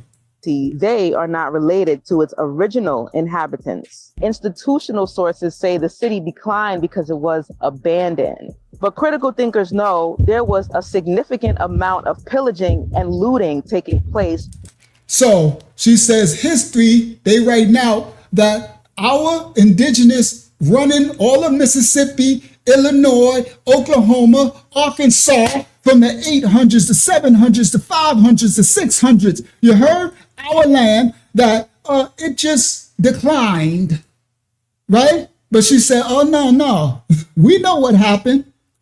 Some people came in that looked like this. No, there was a significant...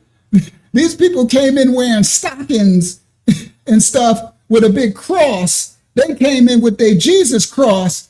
Oh, yeah, we know exactly what happened. They came, You understand? That part. Shout out to my righteous white brothers and sisters who ain't in on that time. We need y'all. We need all righteous children of the Most High. I always like to point that out because we never want to broad stroke everybody. We test all spirits individually. But we know on a general basis what happened. You heard? And they say they just declined. Nah. We know what decline happened. All right, let's continue. Significant amount of pillaging and looting. Look, a significant amount of pillaging, looting, unaliving, raping, eating. Look, these people came. We know what happened. All right, let's continue. Amount of pillaging. Yes, please give a like to this live stream, children of the Most High. You're learning some history here, right? We're a real channel here. We got plenty Nolan Wells. This is Mississippians, the original. Now remember, I'm about to show y'all, they call them the Mississippians. This is very key, Miss Coffee's. Come on, let's go. Sorry, guys, I get excited when we learn some real truth. That stuff excite my bones, bro. I love to learn, bro. Teach the truth, the whole truth, and nothing but the truth. Let's continue. So there was a significant amount of pillaging and looting taking place during the 1400s. In 1676, the native races of New England were spoken of indifferently as Indians and Moors. Let me get back. We're going to get to the Moors. But let me stay with the Cahokians for a second. All right? Let's get to it. Let me show you all the receipts for the Cahokians, and then we're going to get to the Moors, right? So the Oklahoma said those people are not the original Cahokians. Not the mama. See them? Not the mama. They came about in the 1700s. They way late. You understand? They're 1,000 years late, right? Let's continue. So you know what Unc did? I went and I tried to grab as much resources as I can, but they erased a lot. I said, whoa, they're erasing our history. So let me come here. I'm going to share screen, right? Let's do this, right? Stop share. Come on. How do I come back to y'all? Where y'all at? Over here. Grab that. Come here. Bang. We're going to get back to the video clip. Let me show y'all some receipts, right? We don't just speak what we don't know. We show receipts in this ministry, right? Now I'm going to come back to y'all. Now I got to go click here. Then I got to go share screen. Share. Bang. Then I'm going to go to, not that window. Yeah, I got to go to window. There we go. And then where you at? There you go. Bang. Share. Go ahead, Akiyama. Earlier we had a donation from Yeshalaya. Oh, thank you. Who? From who? Yeshalaya. Thank you, Yeshalaya. I humbly receive. Thank you, daughter of Yah, for the donation. Thank you so much. Here we go. So now this is a simple. I got more receipts for y'all. Simple Wikipedia. The Cahokia people. All right. It says this article is about the former Native American tribe associated with the Illinois Confederation who repopulated the Cahokia mounds during the 1500s for the Mississippian people who originally built and inhabited the mounds. So this article is about the native Mongoloids who repopulated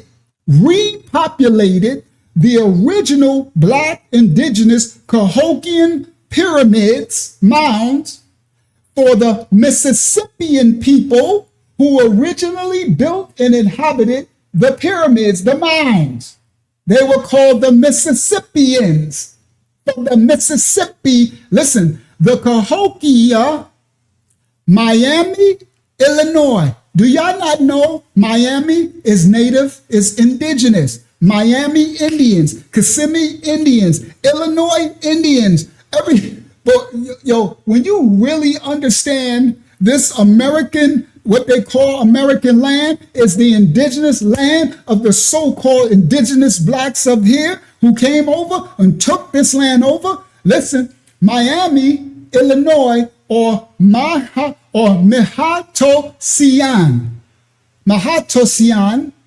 is an indigenous. Here you go. Everybody, we own Miami too. We own Illinois. We own Mississippi. We own Oklahoma. We own California. All of it. Indigenous. And I ain't talking about Mongoloid native. Listen, Miami, Illinois, or Mehato Hessian is an indigenous Algonquin language that is spoken in the United States, historically in Illinois, Missouri, Indiana, Western Ohio, and adjacent areas along the Mississippi River by the Miami and Wea, as well as the tribes of Illinois Confederation. Now, the Cahokia or Cahokayak, Cahokiaki were an Algonquin-speaking Native American tribe, a member of the Illinois Confederation. Their territory is what is now the Midwest United States of North America. Okay? At the time, the European contact with the Illini, that's where you get Illinois from. These are our ancestors, everybody. Remember, indigenous or Illinois Confederation of peoples were located in what would later be organized as the states of Illinois, ours, Iowa, ours, Missouri, and Arkansas. In the 1600s, the Cahokia lived near the massive pre-contact earthwork complex, that's the pyramids, that Americans named the Cahokia Mounds. The Cahokia Mounds is the site of an indigenous American city directly across the Mississippi River from present-day St. Louis. All right? The state archaeology park,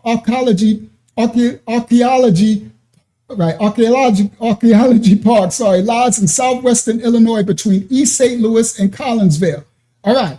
Now, this is, remember, the 1600s, so you know they said they are not from the original. The Cahokia people that are there now from the 1600s were not related to the residents of the Cahokia Mounds, the indigenous original ones. All right? The word Cahokia has several different meanings. Okay? Cahokia can refer to the physical mounds and everything. All right. Now let me get to another one. All right? So I went, let me show you this receipt. Because the other ones, they closed. Right? I had put together some information because I'm a teacher, praise the Most High. And in the information, I had got my sources, my receipts. And so when I click on the sources, a lot of them, they close the sources.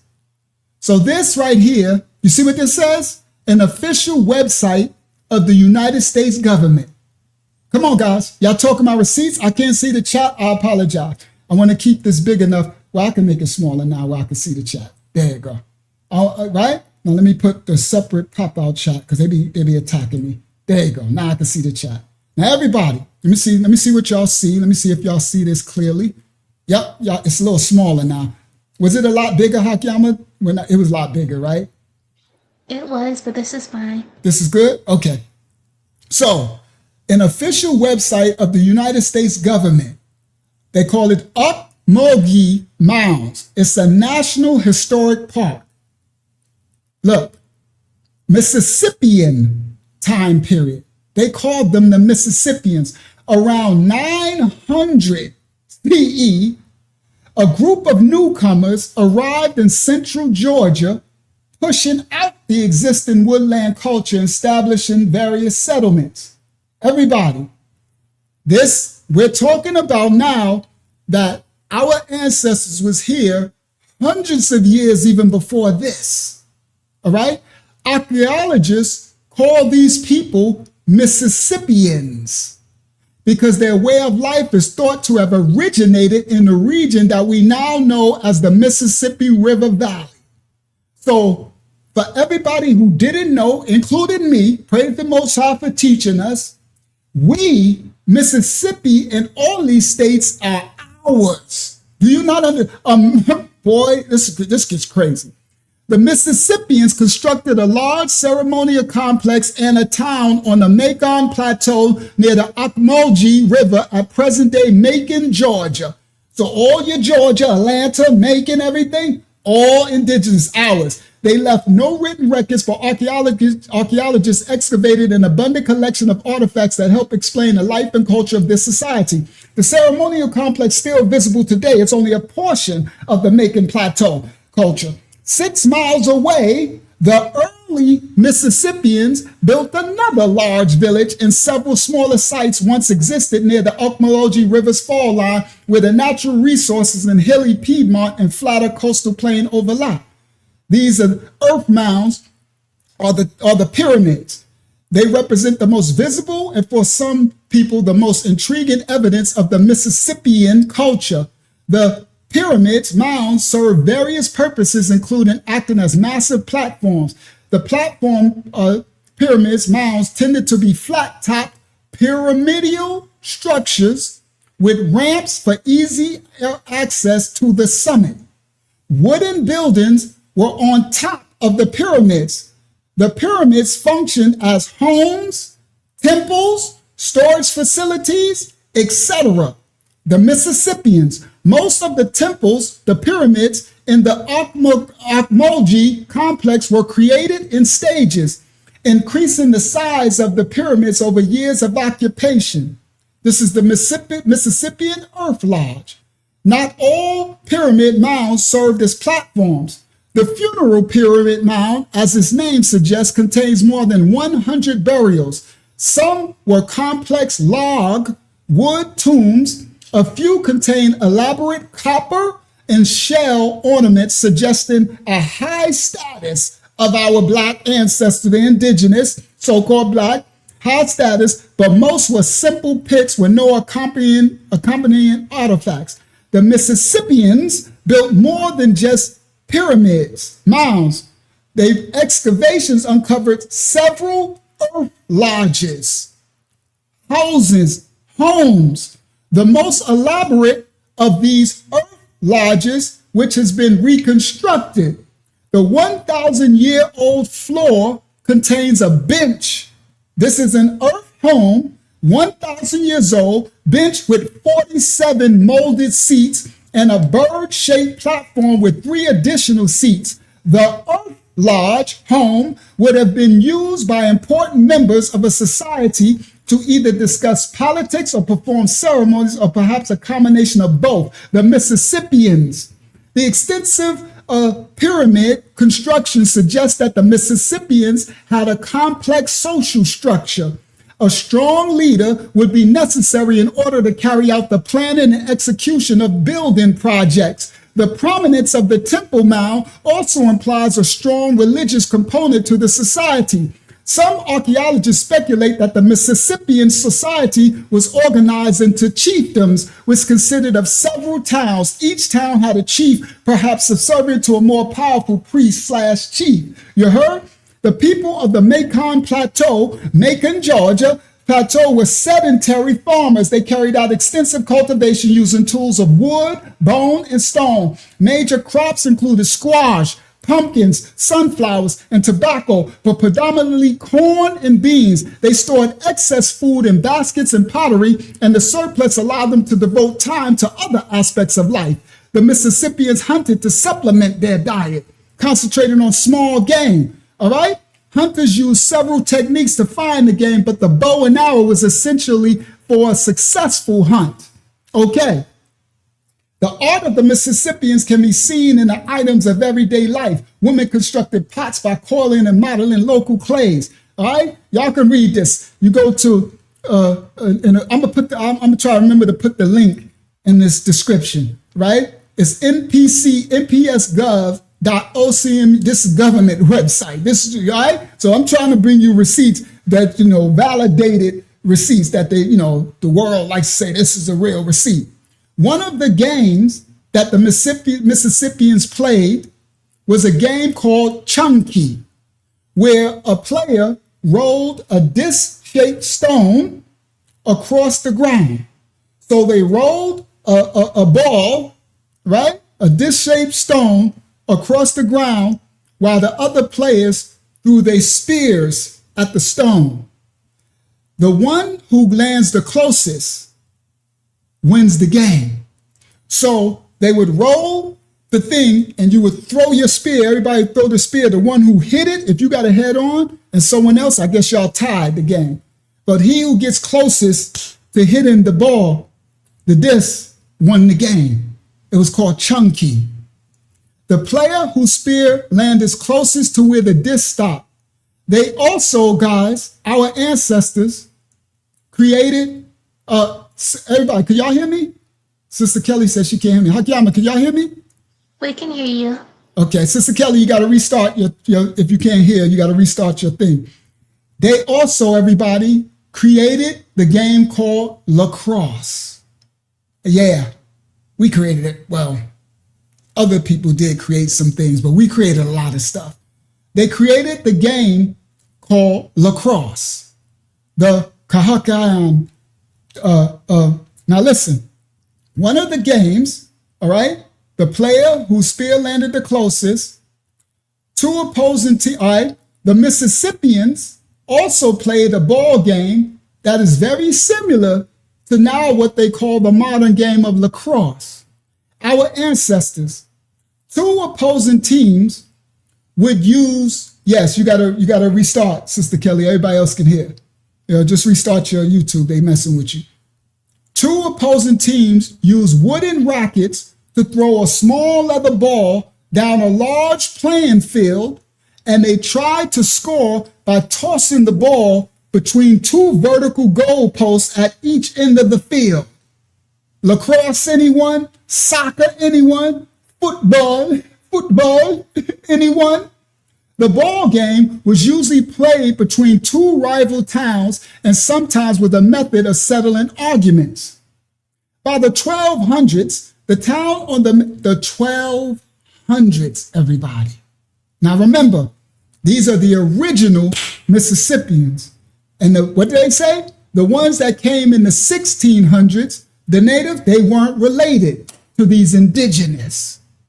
By the 1200s, the town on the Mekong Plateau was no longer just a center of Mississippian culture. The people had migrated elsewhere or been assimilated by those who originally inhabited the area. Mississippian culture continued to thrive at places like Etowah in northern Georgia, Moundville in Alabama, Spiro in Oklahoma. By 1350, a late Mississippian town was established about 2.5 miles down the Ocmulgee River from the Mekong Plateau, a site known today as Lamar. The inhabitants built two earthen pyramids, one encircled by a unique spiral ramp, the only one of its kind to still know to exist today in America. The site lends its name to a widespread late Mississippian southeastern culture and is also protected as a separate unit of Ocmulgee Mounds National Historic Park. So they have an Ocmulgee Mounds Pyramid National Historic Park. Now, let me give y'all another one, all right? So that was one receipt that they allowed me to find. They closed a lot of the other ones. This one here, I found another one. This is Illinois Education, State of Illinois, the Illinois State Archaeological Survey. Nearly 1,000 years ago, along the Mississippi River, near present-day St. Louis, the Kahayaka, because that's what it would be called in the original Habariya tongue, Kahayaka or Kahayaki in the Canaanite, right, became America's first city. Hello? Remember, we're talking Oklahoma, Mississippi, Illinois, Missouri. These are their state, their education centers, their governmental centers telling you history. America's first city was the Kahakians. With 200 earthen pyramids 1,000 years ago, 3 distinct but connected precincts, and hundreds of rural settlements throughout the American bottom, floodplain, and surrounding uplands. Cahokia was a phenomenon. At its peak, the core urban, it was the first city in America, urban metropolis. The core urban population is estimated to be about 20,000 people concentrated in a 6 square mile area, with the regional population greater than 50,000 people. Why did so many people come together to create Cahokia? And how did they do it? How did they support a large urban population, adapt to a loss of ecosystem services, design a sustainable urbanism that was resilient to change? But they talking about, you Black Americans, y'all need to pull yourself up by the bootstraps. Y'all never did anything. Y'all never think this is our country. This is our land. And we are the civilizers, that part. First to build cities. And it ain't just those who was in Africa. We all know all mankind come from that Mesopotamic region between the Tigris and the Euphrates, the Garden of Eden for those who believe biblically. Okay, so every nation of man went forth from when man's created, not just the Black American. We came here early, thousands of years ago. And I know who these are too, but we'll get there. At its core, the urban population is estimated to be about 20,000 people concentrated in a 6 square mile area with a regional population greater than 50,000 people. Why did so many people come together? How did they support this urban adoption? How did they do it? The archaeologists are investigating these and other topics related to how the Cahokians and other Mississippian people manage issues related to urbanism that we still face today. Ancient urbanism. Y'all can find this. I'm going to leave this link in the description as well. If Hakyama, you remind me, please, daughter of Yah. And I apologize. I wasn't able to do the call, Hakyama. I apologize. I know you understand. It's just crazy, the attacks. You see, we started at 11 a.m. Praise the Most High. He let us get through a little bit of the shadow ban. I knew it too. I was in the bathroom, and you have those spirits that tell you, man, it's 11 o'clock at night. You're supposed to go live at 9. It's almost 11. Man, forget it, right? Man, and I sat there and I was like, but the Most High tells me, he always instructs me, you do the work no matter what. No matter what, you complete the assignment. And so I sat there and I was really disheartened because I'm like, man, it's almost 11 o'clock. How am I going to go live now? It's like people going to be upset. They're going to really shout away. Nobody going to log in. And then right when those spirits are trying to tell me, man, don't worry about it. Everybody be all right. Just do it Friday. I remember my instructions for the Most High. You do his work no matter what. If just one person show up, you do the work. And I said, okay, let's go. We're going live. And I just have to say, I'm sorry, guys, the attacks, it's just crazy. They didn't want us to do this live. And guess what? Look, there's about like 600 some people on this live stream. Praise the Most High. See, that's when you hear what Yah says and just do. You feel me?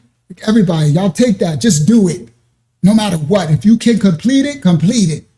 I don't care about the timing. I don't care about what stumble block they put in your way. I'm talking about spiritual warfare. These spirits, Hasatan, they be throwing stuff, monkey wrenches in your plan. Continue through with the plan, no matter what. Do it as you're doing unto the Most High. Don't care if just one you can help. Just do the work. So praise the Most High. All right, now. Excuse me. Go ahead. Real quick, there is a question from Albert that's relevant to what you just said. What is it? Albert says, I like the information you give, but I'm curious, why did you choose that religion? What religion? The Hebrew people from the Bible? Yes, he said the name made him think of that. Say it again. The name what? Yes. Oh, what?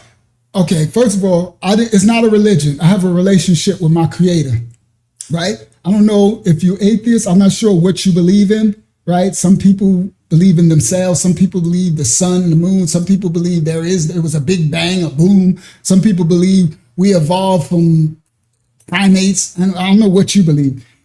I didn't choose my spiritual relationship with my father. He chose me. That's first of all. He came to me. I was minding my business. I was what you would call kind of atheist or agnostic. I ain't believe in I don't do religion. We are a ministry. We administer word of the Most High, but we build a relationship with our creator. It's a spiritual house. This ain't a ministry. This ain't a religious house. So we don't do religion. Religion is doctrine of men. That's dogma. Now, if you want to find out what drew me, first of all, the Most High drew me to a manuscript, scripture book. It's called a manuscript. It's called a Safariyah in the original tongue, right? Like these are the Kahakayans, okay, in the original Habarayah tongue, right? Now, these are people that was written about in the manuscript. This is their history book. They call it a Biblia in the Greek. These enslavers took it over, right? They enslaved 72 Hebrew elders and made them translate their original manuscripts into another tongue. Okay, so they pervert like they do everything else. Like they take the blacks, they take our music, hip hop, and they come and they convert it and they take over. They buy the record labels, then they make the people promote the devil. Right? It's crazy work because those same people who did that are the same people who stole the identity of some of the original blacks. Right? Now, if you might descend from, there's three children if you believe a history, if you believe there was a great flood, a great deluge, because if you don't believe that, then you're really lost, honestly, because every nation, they ain't got to be biblical, right? Now, the original Bible is called a Safariyah, but Biblia is where the Hellenes, the Greek, term that because they come from the ancient city of the Phoenicians, the Byblos, the ancient city Byblos. The Phoenicians civilized the Hellenes, what later the Romans called the Greeks, when they went into their Greek dark ages for 400 years. So I understand a complete history. So we're a linguistic ministry, a historical ministry, a spiritual ministry, everything. So now let me explain. So if you believe that there was a great flood deluge, which every culture has believed for thousands and thousands of years, the Sumer, Accadia, Phoenicians, Ugaritians, Persians, Assyrians, Babylonians, all nations understood they have one thing in common. There was a great deluge flood that wiped the earth. Now they called it different names, right? Anunnaki, Enki, Enlil, they call it, right? So in a Hebrew, Habariyah, original tongue, right? They have their story, this group of people that got their history book, a manuscript, a book of instructions, okay, of a people and their transgression of their creator. Now, some people took that over and wrote their likeness in it and make you think it's their book and make you think they're the people, but it's impossible. They're not the people. So anyway, the great deluge flood, if you understand that cultural narrative, and most people have to believe that because all cultures had a great deluge story, no matter what you call the three. And mankind, the earth was repopulated from these three men, okay? And well, really four. So it's Noach, Noah. In the Habariyah Hebrew manuscript, it was the individual was called Noah. If I go to ancient Sumer, it was called, I forgot his name, not Gilgamesh. I forgot their name. We did it. We broke it down before. Enlil, Enki, and all that. Gilgamesh. You got different, right? So anyway, because we can go to Liberia, Ashurbanipal, and all the different cultures, the Vedas, right? Everybody got a flood narrative, right? So where the Most High drew me to this manuscript and told me spiritually, this is my descendants and it's my history book of instructions. Okay, it's not a religious book. People took it and used it to destroy, like they take our land, like we're teaching the Cahokian people right now, right? So if you believe that you come from one of these three descendants, right? And I'm going from the Habariyah culture, that would be Ham, Shem, and Japheth. These three, okay? And their father was Noach, Noah. So then that means you're going to be Hamitic, Shemitic, or Japhetic. And they populated the earth after the great deluge. So if you understand, you believe that, now you could believe in the ancient Kemet, right? That's Mitzrayim. That's Ham's descendant. That's Ham's child. His name was Mitzrayim. He built the city called Mitzrayim, ancient Kemet, which you call Egypt, what later became Egypt, right? The Egyptos, right? From the Hellenes, right? Before the Hellenes, the Greek conquered Egyptos, it was called Mariah, okay? So there's so much historical facts and understanding and archaeological, and right? So this is not just a foolish ministry. I got called to the Safariyah that you call a Bible, or a Biblia from the Greek, from the ancient Phoenician city Byblos. And that's because the ancient Phoenicians were traders and barterers. That's what you call ancient Philistine. Right now, where those is not real people over there bombing them, right? That's the Canaanites, that's Canaan's children, right? They bartered and trade in the Mediterranean region, and they was known for their papyrus scrolls. That's where you write on. So the ancient Hellenes, those who civilized them, and the tribe of Dan, right, from the Habaria, from the children of Jacob, he mixed with the Phoenicians, the Canaanites. That's why the Bible called the Hebrew a Canaanite-speaking people. That's why they speak Paleo-Canaanite Hebrew. You understand? And we understand the Canaanite Hebrew and the original Habaria. All right. So the Hellenes and stuff, they called the manuscript that they enslaved the 72 Habaria elders on the island of Philos. Okay, they enslaved them and made them transliterate their manuscript, their tongue, into the Hellenes language, the Greek, the Koine Greek. All right. Once they did that, they called this manuscript a Biblos, a Biblia, from the ancient Phoenician city Byblos, because that's what the papyrus scroll that they wrote it on. But most people don't know the history of the Biblia that they call a Bible now in the English tongue, the original Safaria. So yeah, we followed the Habaria manuscript because the Most High told me this is who the lineage that I descend from. You understand? And so a lot of Americans who came over on the transatlantic slave ships, they belong to this lineage. Let me show you. I can show you better than I can tell you. Watch this. Come on, Hakiyama. Come on, Father. You see this? All you got to do is type it in. This is called Negro land, right? And let me go. Watch this. The Library of Congress. So I'm going to click on it. Again, look. Government website. So let's see what the government says. See, the government says this is where the people who came over on the slave ship in America, this is where we got them from. Negro land and the adjacent countries Upper Guinea, okay? Who the English, the Denmark, the Spaniards, the Portuguese came and got them. So let's look at them now. Where does the government say we come from? This land. It's called Negro land, the west coast of Africa. See Guinea? Right here. You see it says the Gold Coast, the Slave Coast, where they got the slaves that they brought to America. This is the Ashanti, the Akan, see that? Kingdom of Akan, the gold mines, the Ivory Coast, they call it the Tooth Coast. And right here, the Slave Coast, because this is where they got the slaves that they brought to America. And right here on the government, it says the Kingdom of Judah, or Ouida, Slave Coast. Judah. They know who they came and got. Columbus told you they went and got the Hebrews. They went, now they used the Moors. Oh, you bringing in what we about to go. And I'm going to show the video because we about to get back to the video clip. You just made me come in a little early, brother, whoever asked this question. You understand? You got me coming in here early.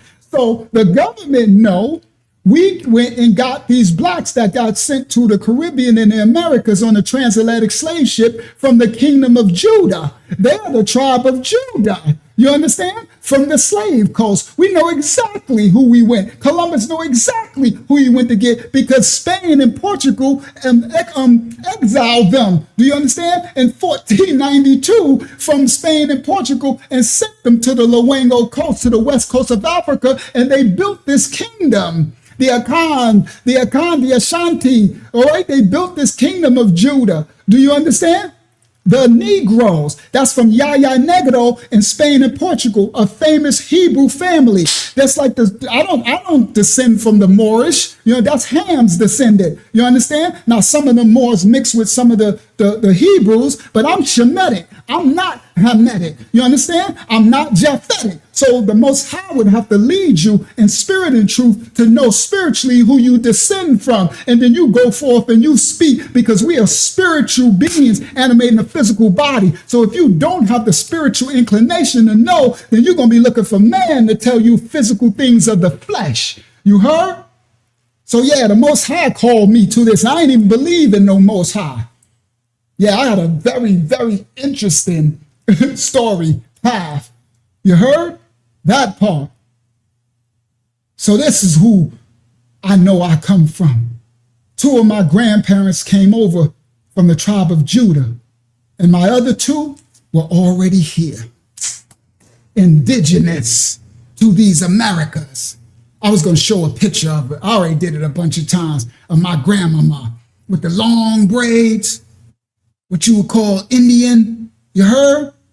Black woman, indigenous to these Americas. So I got 2 that came over from the kingdom of Judah, and I got 2 that was already here. And I know that that's the tribe of Dan. That's what I know and believe. Because the Moors, you understand? The Moors helped the Spaniards, the Dutch, the English gather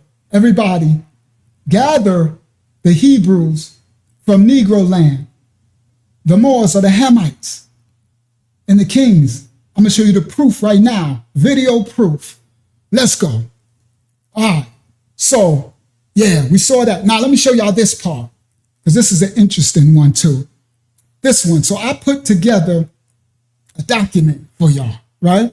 Because I'm like, you know what? I'm like, let me put together, right? So as I was putting this together, right? The rise and architecture and legacy of the Cahokian, North America's pre-Columbian metropolis. Cahokia was an indigenous North American city, right? So I'm putting all this together, right? So I'm like, yeah.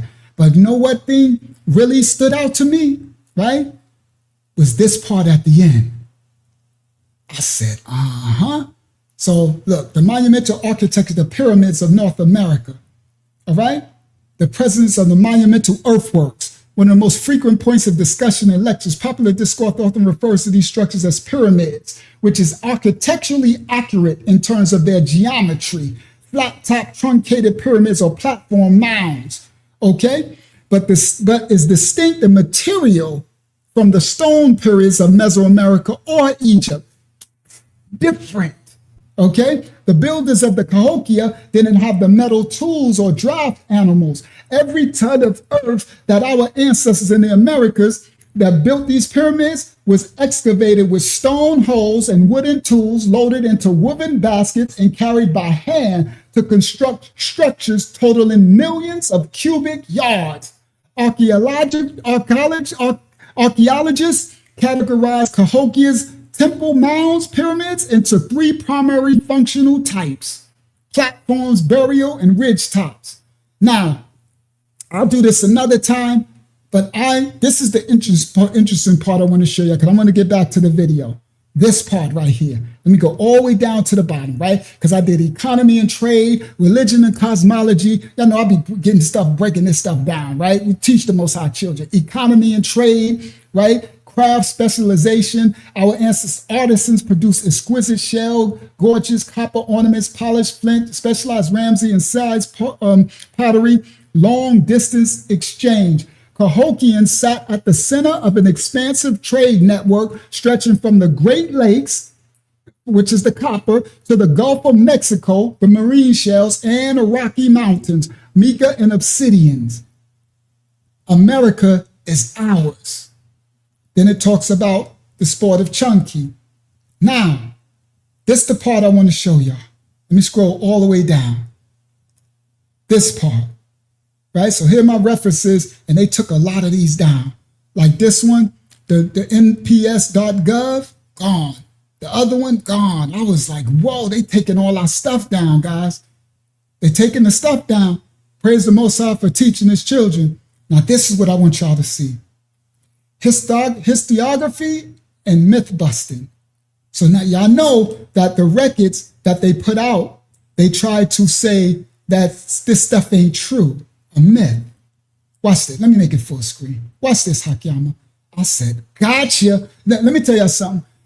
When people start to say a myth and these things are conspiracy theory or myths, that just piqued my interest. That meant it's something to see here. You know, that's like someone says, nothing to see here. Oh, no. That means it's something for me to see here.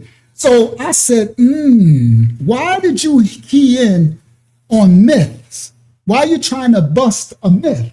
Now listen what they said, guys. Watch it. I ain't said. Now to the person who asked me, why do I didn't pick a religion, it's a culture. The Hebrews are a people.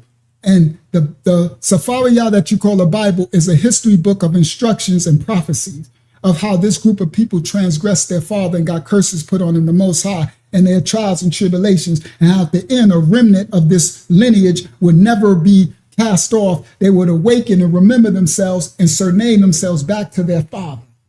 Their ancestors served all the other gods and switched their allegiance and started merging their gods, where you get Yahweh and Yah this and Yah and Yah and all these different, Yahushua and all that. That is not Habariah. There was no vowels. Okay?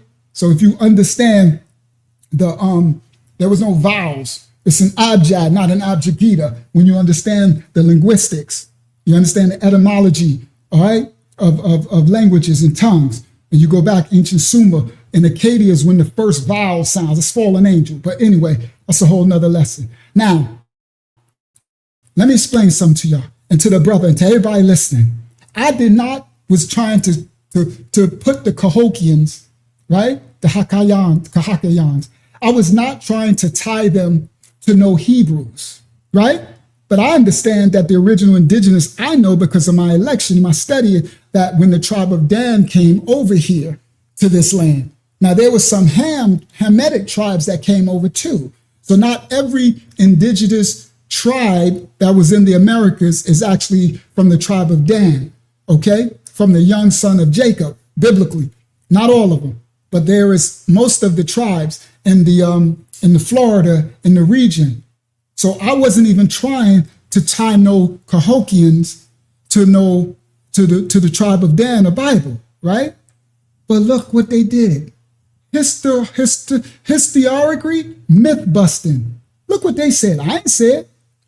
When lecturing on Cahokia, scholars and instructors frequently encounter pseudo-historical myths that attribute the pyramids of the Cahokia to non-indigenous builders. Example, the lost tribes of Israel and the Phoenicians. Oh my goodness. Yo, I like the lost it. I'm sitting up here putting all this research together. I was building this for y'all for tonight, right? So I'm putting all this work in, right? I'm putting all this together, grabbing all the info. And I get to the end of my research and they say they want to bust the myths. So I said, what myth are you talking about? And they said, listen again. But when they tell you, you better believe them. They said, when lecturing, so when these scholars and instructors lecture on the Cahokians, the indigenous Americans, they frequently encounter pseudo-historical. You know, once they talk about you pseudo, right? Myths, right? This is a myth that attribute the pyramids to non-indigenous builders. Meaning, example, the lost tribes of Israel. And now, if y'all understand who the Phoenicians was and who the lost tribes of Israel, the lost tribes are the northern kingdom. The tribe of Dan mixed with the Phoenicians. That's who came over to them. Yo, I know Tom y'all is tripping right now. I said the fact that they put the Phoenicians, which the tribe of Dan mixed with, that's who civilized the Hellenes, the Greeks, with the Phoenicians. That's who the Bible was named Biblios, from the Phoenician city, capital city of Byblos. That's the tribe of, those are Dan's boys, the Hellenes. Dan went there and mixed his seed with them and made them, and they had locks. We did it when we did the ancient Cretians. Ancient Crete. I got something coming, really powerful. So because I'm a historical major, because I understand history and archaeology, all right, and the linguistics, the fact that they said that they have to bust the myth that the scholars and the instructors are teaching that the Cahokian pyramids were built by the lost tribes of Israel and the Phoenicians. Listen what they said. These racist narratives. This blew my mind. These racist, sorry, I can't see the chat. Let me make it small so I can see the chat. I apologize. This is crazy. I know the ministry is like, this is nuts. Got him. This where you be like, got him. Everybody, when they trying to debunk you and call your stuff a myth, they literally tell on themselves. It reminds me of the boys that's going on Officer Tater Tots, Officer Tampon show, right? Trying to explain something. They be telling on themselves. You understand? They be telling on themselves. They said it. We didn't say it. Ain't nobody say this. I didn't even know who no Cahokians was. Shout out to Christian in the building. I didn't even, shout out to new people coming, Joanne in the building, right? I apologize. I didn't get to see the chat. Now listen what they said. You see this, nosy bug? They called them the lost tribe of Israel and the Phoenicians. They said it's a pseudo historic. No, this is a racist narrative. This narrative is known as the mound builder myth. So this narrative that we didn't even know exists, everybody, this is crazy. You know how it's like you blaming us for something we didn't even know exists. Thank you for telling on yourself. I'm like, thank you very much. Because if you would have just shut, that's why the Most High tell you less is more, right? He tell you don't talk so much because you just let me know that these Cahokians were from the tribe of Israel who mixed with the Phoenicians. That's the tribe of Dan. And I know that's who came over to the Americas. Dan, come on, boy, it's crazy work, Tommy. Yeah, I know you tripping off this. Now, anyway, listen clearly. They said this myth is racist and it's known as the pyramid builder myth or the mound builder myth. Well, we didn't even know about these Cahokians. So I guess these scholars and instructors and archaeologists and scientists, they all like, well, we can't get around that these Cahokians are the lost tribe of Israel and mixed with the Phoenicians. It's crazy. So it's crazy work, I swear. The Most High be doing it. Won't he do it? I swear, y'all. I'll be like, go ahead, Father. Go ahead, Father. Now, listen, this Kelly, this is why they call it racist.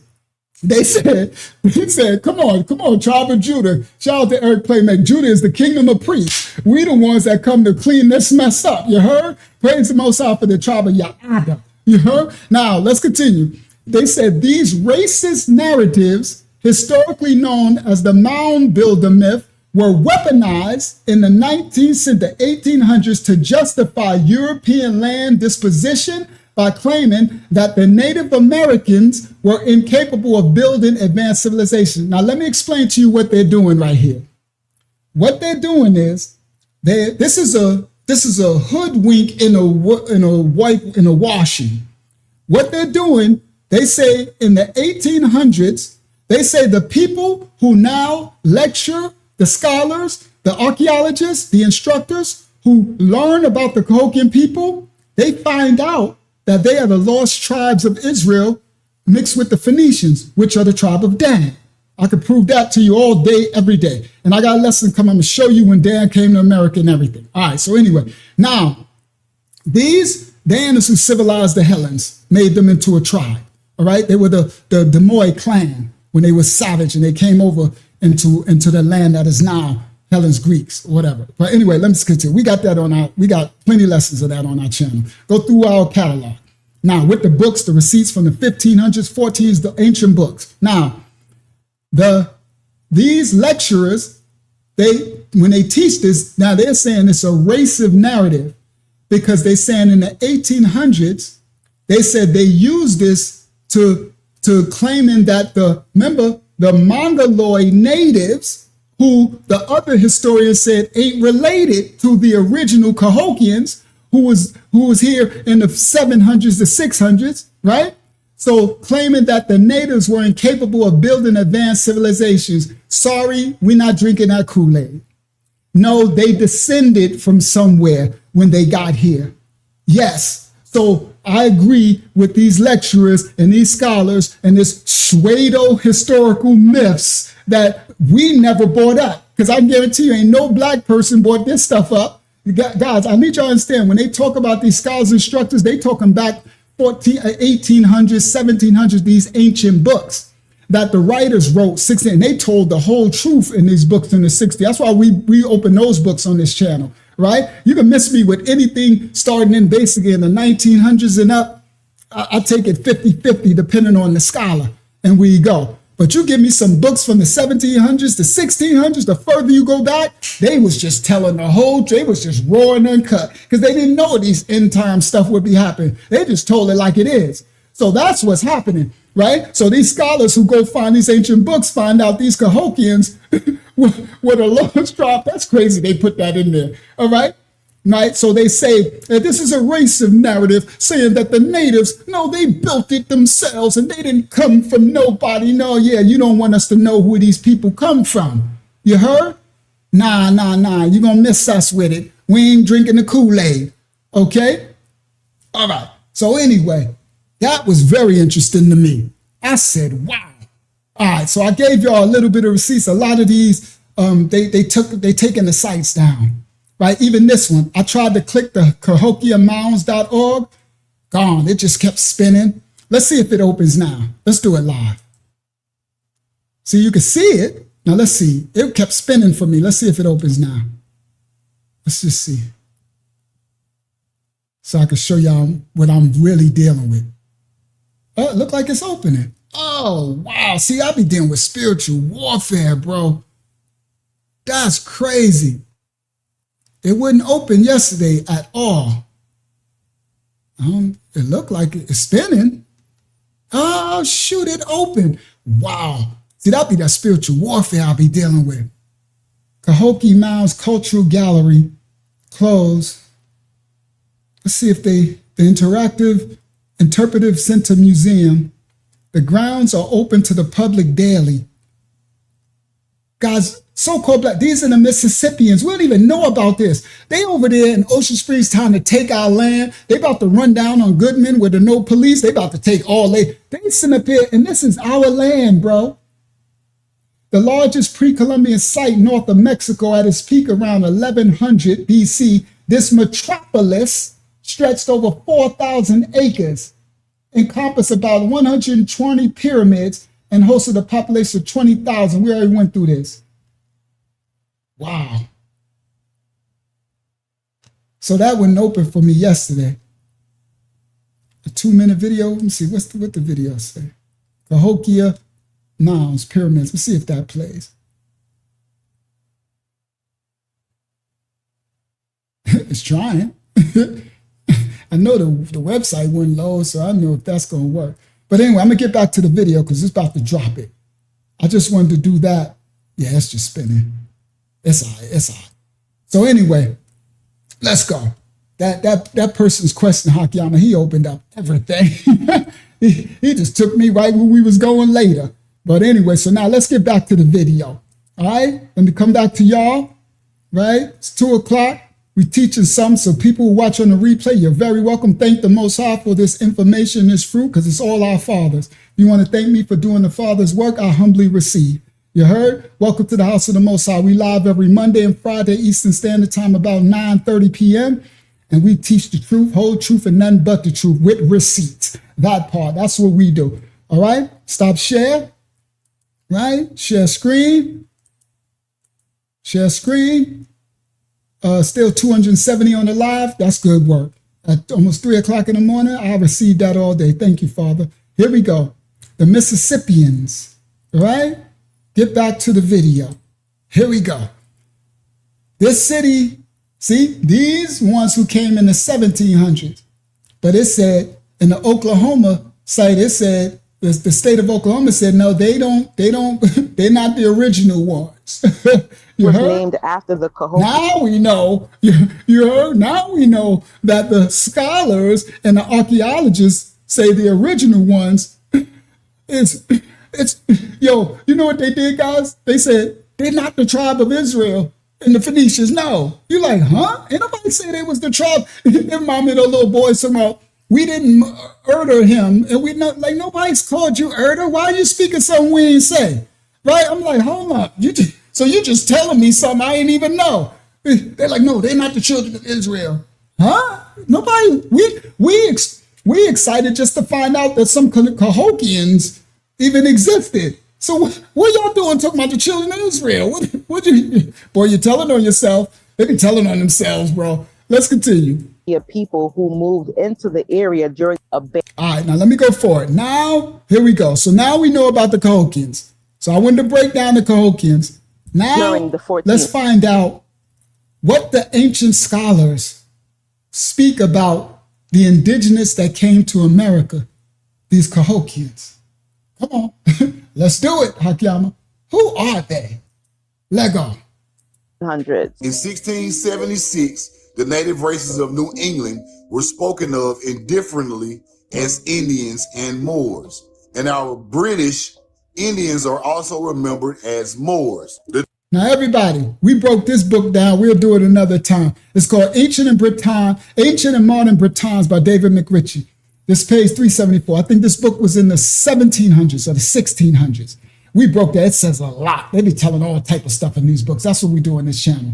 So the brother's breaking down that in the book, it speaks of the indigenous Americans was Moors, right? Now, everybody, the thing that they want you to believe, historically, the narrative that they want to feed you, whenever they try to feed you, want everybody to accept, they always talk about the Moors, the Moors did this, the Moors.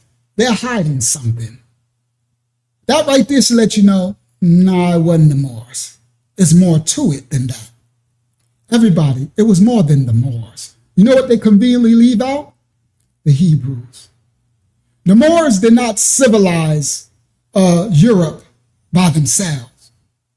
The Moors needed the Hebrews' help to even go into Europe, because Europe at that time was ran. This is the time of the Persian captivity, I think under Titus. Who was it? Not Darius. I think that was Titus. When they released the Israelites from captivity, from slavery, and I think it was Titus or Darius, one of them two, and he sent them far. He released them from slavery and he sent them into Europe. Now, the tribe of Dan was already in what you call Europe now. And it was a land of wild, savage, like Viking types, cannibals. They was crazy, raiding, nomadic. And Dan had already built a civilization, a city. Dan is wild, man. Dan is a ship builder. He's a traveler by sea. Okay? Ancient Kemet, Mitzrayim, they all write about the tribe of Danaan, the Danayans. This is where you get Denmark. This is where you get the ancient European, cultures. We're talking now the Jacobite later age.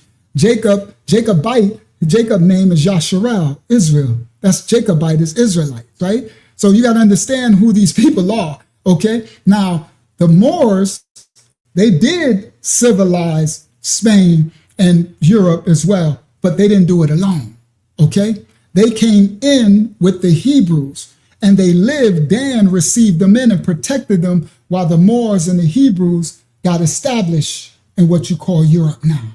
You understand? So we were together and some of us mix. We did mix our seed, but Moors are really Ham's descendants. They're Hamitic, okay? They're not Shemitic, right? Now, we had a great relationship, okay? The tribe of Judah and the Moors, okay? And the tribe of Dan welcomed the tribe of Judah and the Moors from the Persian captivity when they went into what you call Europe now, right? Because they would have been unalived and enslaved by all these marauding tree dwellers, and they call them cave dwellers and also hole dwellers. They lived in the ground. They would pop out the ground, savage, right? And they were whites, blacks. They were wild, nomadic. It's just a wild land, okay? Now, Dan already had his city, and Dan is bout it. He bout it. So he had protection. So the Moors who was leaving teamed up with the tribe of Judah, and Dan received them and protected them. So the Moors and the tribe of Judah had a relationship. It went sour. Now they built up what we did this with the ancient books. This is one of the books, Ancient Modern Britons by David McRitchie, and the other books. We did it, the Anacabalists, all these books from the 15th, 16th century. It's in our it's in our catalog. If you go through our live streams and go through our catalogs, over 600 videos, go through it. The books, breaking it down, putting the books on the screen and everything, opening the pages, all right, from the Internet Archive. Now, that's why I'm saying all this from memory, because I've read all the books. We've broken it down on this channel, hours and hours. We have millions of hours of study on this channel.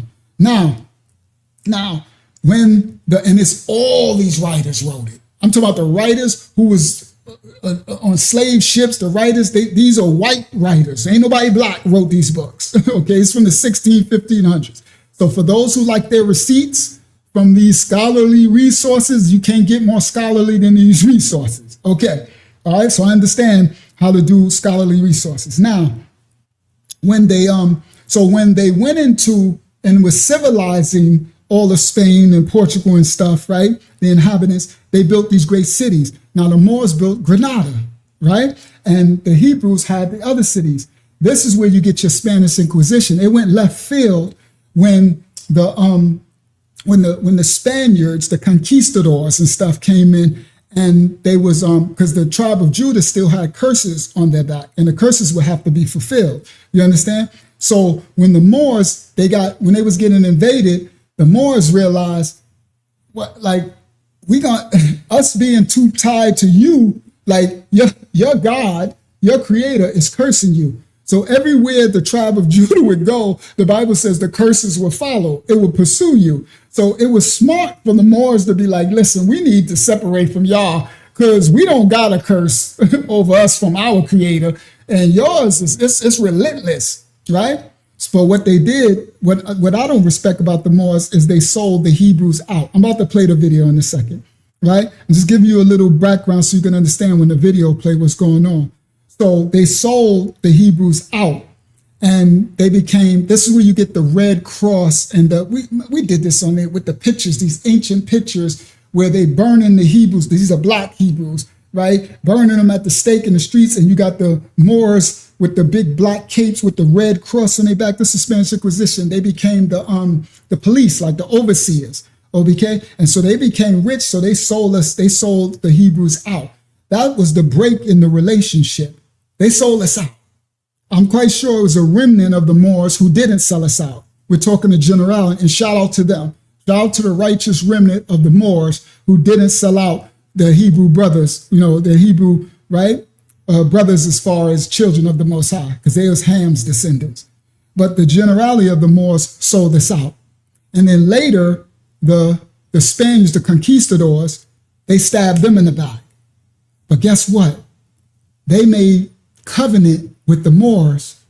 I'm about to show y'all all the way to modern America. They made a covenant with the Moors.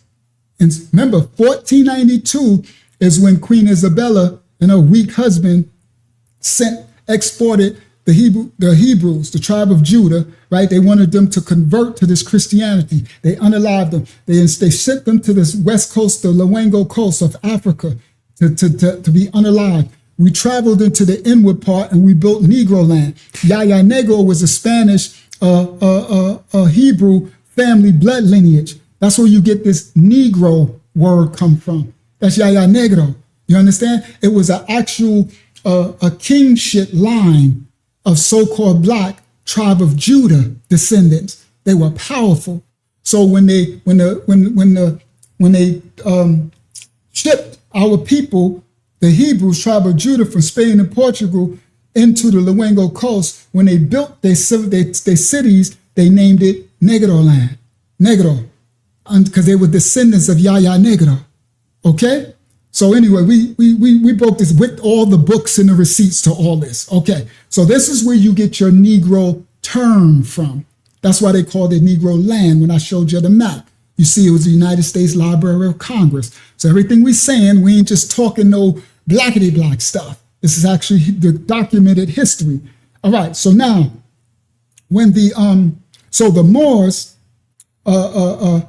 their relationship with the enslavers continued even to today. The Moors' relationship with the enslavers continued all the way to modern Mississippi. I'm going to show y'all. I'm going to show you the receipts. I needed to walk that in because, I don't got time. We ain't going to read the whole book tonight and everything, right?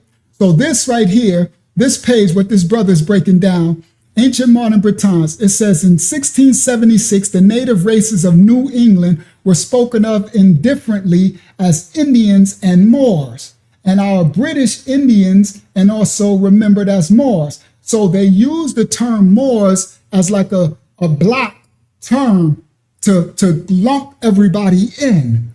Do you understand?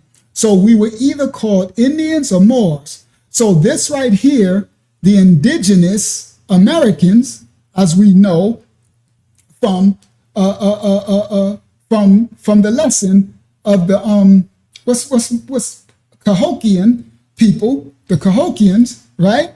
We understand that they were the indigenous, right? And we see them say, "Oh no, they're not the children of Israel. They not mixed with the Phoenicians. No, they're not. Like we never said they were. So thank you for spilling the beans." But anyway. So in Europe, the European Moors, okay? So these are the natives that Columbus saw when he got here. All right. It says the term Moor, this is from the book, page 374, Ancient and Modern Britons by David McRitchie, a white man. And remember, this is like I think this book was written in the 1600s. It says the term Moor was applied to dark skin, brown skin, and I think copper, brown skin people who were not only indigenous to Europe, to the something West and North Africans, something even Black Indians of the Western Hemisphere, something that were widely dubbed with this title. But anyway, now I did that. Now let's let it play. I'm putting back a little. But critical thinkers know there was a significant amount of pillaging and looting taking place during the 1400s. In 1676, the native races of New England were spoken of indifferently as Indians and Moors, and our British Indians are also remembered as Moors. The term Moor was applied to dark-skinned, brown-skinned, and reddish-brown-skinned people who were not only indigenous to Europe, but to West and North Africa. Even Black Indians of the Western Hemisphere were also dubbed with the title. Now, this is a white man. This is white scholars in the 1600s writing the history of what they witnessed and experienced. So you get out your feelings. This ain't no blackity black stuff, okay? It is. They're speaking about us. But again, let's continue. This is historical records and facts. Colonizers called everybody with dark skin, brown skin, and reddish brown skin a Moor. That does not make indigenous Americans Moors. So the enslavers called us all Moors, everybody, because they was erasing the Hebrew connection.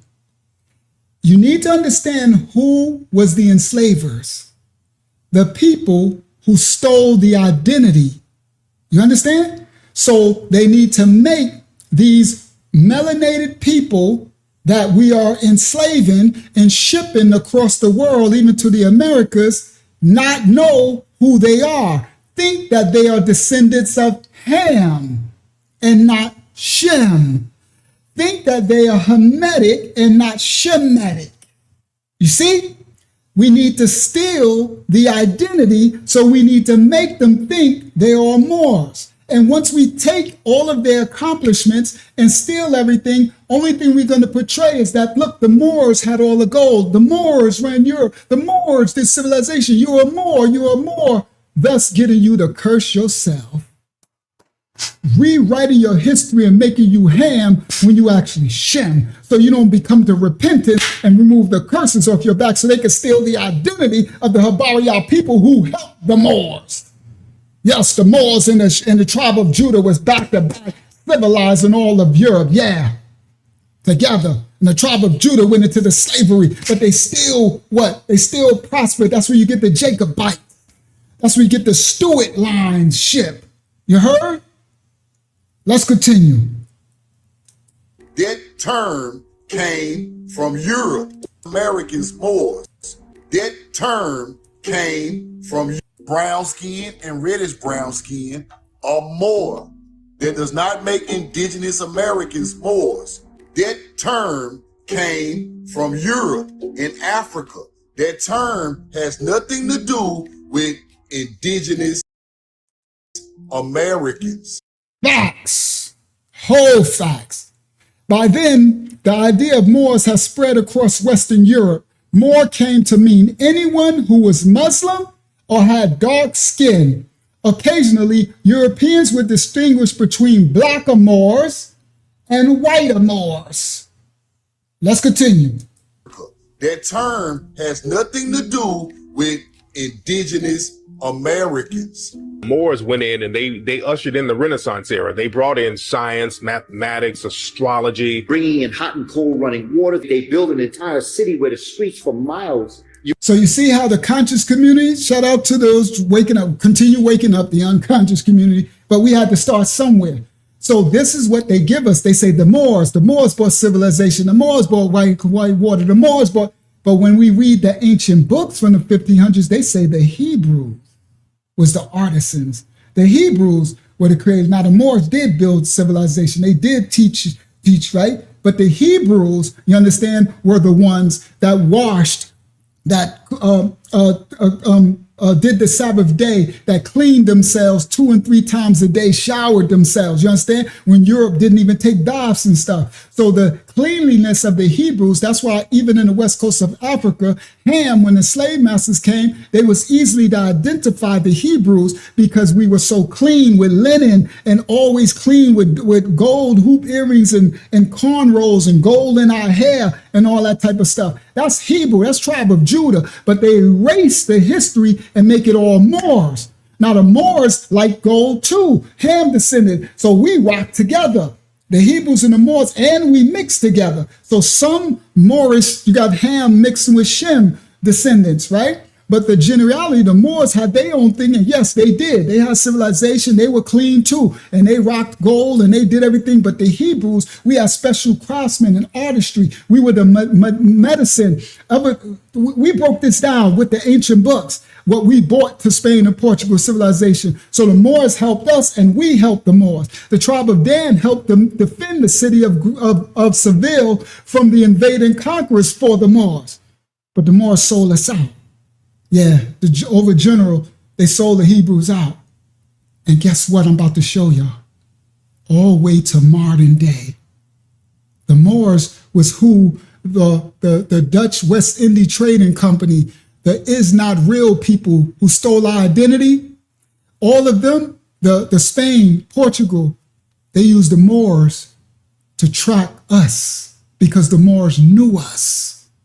So the Moors went in to the west coast of Africa and made covenant with the Hamitic kingdoms around Negro land, and they tracked the tribe of Judah for the transatlantic slave trade, the Moors, and they got compensated for it all the way till today. Watch this. Watch what's going to come out right here. You could walk with lamps that lit the street at night. The kings and queens of an entire city where the streets. They brought in science, mathematics, astrology. Bringing in hot and cold running water. They built an entire city where the streets for miles you could walk with lamps that lit the street at night. The kings and queens of Europe lived in barns. Nobody wants to admit that. Europeans let them animals run all up and down. This is where the German measles come from. This is where chickenpox come from. Yes, correct.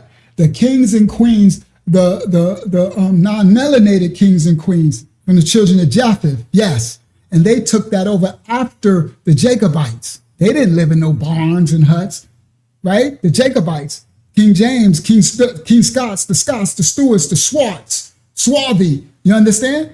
Right? That's after Oliver Cromwell and them destroyed, and they sent the ancestors, the Hebrews, into slavery again from Europe. And then they took over. That's where you get the modern day king and queen of England, right? These non-melanated people that don't descend from the Jacobites. Okay? You understand who Jacob was and Jacobite. Jacob's name is Israel. Israelite is literally in the title and the name. When you transliterate the back to the original tongue of them. All right.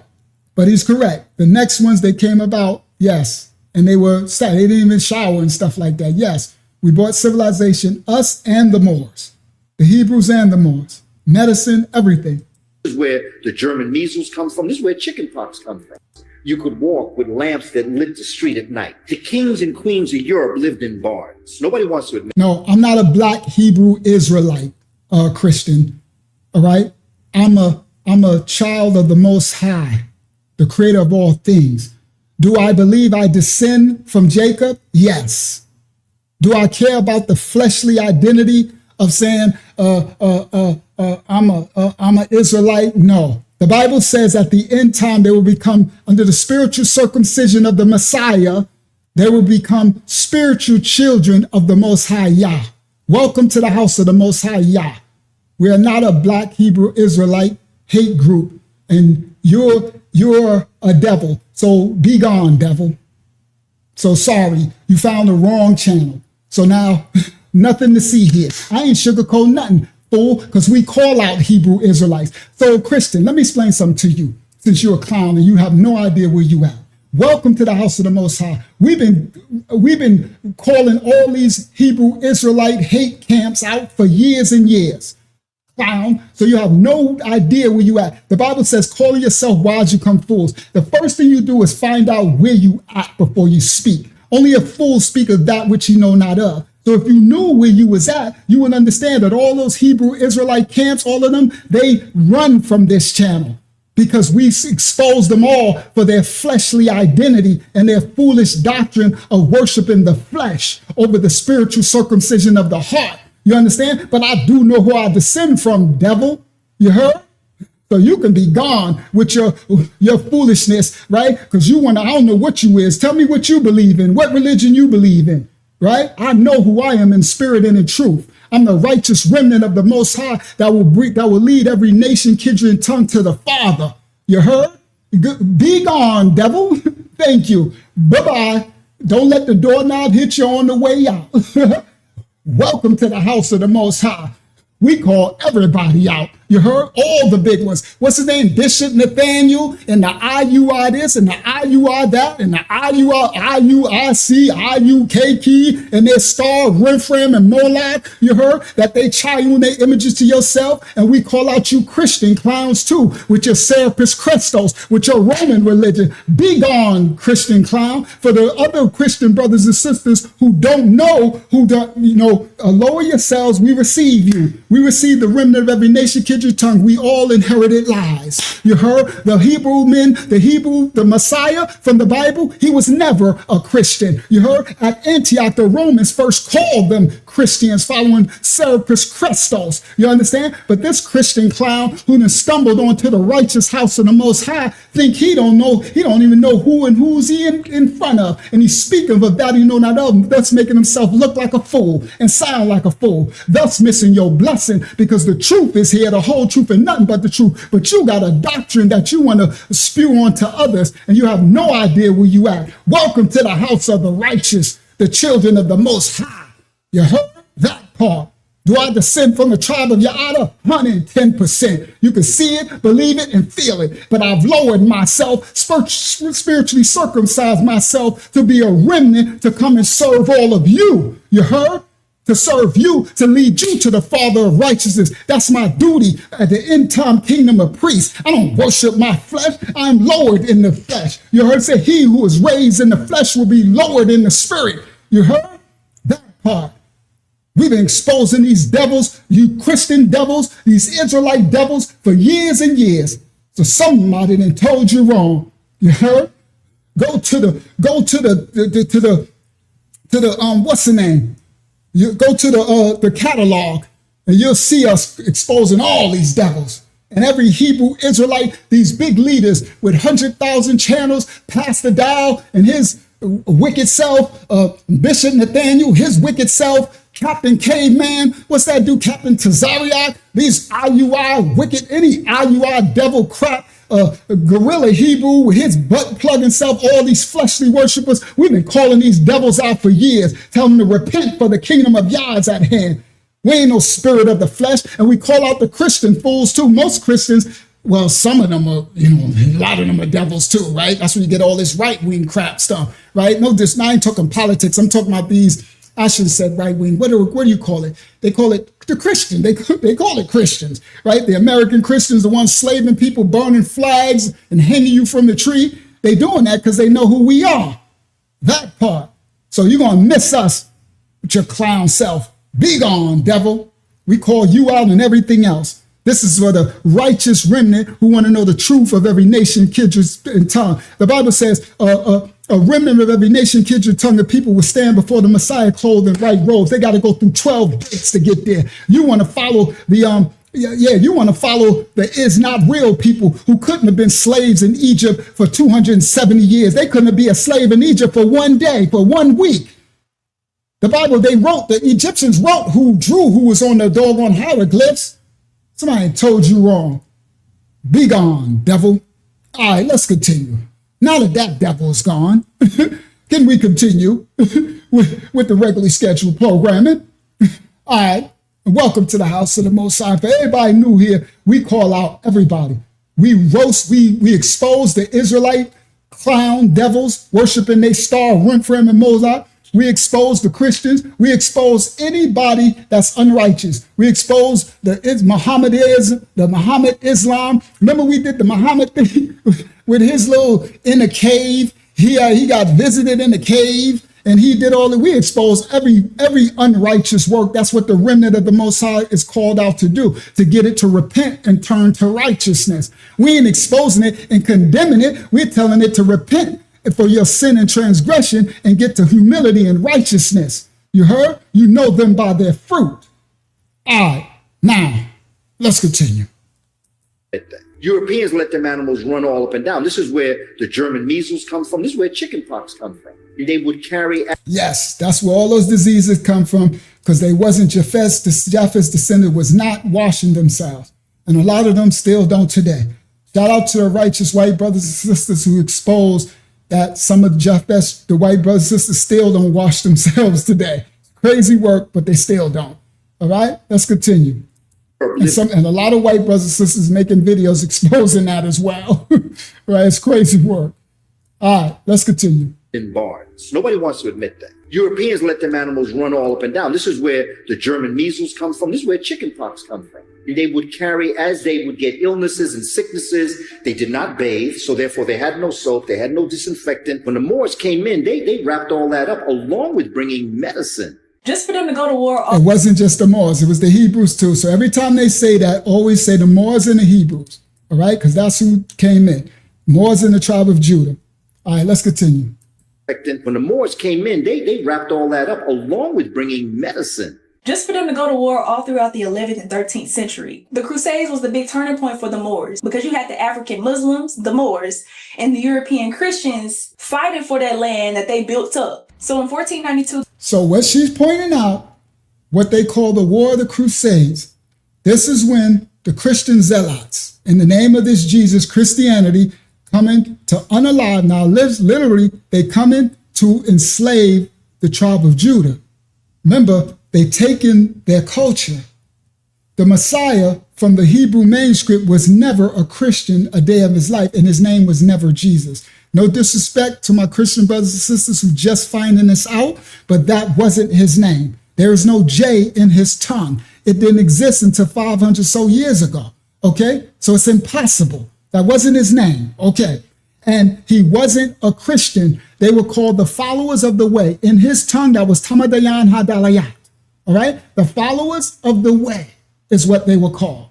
They follow the way, the truth, and the life. That's the fourth letter in their language, Dalayat, the Dalit, the door. He says, I am the door, the way, the truth, and the life. It's in his name. His name means Yah is salvation. He who leads to salvation. He who delivers to the Father. And his title was Mashayat. Mashayat is Mashayah. Moses' name was that. That's his title, was a deliverer. He delivers to the Father.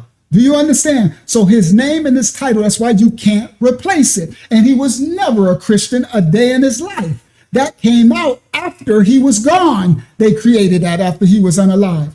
Okay? And they enslaved the followers of the way. hung them upside down, put them in boiling oil, chased them into the mountains. They called them zealots and all this stuff to create this religion. Do you understand?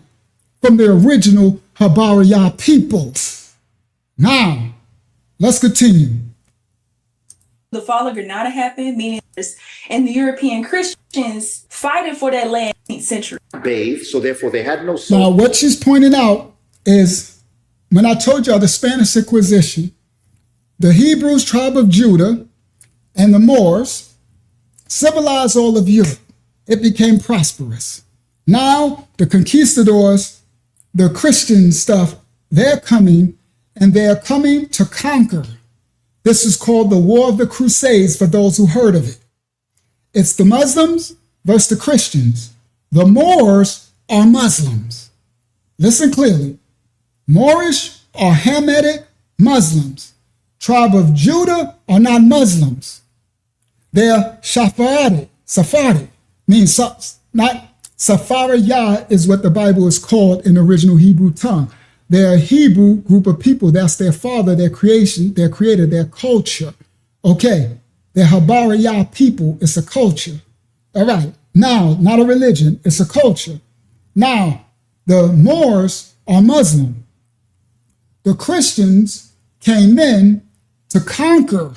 They want to conquer the Moorish kingdom and enslave the Hebrews, convert them to serve Serapis Christos, like they did when the Romans came in, when the Hellenes came in, when the Romans conquered Hellenes and called them Greeks from the Greekos Islands and everything. These are mystery cult gods, Serapis Christos from the Apis bull and Osiris, because they followed ancient Canaanite gods, because the Phoenicians civilized the Hellenes, the Greeks, what the Romans called the Greeks, Phoenician gods.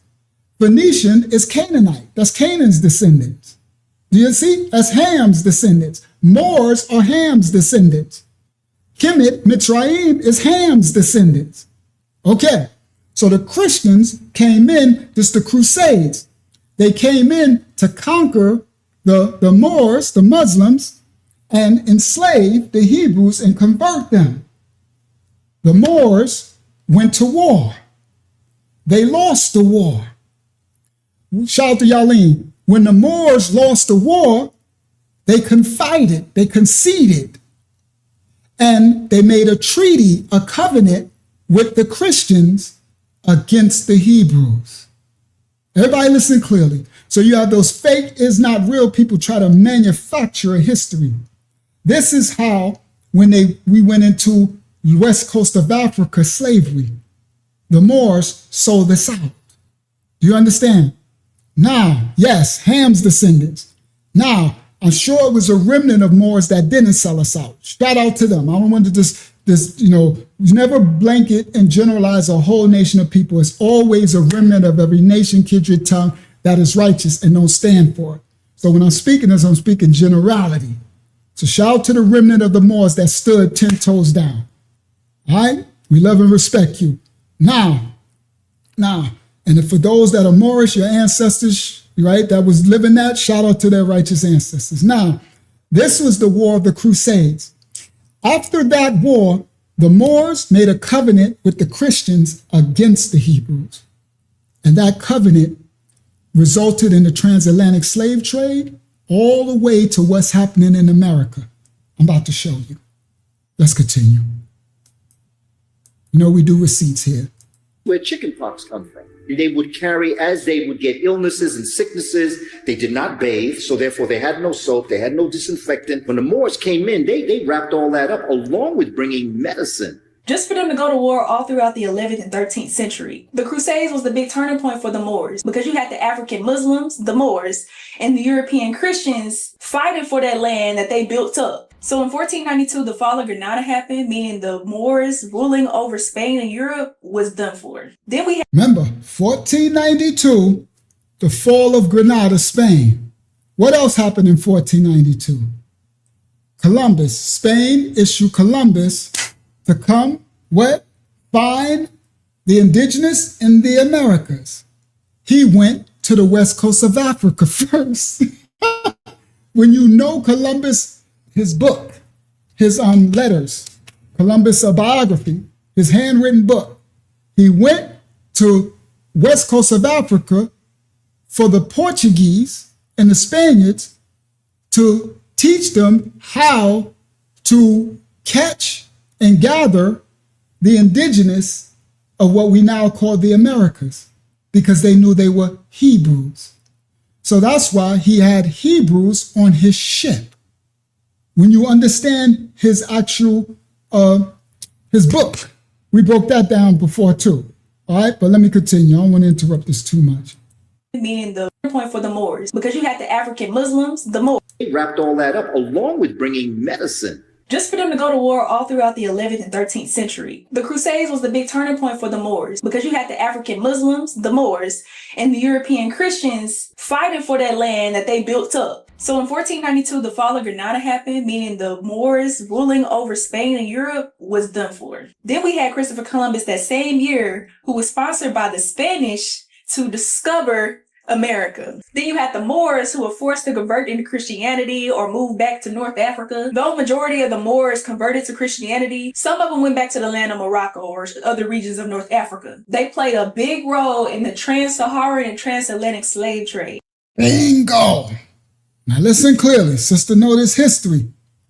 The Moors who didn't convert to Christianity, they made a covenant with the Christian conquistadors and stuff, right? And the ones who didn't convert, they went back to North Africa, where they from. They from Mauritania. They from Morocco.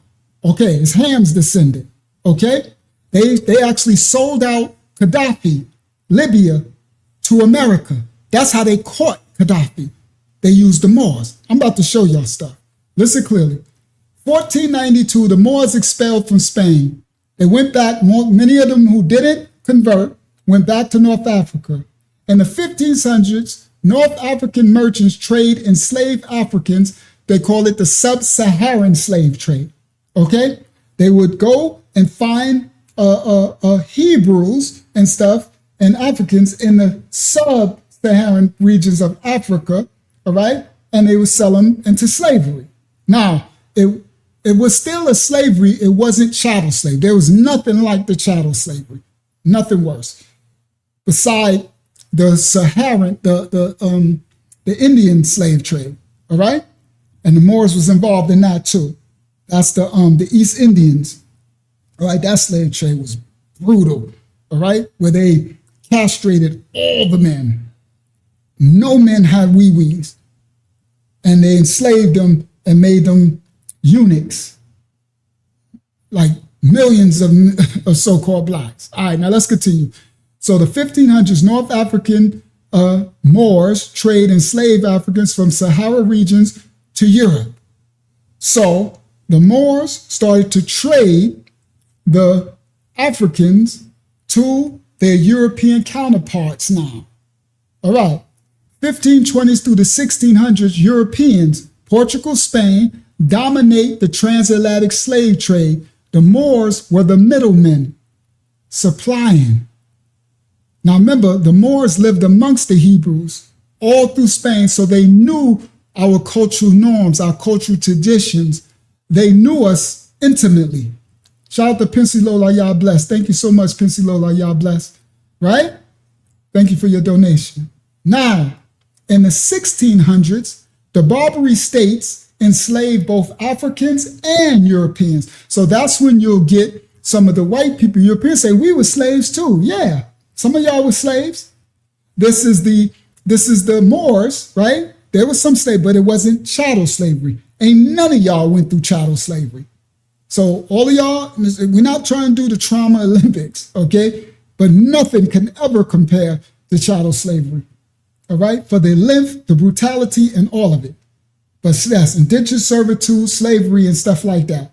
Now, in the 1600s, the Africans and Europeans, they enslaved from the Barbary states, and they still traded, there's the Moors, with Europeans, but the transatlantic slave trade shifts mainly to West African sources. Now, this is key. This is what I'm explaining. in the 1600s, this is intentional. Yes, all these states, if they would find you all through Africa and Europe, right? They were indentured servitude, slavery, right? And all that. No chattel stuff. But in the 1600s, the focus shifted to no, we don't want no other Africans. We don't want no Europeans. We want the tribe of Judah from Negro land. We know where they are. The ones that were expelled from Spain and Portugal, west coast of Africa. We know exactly who we're looking for. These are the is not real people who stole the identity, the Khazar people. You understand? The children of Khazar, the Khazarians. You understand? They control the transatlantic slave trade. So everything shifted. We need the Moors to help us find the tribe of Judah. We know where they are, Negro land, they're prosperous. And a lot of the tribe of Judah in the region of Negro land was serving the other Hamite gods, the serpent gods, voodoo. That's where you get your voodoo and hoodoo and all that type of stuff, right? Going to the Caribbean and stuff. They were serving the serpent gods over there, right? It was a remnant that was still serving the Most High. As the children of Jacob always do, start serving all these other gods. You understand? Coveting your neighbor's stuff, right? It's just the sin of our ancestors. It's a remnant who stay with the Most High, all right? Now, in the 1600s, the focus shift. They said, we need to get the tribe of Judah. This was the is not real people. This was purposeful and tactful. In the 1700s, North African role declines. So about the 1700s, the Europeans didn't need the Moors to help them enslave the tribe of Judah from the west coast of Africa, Negro land, what I showed y'all the map earlier. They like, we got it now. We know where they at, and we already made covenant with these Afro-Hamitic tribes around. So they didn't need the Moors to be the middleman anymore. But they still had a covenant with the Moors to keep them protected from them invading Morocco and Libya and all. That's why they used them to catch Gaddafi. But they still had a covenant even to the Americas. So let's continue.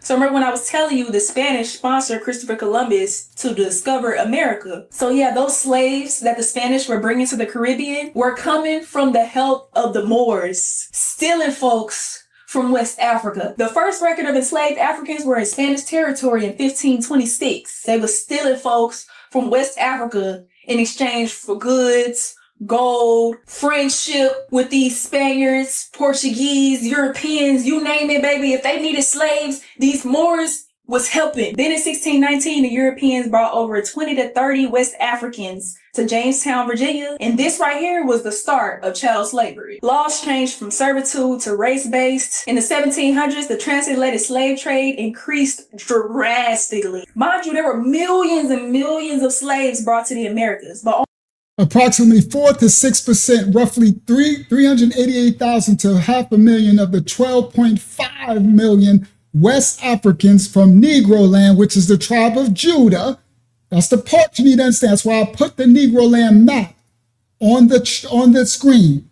The government shows you, everything show you. This ain't us trying to make up nothing. It's the United States government telling you exactly where they got those who came into the Americas and the Caribbean from. They showed you exactly. Stop share screen. Let me go back. Let's do this correctly. Bang, share. The United States government. This is the government resource, Library of Congress, the map of Negro land.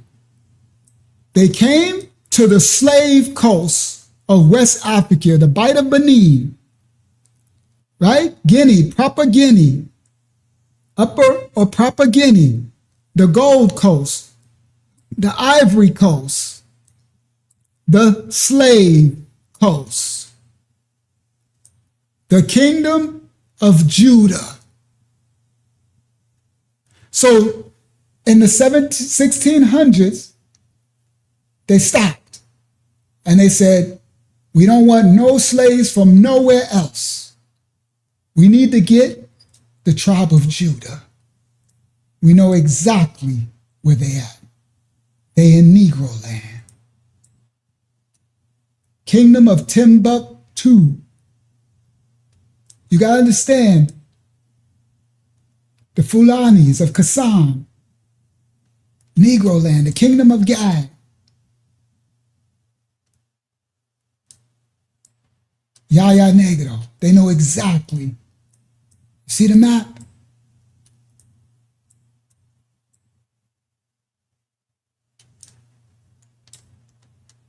A new and accurate map of Negro land and the adjacent countries, also Upper Guinea, showing the principal European settlements and distinguishing belonging to England, Denmark, Holland, the sea coast and the rivers being drawn from surveyors and the best modern maps and charts. Library of Congress. So the history is documented in all ancient books. Even the United States government is telling you where the blacks came from.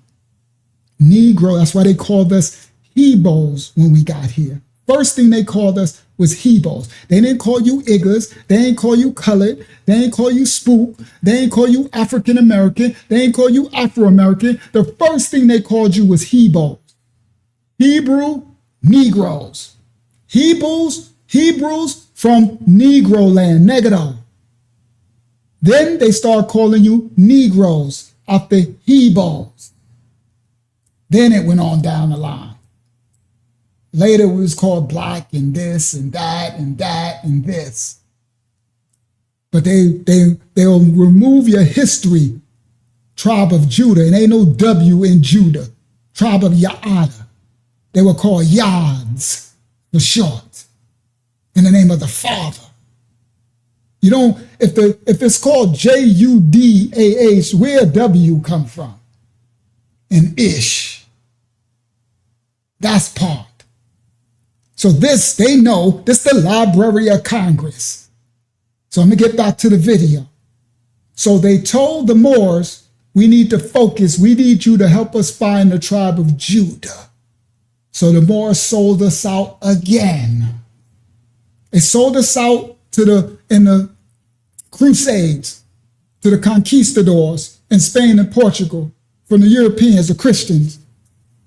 Then they went back, the ones who didn't convert, the Moors, they went back to Morocco and in North Africa, and they continued to make slaves and sell slaves to the Christians, the Europeans.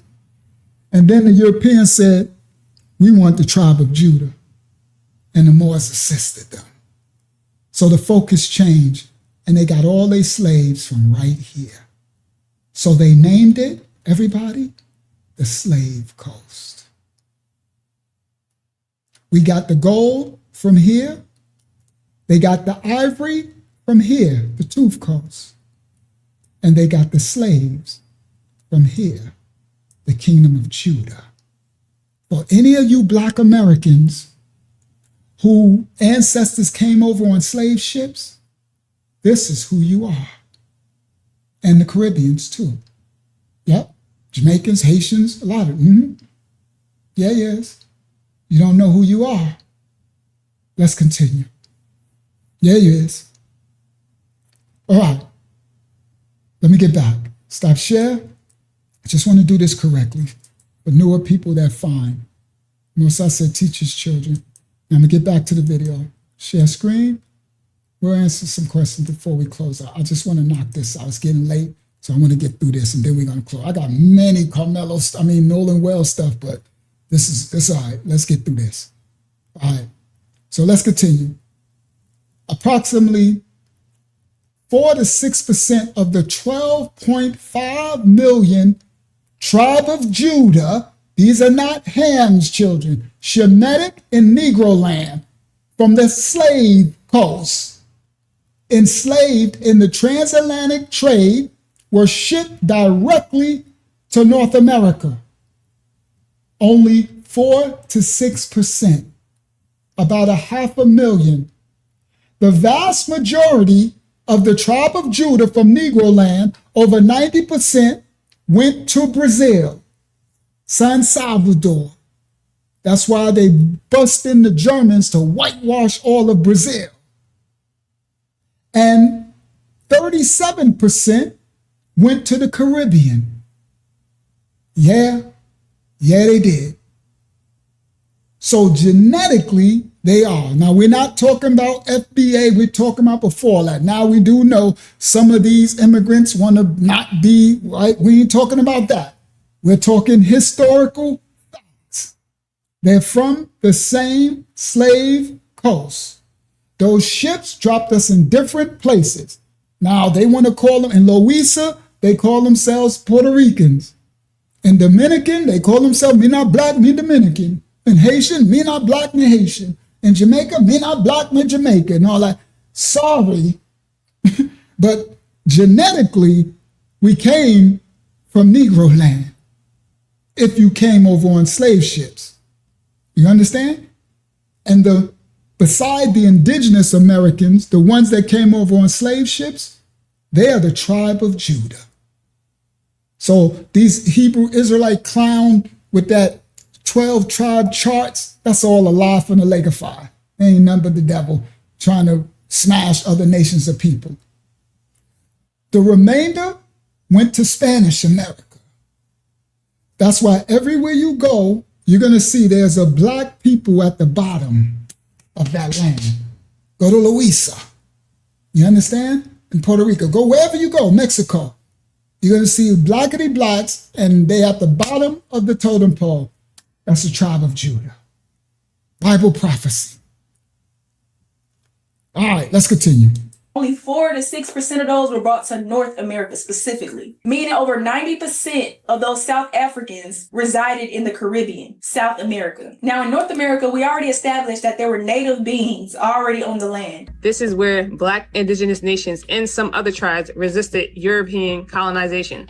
By the early 1700s, Native Americans signed treaties leading to land in alignment with the colonizer powers. Black indigenous nations didn't surrender. This is now you hear what the point she's making? She said by the 1700s, Native Mongoloid Indians signed treaties with the enslavers. They call them colonizers, the Europeans. But the Black indigenous Americans never signed treaties with them. They were excluded. Okay, so the colonizer European did the same thing that they did to the Moors, to the Mongoloid Native Americans. They gave them treaties and gave them a class above the indigenous. When the Native American Mongoloid came here and got treated and taught this land of America from the indigenous Americans. And tonight's lesson, the Mississippians. Come on, Father. Come on, y'all. Do your thing, y'all. Do your thing. The Mississippians. Okay? And what's their name? Sorry, guys. Dang, my brain. What was their name? I should have wrote it down. The tribe. Somebody write it for me. The Kakahaki. I forgot what it's called. I forgot how to say it. All right? Hold on. Let me find. I need to write it down because I don't need to forget that. The Cahokia. Cahokia. Let me write it. The Cahokia, the first city built in America with the temples. The Cahokia.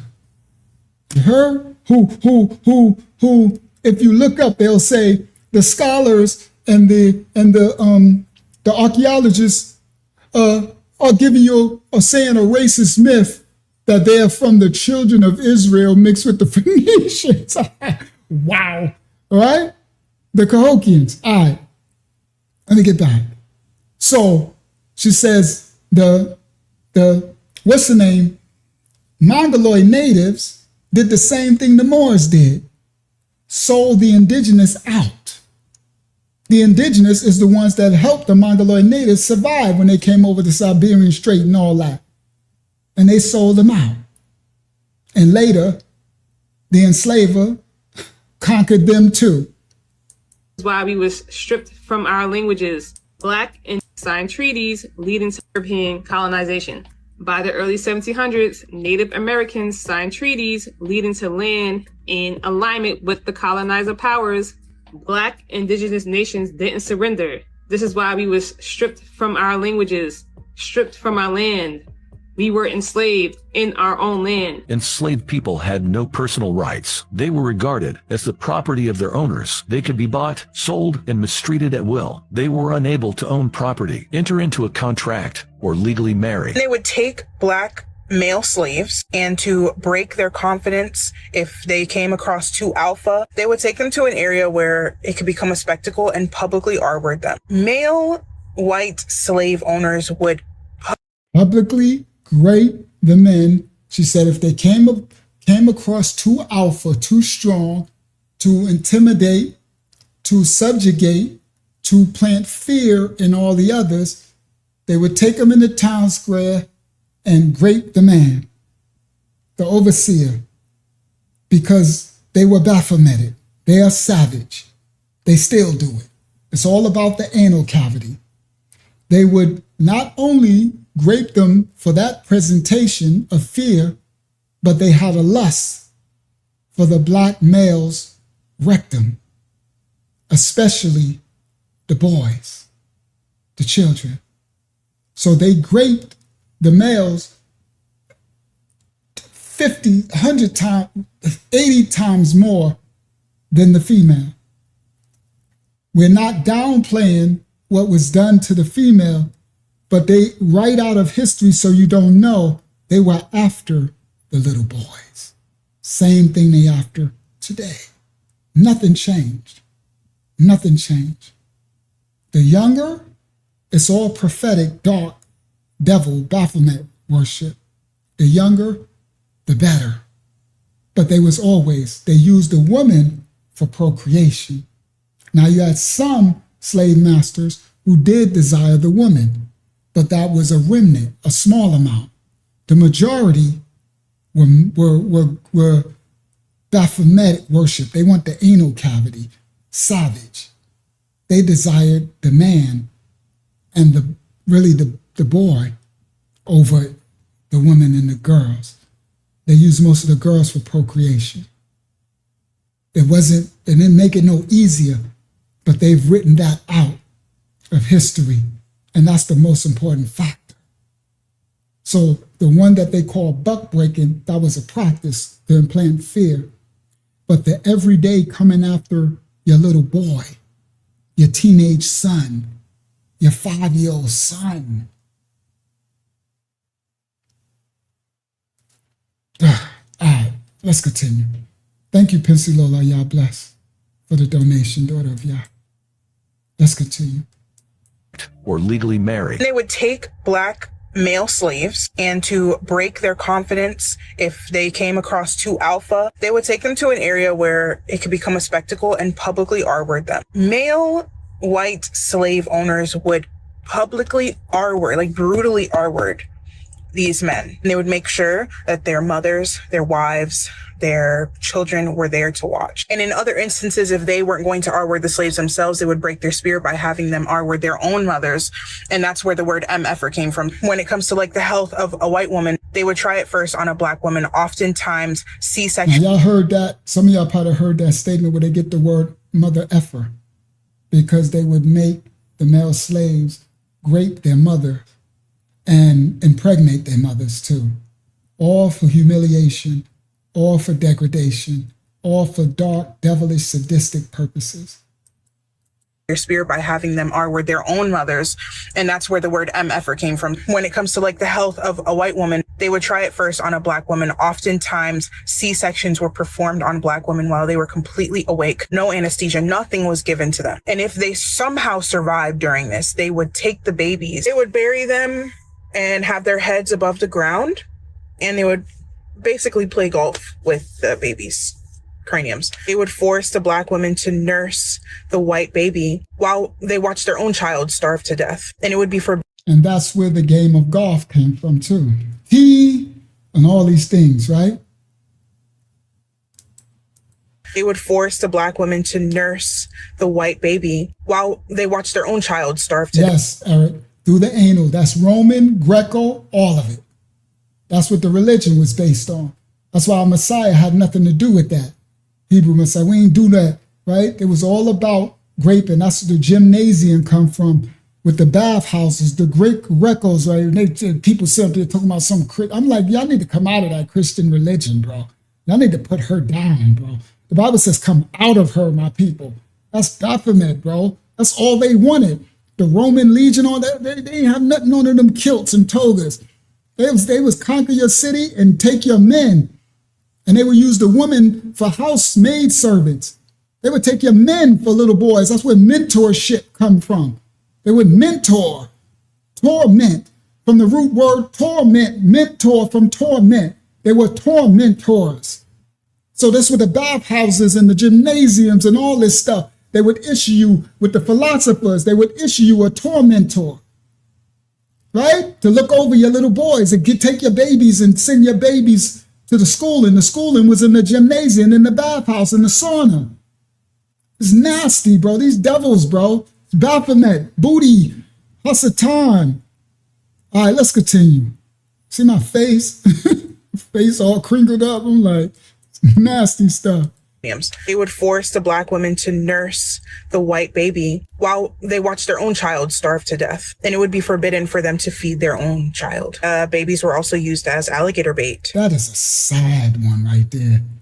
That they would make the black woman, mammies and stuff, we get the mammy, Aunt Jemima stuff from, breastfeed all of the slave master's children to the point where she couldn't even breastfeed her own child, even to the child starving to death. There's so much trauma through chattel slavery. It's too much. You can't even, that's why like nobody try to do the trauma Olympics. You can't. There's no such thing that is done to a people for so many hundreds and hundreds of years nonstop. Let's continue. Starve to death. And it would be forbidden for them to feed their own child. Babies were also used as alligator bait. There were some plantations that even consumed the meat of their slaves. And obviously, you guys have seen it in the museum. They've used their hair as cushion for seats, for furniture. Slavery was so much more than they teach you in history class. First people didn't have no beds in their slaves. You won't sleep on the floor. They were fed in boxes and troughs under the house. They were fed cornmeal mushroom beans. When this was poured into their box, they would gather around it, the same as we see. They were fed like pigs in troughs under the house, cornmeal and mush. And our ancestors would eat from this. The Bible speaks of this curse, these curses, bro. It's very disturbing. So this is a former slave. He said, colored people, black, indigenous, we didn't have no beds. Tribe of Judah, that's slavery. Tribe of Judah. They didn't have no beds when they were slaves. First people didn't have no beds in their slaves. You won't sleep on the floor. They were fed in boxes and troughs under the house. They were fed cornmeal mushroom beans. When this was poured into their box, they would gather around it, the same as we see pigs. They would do things like eat us, cook us, rape the men and the women and the children and all that crazy shit. Now they had breeding farms, right? All that crazy shit. They had breeding farms for more slaves. That's what the woman, right? Then they would make a buck, go and breed them, right? You even breed with your own mom and stuff, right? But they wanted the little boys to grape and stuff for the most part, right? And they used slave skulls as jack-o'-lanterns. That's where the Halloween stuff, right? So for Halloween and jack-o'-lanterns, they would put the slave head and put a candle in the head. That was jack-o'-lanterns. Open wounds for them whipping, and any wounds on the slave, they were pickled. They would, oh my goodness, they would put salt and pepper in the wounds. All right? Salt and pepper in the wounds, and they would defecate into their mouths. All right? Let's continue.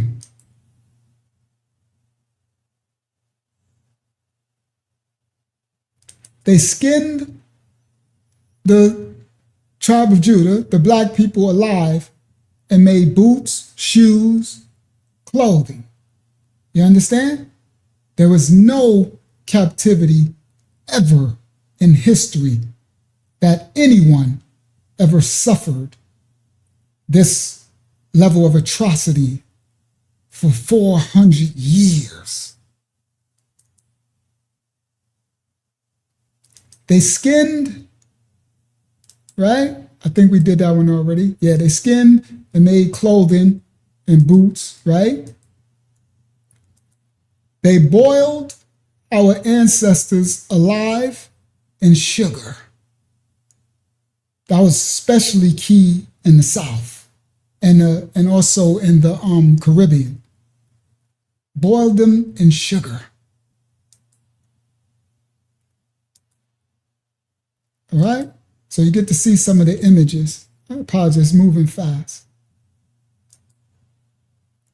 Enslaved people were boiled alive in sugar.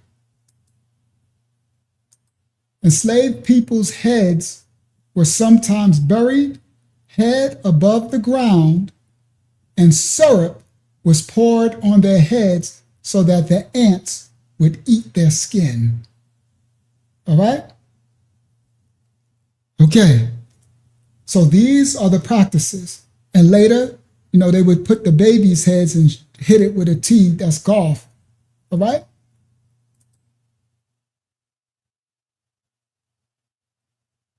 Let's do another one. Is it playing? George Washington's teeth were not made of wood. That is a lie that they put in those books. George Washington's teeth were ripped out of his slave's mouth. They did that a lot because they weren't very hygienic.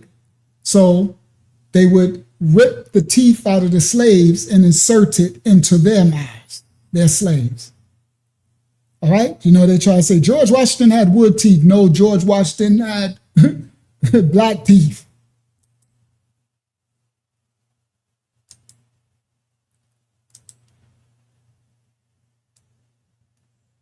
Those are pictures of the ancestor of ancient teeth.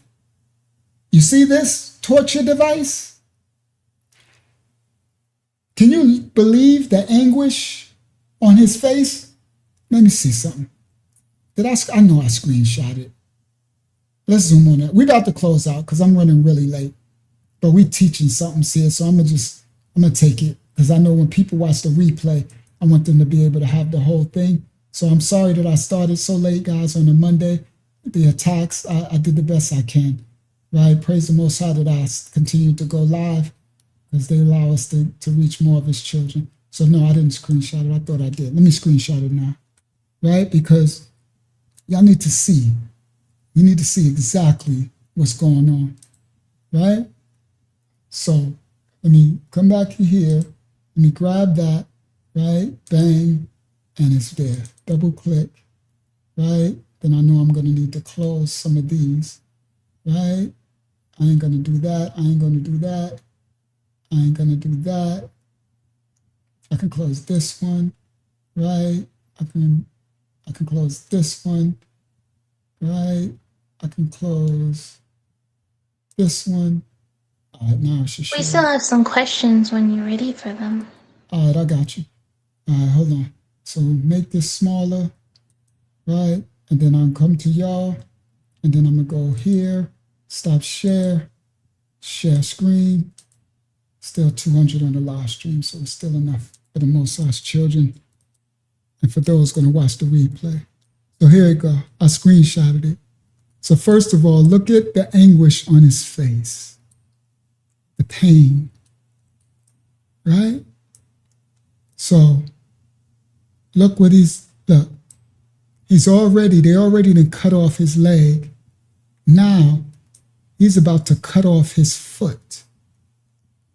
But look at how nonchalant he looks, right?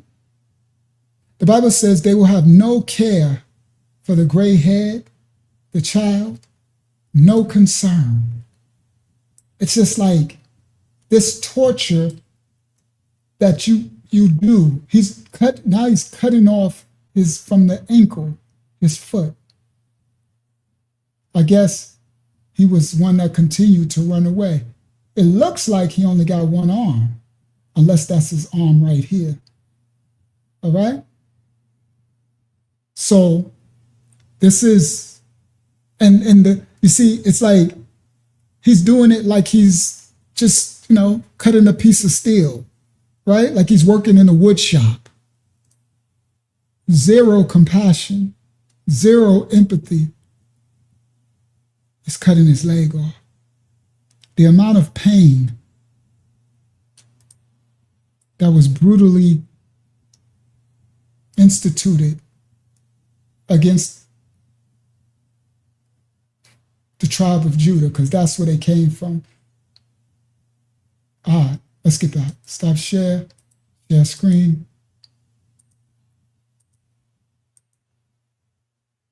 All right.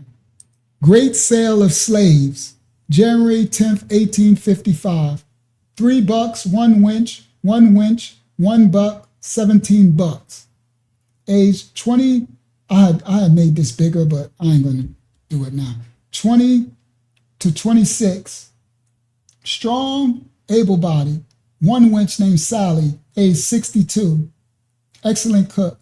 One winch, age 23, with a 6-month-old pickaninny child. $1, age 32. Good, something man. 17 bucks, age from 12 to 20. Excellent condition. 1855.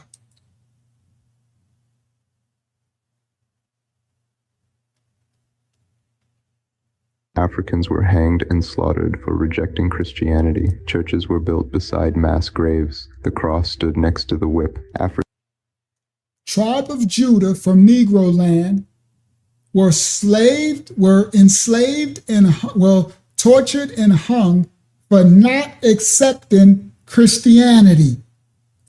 The graves were placed next to the church.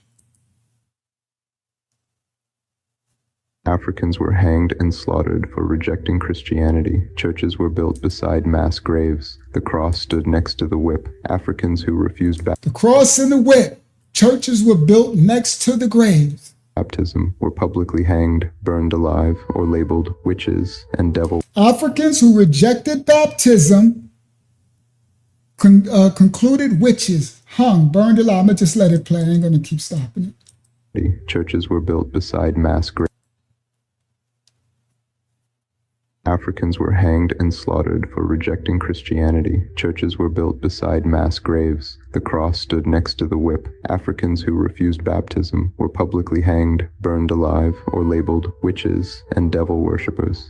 Their executions were ceremonial, done in front of villages so fear would spread faster than truth. You probably already know that cornrows were used during slavery to create paths in the head so the slaves would know. So the tribe of Judah would use decorations. And this one down here was my favorite. When I had my braids, I used to love when I would tell the sister always, I was like, give me that one again. I used to like how my braids look with this one. That was my favorite design. They would put paths in their head. They would also put food in their head. Let's continue. Know where to go and how to were used during slavery. So fear would spread faster than truth. You probably already know that cornrows were used during slavery to create paths in the head so the slaves would know where to go and how to escape plantations. This strategy for escaping bondage was first documented to have occurred in the late 1500s and early 1600s in Colombia by way of the ingenuity of this man right here, Bincos Biojo of the Akan people. Biojo came up with his own language. Remember, he said of the Akan people. When I showed y'all the map of Negro land, you saw Ashanti and Akan in Negro land, tribe of Judah. See, everything I'm telling you is documented, all right? That was Library of Congress. Let's continue. Came up with his own language, man right here, Bincos Biojo of the Akan people. Biojo came up with his own language and intelligence network and came up with the idea to have women create maps and deliver messages through cornrows. Our ancestors would place rice, seeds, and sometimes gold on the scalp between two sections of hair. They did this so that if they were captured and forced to voyage across the Atlantic, they'd at least have a small amount of food for sustenance. Let me explain. Our ancestors, ingenious, would cornrow gold, food, everything. They would cornrow food because if they sent away, they could be able to survive. And the cornrow design was a map of Underground Railroad and settlements and how to escape. Now, let me explain this. Sister Angela, they would put rice, corn, they would put foods into the cornrows so that if they're able to get away, wherever they go, they could actually plant the food, the rice, plant the corn, the beans. So they would put beans into their cornrows, right? So when they get to their destination, they can grow the food. Ingenious. And it's a map to their freedom. So if they make it to their freedom, then they have a start. They can feed themselves. Come on, bro. Come on. Boy, shout out to our ancestors who repented for their sins and transgressions. Let's continue. They did this so our ancestors would place rice, seeds, and sometimes gold on the scalp between two sections of hair. They did this and the gold, if they was able to have some type of gold or pearls or something, they would do that so when they could be able to barter and trade if they can make it to freedom. So that if they were captured and forced to voyage across the Atlantic, they'd at least have a small amount of food for sustenance. The technique was also used if they were planning a brave escape. I'm an African American with Cherokee heritage. My great-grandmother, Phyllis Thompson Pettit, was a slave of the Cherokees. It's a little-known chapter in American history. The Cherokees were one of 5 Indian tribes whose members owned slaves. So what were those slaves doing for the Cherokee Nation? They were agricultural laborers. There were also individuals who worked as domestic slaves. The slaves couldn't trust all the natives now because Europeans hired a lot of Black Indian police. Certain Black Indian nations acted as police for freshly established European colonies. So a lot of the Mongoloid native tribes became the overseer, the police, to catch the tribe of Judah. You heard? Now listen what it says. The wearing of the turban was something. Y'all see what that says? The Hebrew Israelites. See, the thing people don't understand, these old books, they say who the people was. Look, east of the Mississippi, the languages, we just showed the Mississippians, right? So remember, they said to myth bust, Why does they keep talking about Hebrew Israelites every time you talk about them? Because I showed you they know where they got them from. Okay? And we ain't talking about these crash out Israelites. Caring for the turban was a physical something of the... Wow. Let's continue. I wish I knew which this book was. Nations acted as police for now because Europeans hired a lot of Black Indian Daughter, yeah, can you bring my slippers, please? Somebody? police. certain Black Indian nations acted as police for freshly established European colonies. These Black Indian police protected European settlements from other Black Indians who did not want Europeans settling on their lands. Then in 1786, the European I was trying to read what it said when it was moving around. European settlements, the wearing of the turban from other was a physical Black sign Indians of, I think it said, the lineage of the Hebrew Israelites. Who did not of their genetic of the Hebrew Israelites want Europe. The European settling the Hebrew tongue on their land. The wearing of the turban. Then in 1786, Dag, I need to find that book. I need to find that. Let me screenshot that really quick. I need to find that. Settling on their lands. Then it's sorry. Did not want Europe. Let me screenshot. Give me a second, real quick. I'm gonna try to find what book that is. Europeans settling on their lands. Then in 1786, the Europeans signed a treaty with the Moors, specifically in Morocco. Who's from Morocco? The Moors. Everybody, we closing out with this. In 1786, the Europeans signed a treaty with the Moors in Morocco, North Africa. Yeah, that's what I'm gonna do, Nosy Bug. I'm gonna find that book, right? Now listen clearly. This is an important key that most people don't know. We're gonna close out with this bang, because this is a bang right here. So I'm gonna close after this because it's getting really late, and then we'll just continue with it. Now, here come Sister Kelly. The Moors are popping back up. Remember, that was 1492 with the Crusades. You're talking 400 years later almost. And remember, they sold us through the transatlantic slave trade.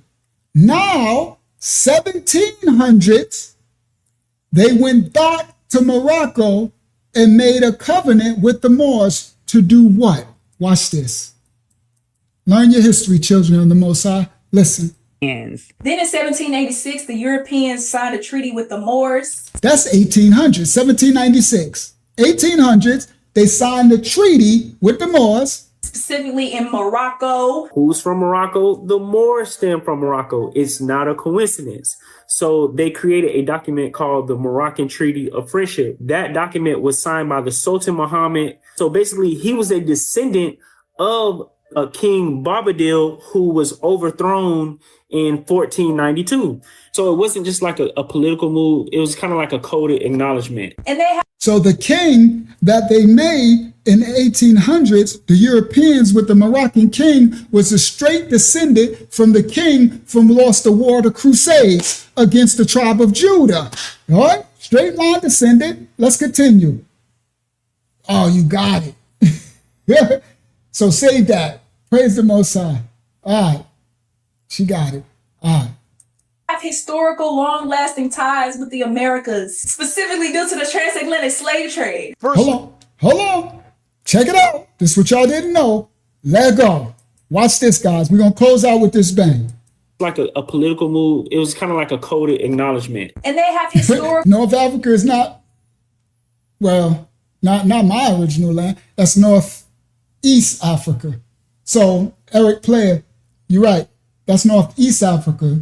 That North Africa they're speaking on is Morocco, right? So yes, the Carthaginians did come from there and everything, but the Moors, Ham's descendant, Ham got most of Africa, all right? We got the west coast of Asia, the Mesopotamian region. Shem got that region. Ham, that's Ham's descendants. Ham got most of what you would call Africa. Shem got most of what you would call West Asia, okay? All right, let's continue. No, you got to watch the video. It comes up, Jay Hernandez. You got to just fast forward. We don't do clickbait. So fast forward, we show the police quit in Mississippi. The police quit the Mississippi police force. All right, let's continue. Long-lasting ties with the American acknowledgement. And they have historical long-lasting in 1492. So it wasn't just like a political move. It was kind of like a coded acknowledgement. And they have historical long-lasting ties with the Americas, specifically due to the transatlantic slave trade. First nation to recognize my country was Morocco. No country has been a friend of the United States longer than Morocco. Did y'all hear this? I know most of y'all didn't know this. I didn't either. Before putting this stuff together, y'all see Hillary and Obama. She said ain't no nation state. Hold on, let's play it again. Lasting ties with the Americas, specifically due to the because the Moors was the ones who enslaved, who got caught the tribe of Judah in Negro land, the west coast of Africa, to send them for the transatlantic slave trade, which built America. So they got this covenant. All right. Now in the 1800s, they remade the covenant. Let's continue. Long-lasting, like a political move. It was kind of like a coded acknowledgement. And they have historical long-lasting ties with the Americas, specifically due to the transatlantic slave trade. First nation to recognize my country was Morocco. No country has been a friend of the United States longer than Morocco. Our two countries approved a treaty of peace and friendship, which today remains the longest unbroken treaty of its kind in all history. Mind you, in all American history, the longest unbroken treaty of American history is the covenant, the treaty with America, the Europeans, and the Moors against the slave. Wow. You're welcome, Jay Hernandez. You seen Clinton? You seen Obama and Hillary. Wow, that was a head-blown emoji to me. I knew that the Moors sold us out in Spain and Portugal, the War of the Crusades. I didn't know, Sister Kelly, that they were the ones who grouped us up in Negro land to help them get in and formed alliances with the Hamitic kings around Negro land. Around the slave coast. I didn't know that, the is not real people used them, right? I didn't know. I thought their stab in the back just really stopped at 1492, Spain and Portugal. I didn't know it continued all the way in. I knew that they had something to do with Gaddafi. I knew that they sold Gaddafi out because Gaddafi was going to give billions of dollars to the Black American tribe of Judah because Gaddafi know who they was. You understand? So Gaddafi repented for the sins of his Moorish ancestors, the breeding in, you know what I mean? Because the original Black are Moors, right? But, they mixed in others, right? So America unalive, Gaddafi was coming off the fiat system and making the gold African, and they used the Moors. So I knew that, but I didn't know that he had ties to Hillary and Bill and wow. And Obama and them. Let me play that back one more time.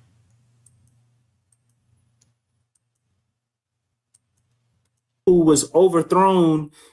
So basically, they created a document called the Moroccan Treaty of Friendship. That document was signed by the Sultan Muhammad. So basically, he was a descendant of a King Bobadil who was overthrown in 1492. So it wasn't just like a political move. It was kind of like a coded acknowledgement. And they have historical long-lasting ties with the Americas, specifically due to the transatlantic slave trade. First nation to recognize my country was Morocco. No country has been a friend of the United States longer than Morocco. Our two countries approved a treaty of peace and friendship, which today remains the longest unbroken treaty of its kind in all history. Mind you, the natives signed a treaty with the Europeans in 1607 as well. George Washington established treaties or contracts with various Black Indian nations, as well as the Moors, for military support against other Black Indian nations. Now, here come the tie-in. Everybody, the indigenous so-called Black of the America, George Washington signed treaties with the Mongoloid Native Americans and the Moors to catch the indigenous. Oh my goodness. Yo, the Moors, I'm like, I guess we just can't get away from them. I only thought they sold us out over there. So the Cahokians, you understand? Come on, Eric, this is very, very deep. That's what I said. We're going to close out with a bang right here. You understand? This is crazy work that George Washington and them made this treaty, right? We know, and remember I showed you, they know who the Cahokians are. They know who the indigenous is. They know exactly who the slaves ones that came over. So why are they after the indigenous of America, the Blacks, and after the tribe of Judah of America from the west coast of Africa, if they don't think that they came from the same lineages? Children of Jacob. Come on, come on. Let's continue. In all history. Mind you, the natives signed a treaty with the Europeans in 1607 as well. George Washington established treaties or contracts with various Black Indian nations, as well as the Moors, for military support against other Black Indian nations who did not support the occupancy of the new colonial government, America. Not to mention, the next year after the treaty signed with the Moors in 1786, in 1787, the Constitution we know today was created. And did you know it was just plagiarized from the Native Constitution? The U.S. constitutional government is a plagiarized copy of a Black Indian governmental system, the Iroquois Nation. The Europeans was too lazy to come up with their own stuff, so they just decided to steal the Native Constitution and write their name on it. Slavery lasted over 400 years. So if I was to sit here and talk about every single last thing that occurred during slavery, we'll be here forever. But all I'm gonna say is all skin folk ain't kinfolk. We know this. We see it in history. We see it today. Yes, Kelly, that's why they gave them reparations. They still get reparations right now because they helped to enslave and capture our ancestors. They became the police. They became the overseers. You understand? And they still getting the money today. What we gonna learn? You gonna have the ones that's trying to escape slavery. You gonna have the ones that's trying to sneak it in history. Last thing that occurred during slavery, we'll be here forever. But all I'm gonna say is all skin folk ain't kinfolk. We know this. We see it in history. We see it today. What we gonna learn? You gonna have the ones that's trying to escape slavery. You gonna have the ones that's trying to snitch. You gonna have the ones that want to confine it what the white men want, and you gonna have the ones that's gonna rebel. You gonna have the coons, and you're gonna have the ones that's for the people. Because they can look like you, but they not like you. You know what I'm saying? They not like us. They not like Fast forward to the 1800s, native land becomes extremely scarce. Them Europeans is wiping folks out. Like you can see over time how Europeans started to conquer the land and how natives just started to dwindle away, which is so sad. This resulted in the Trail of Tears that occurred in the late 1830s all the way to the 1930s. From the 1830s all the way to the 1930s, these folks was walking, trying to get away from these Europeans because these Europeans wouldn't let up. Some Native Americans that were working for these Europeans also fighting on behalf of these Europeans. So it was just a lie. As a result of the Civil War. So you had the Mongoloids fighting on behalf of the Confederacy. You understand? Selling us out like the Moors. You understand? But let's continue. Now, the reason why I blocked out the sister is because she had her boobs and stuff all out. We don't do all that, right? So I just blocked her out, right? Eat the fruit, spit out the pits. Otherwise, I would have showed the sister because she's dropping it. But, you know, she was trying to be all pretty and sexy and stuff with her boobs all out. We ain't doing all that. All right, let's continue. Half of these Europeans. So it was letting up. Some Native Americans that were working for these Europeans also fighting on behalf of these Europeans. So it was just a lie. As a result of the Civil War, of course, slavery ends in 1865, or so we thought. Because there were still white folks with slaves until 1950. May Louise Miller. Now, everybody, this is what we're going to close out. The Mississippians, We did the Greenwood town. We did Ocean Springs, trying to take the black residents of Ocean Springs, where Nolan was come from, trying to take eminent domain, their properties. The police quitting the force. Now they're ushering in, they're gonna come take their properties in Mississippi. We got to the Mississippians and the Cahokia indigenous tribes, the first cities and pyramids built. Now everybody, this is what I want you to understand. They said slavery ended in 1865, but you about to hear from a person in Mississippi that was still enslaved in the 1960s. Everybody, 100 years later in Mississippi. Let's go. This is why that spirit, Mississippi, is burning. And the original Mississippians are the Cahokians. 1865, or so we thought. Because there were still white folks with slaves until 1950. May Louise Miller, a woman who was held as a slave with her entire family in Mississippi until 1961. Though May passed away in 2014. Now this woman, look her up, May Louise Miller. Her and her family were still in slavery in Mississippi until 1961.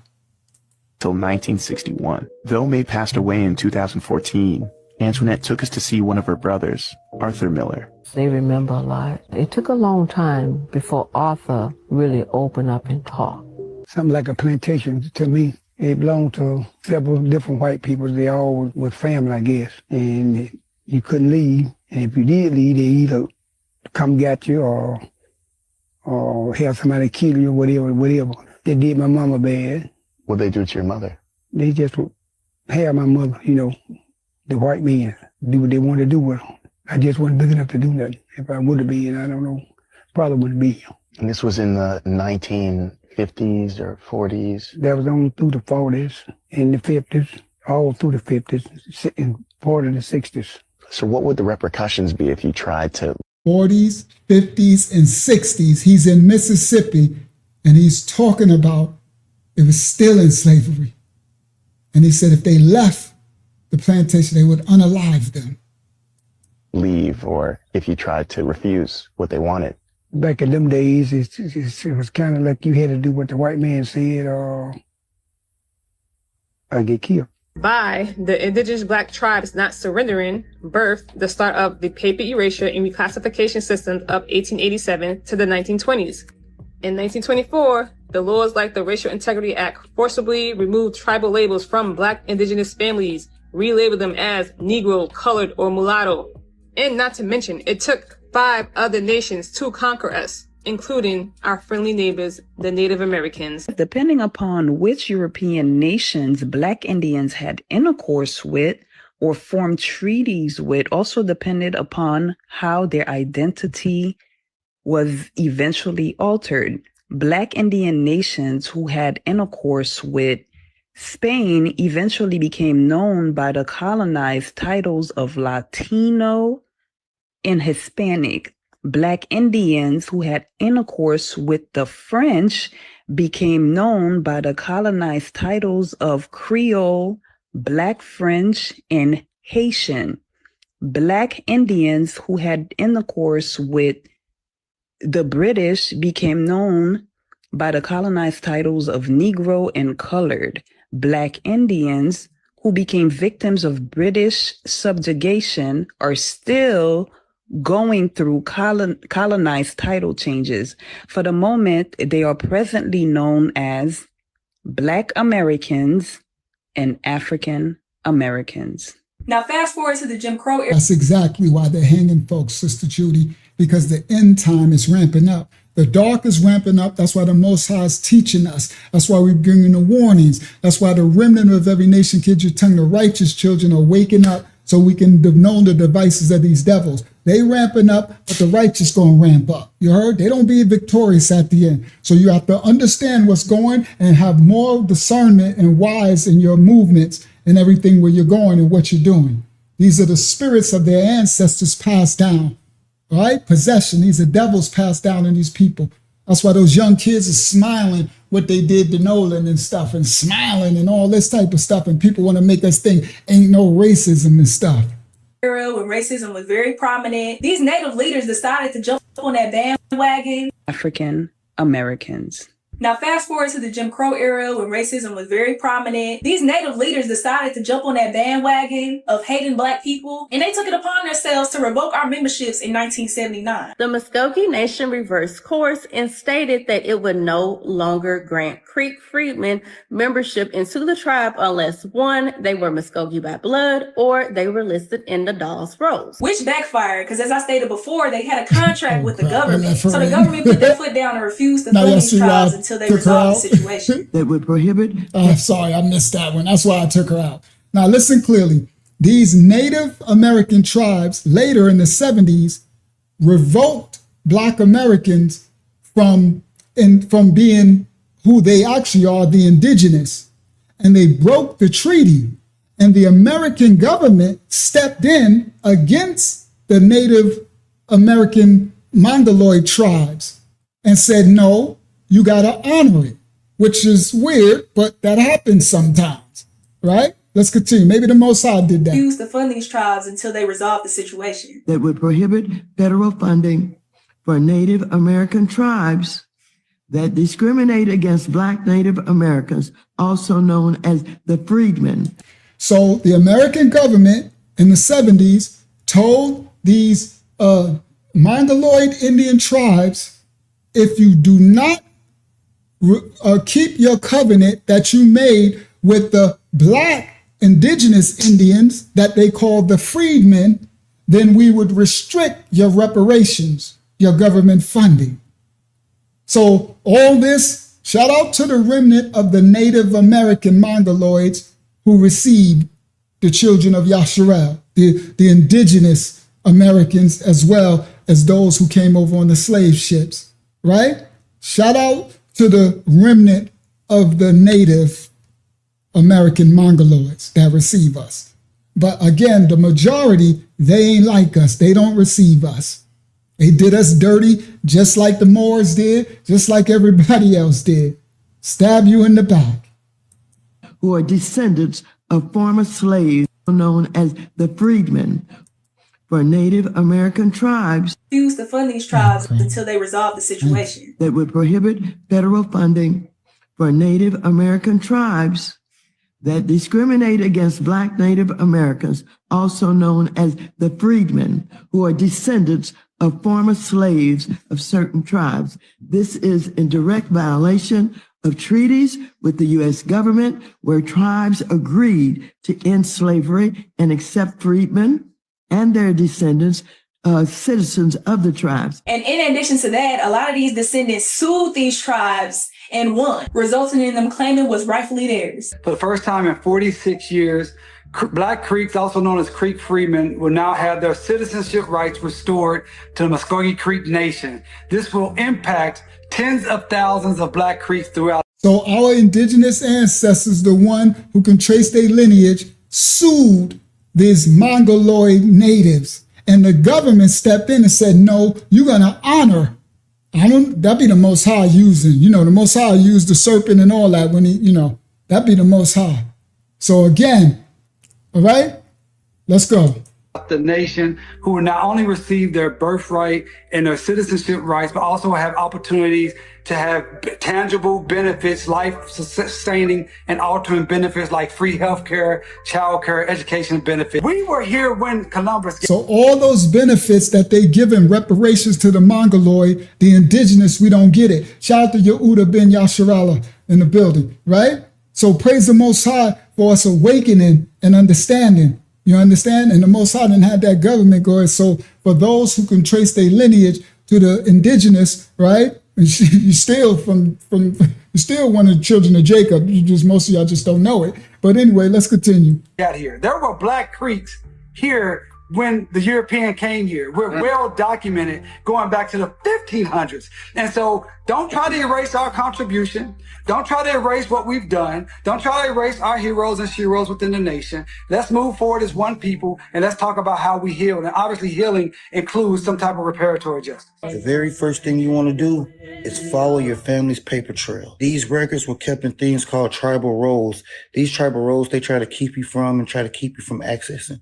If you want to go through any of these rolls, you can go through here and see if you can find your ancestors on here. I'll move and leave this up so you can screenshot or write it down or do whatever you got to do. Peace to the gods. From the State Library of North Carolina. So I've got a lesson coming that I'm going to do the lineage and I'm going to do, right? Because I got some coming where I'm going to do and show you who a lot of the indigenous tribes were and all the ancient books in the 1500s, 1600s that talk about them, right? So this just talking about ways to track the lineage. They break this down into 4 parts for you. Go over a few records that you should be looking out for. Stuff like county records and whatnot. The second one is from Family Tree. This is 7 steps. It's a little bit more detailed. So if you don't mind to read, I suggest looking through this one. This article is a little bit older, so I don't know if all the links are properly working, but all the links inside my bio are. Lastly is a 7-page PDF I got from the National. So I think that's it. So it's just talking about how to research. Oh, this brother dropped something. Let's go to him. Probably answer a lot of questions. You want to claim your right, who you really is, what you really are. This the shit you need. This form right here. All you got to do is just go like 4 to 5 generations back on your mama and daddy side. Come with instructions on where you send this shit to. The guy that put me on this, I know he sent his shit to Canada. He got a green card coming back, and he finna be blessed with $7K a month. And can go live on Indian reservations if he want to. Birthright citizenship, which now comes to the fore, that was meant for the babies of slaves. It wasn't meant for people trying to scam the system and come into the country on a vacation. It's the same date, the exact same date, the end of the Civil War. It was meant for the babies of slaves, and it's so clean and so obvious. But this lets us go there and finally win that case because hundreds of thousands of people are pouring into our country under birthright citizenship, and it wasn't meant for that reason. It was meant for the babies of slaves. So I know somebody like, what in the world? Let the Most High will use whatever he gonna use. Let him use it. Let the Most High cook. Y'all already know how y'all get down, right? So praise the Most High. So now we can close because I had plenty more of Nolan Wells stuff, but it's 4:30 in the morning. So praise the Most High. Still about 200 of us on the live stream. Who that over there? Alaza, who that over there on Facebook came in the building. Blenda Jackson and William, welcome to the house of the Most High. So if for those who wanted to see, right, the what you call let the Most High cook. For those who wanted to see the police and stuff, we'll put the timestamp because I think it's somewhere around the 2-hour mark, 1 hour mark. We talked about the police quitting the Mississippi force. All right. So may the Most High cover and bless you all. And thank you, Haki. Oh, Hakiama, let me do a couple of questions and then we'll close out. Okay, the first one, let me make sure it's from Real Talk. They say, why did their parents even allow them to speak on Tatum's show? Because I think the lawyers instructed them that way as a device, a future device, so that if this goes to trial, that they had kind of,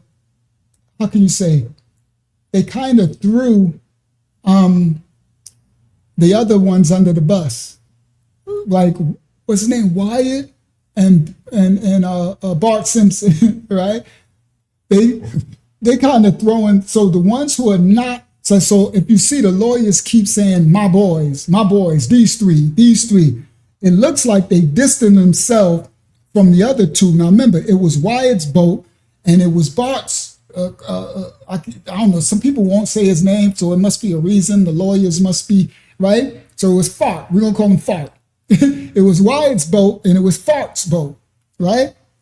So those three who lawyered up together, it seemed like they're trying to paint a narrative, right? So that if they get these 12 jurors later of their peers, there's no way those jurors will find them guilty for murder or for, right? So they keep saying these words, right? And these words, that's a perfect, I got a what's the name for that?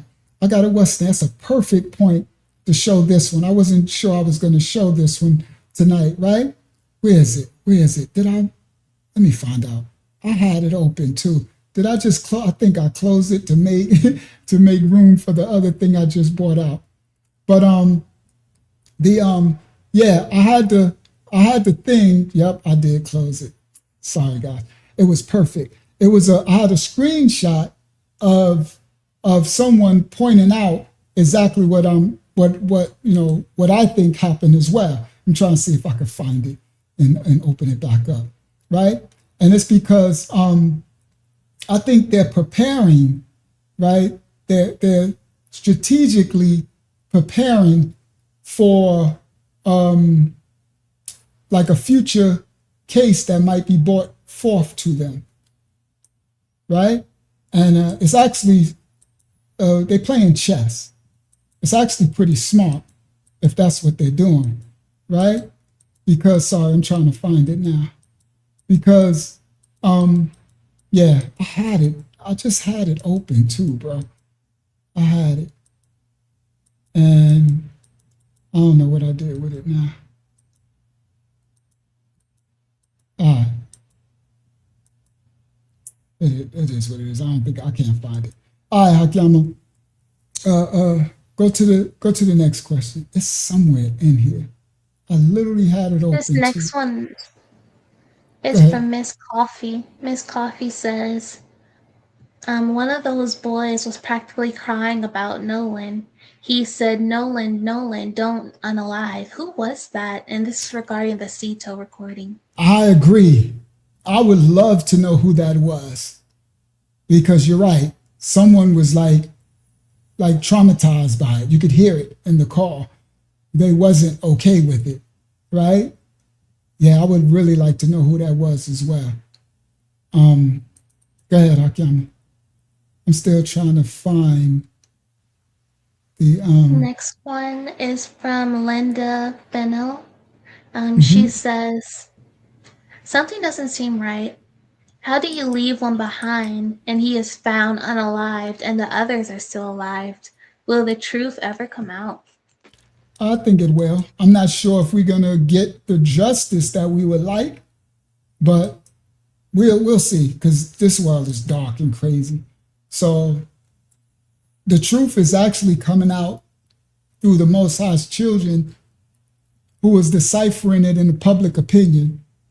Whether the systems want to acknowledge the truth, we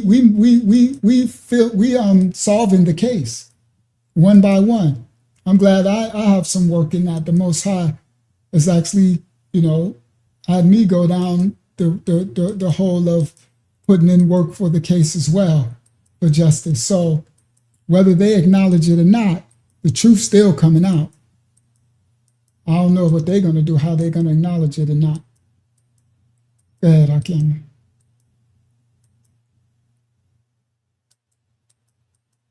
This next one is from Beth Gee.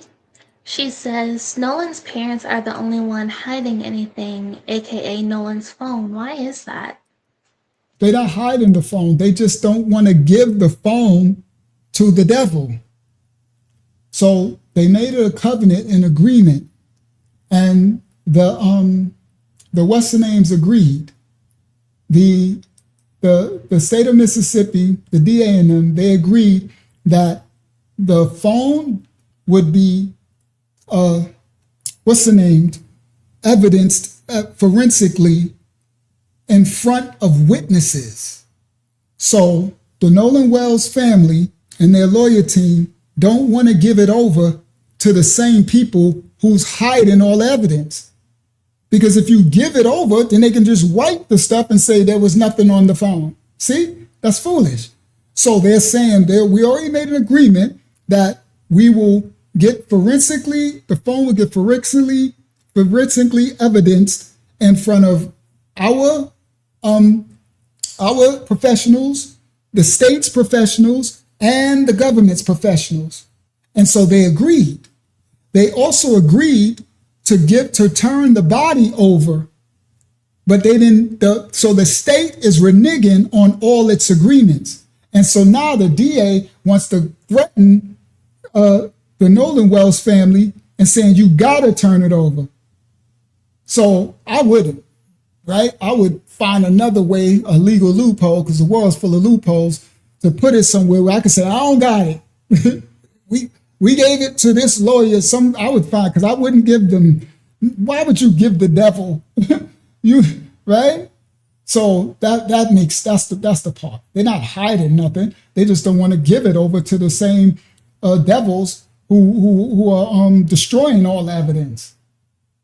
Go ahead, Hakim.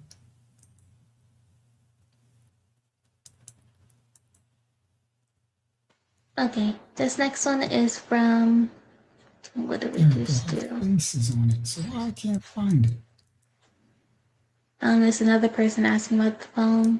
This is Ruth McCarkin. Mm-hmm. They say, if they claim no foul play, why do they need the phone? We just answered that. I just answered that. Okay. This next one is from Charles York. He says, why nobody was in an outage when the police walked off? An outrage when the police walked off. When they walked off where? We missed the context. You said when the police walked off? Uh-huh. Walked off from where? I would need more context. I apologize. I don't got enough context to answer that. Next one is from Steve Alley. They say, no crime is supposed to be a good thing, right? The writs will... Sorry, yes, no crime is a good thing. Go ahead.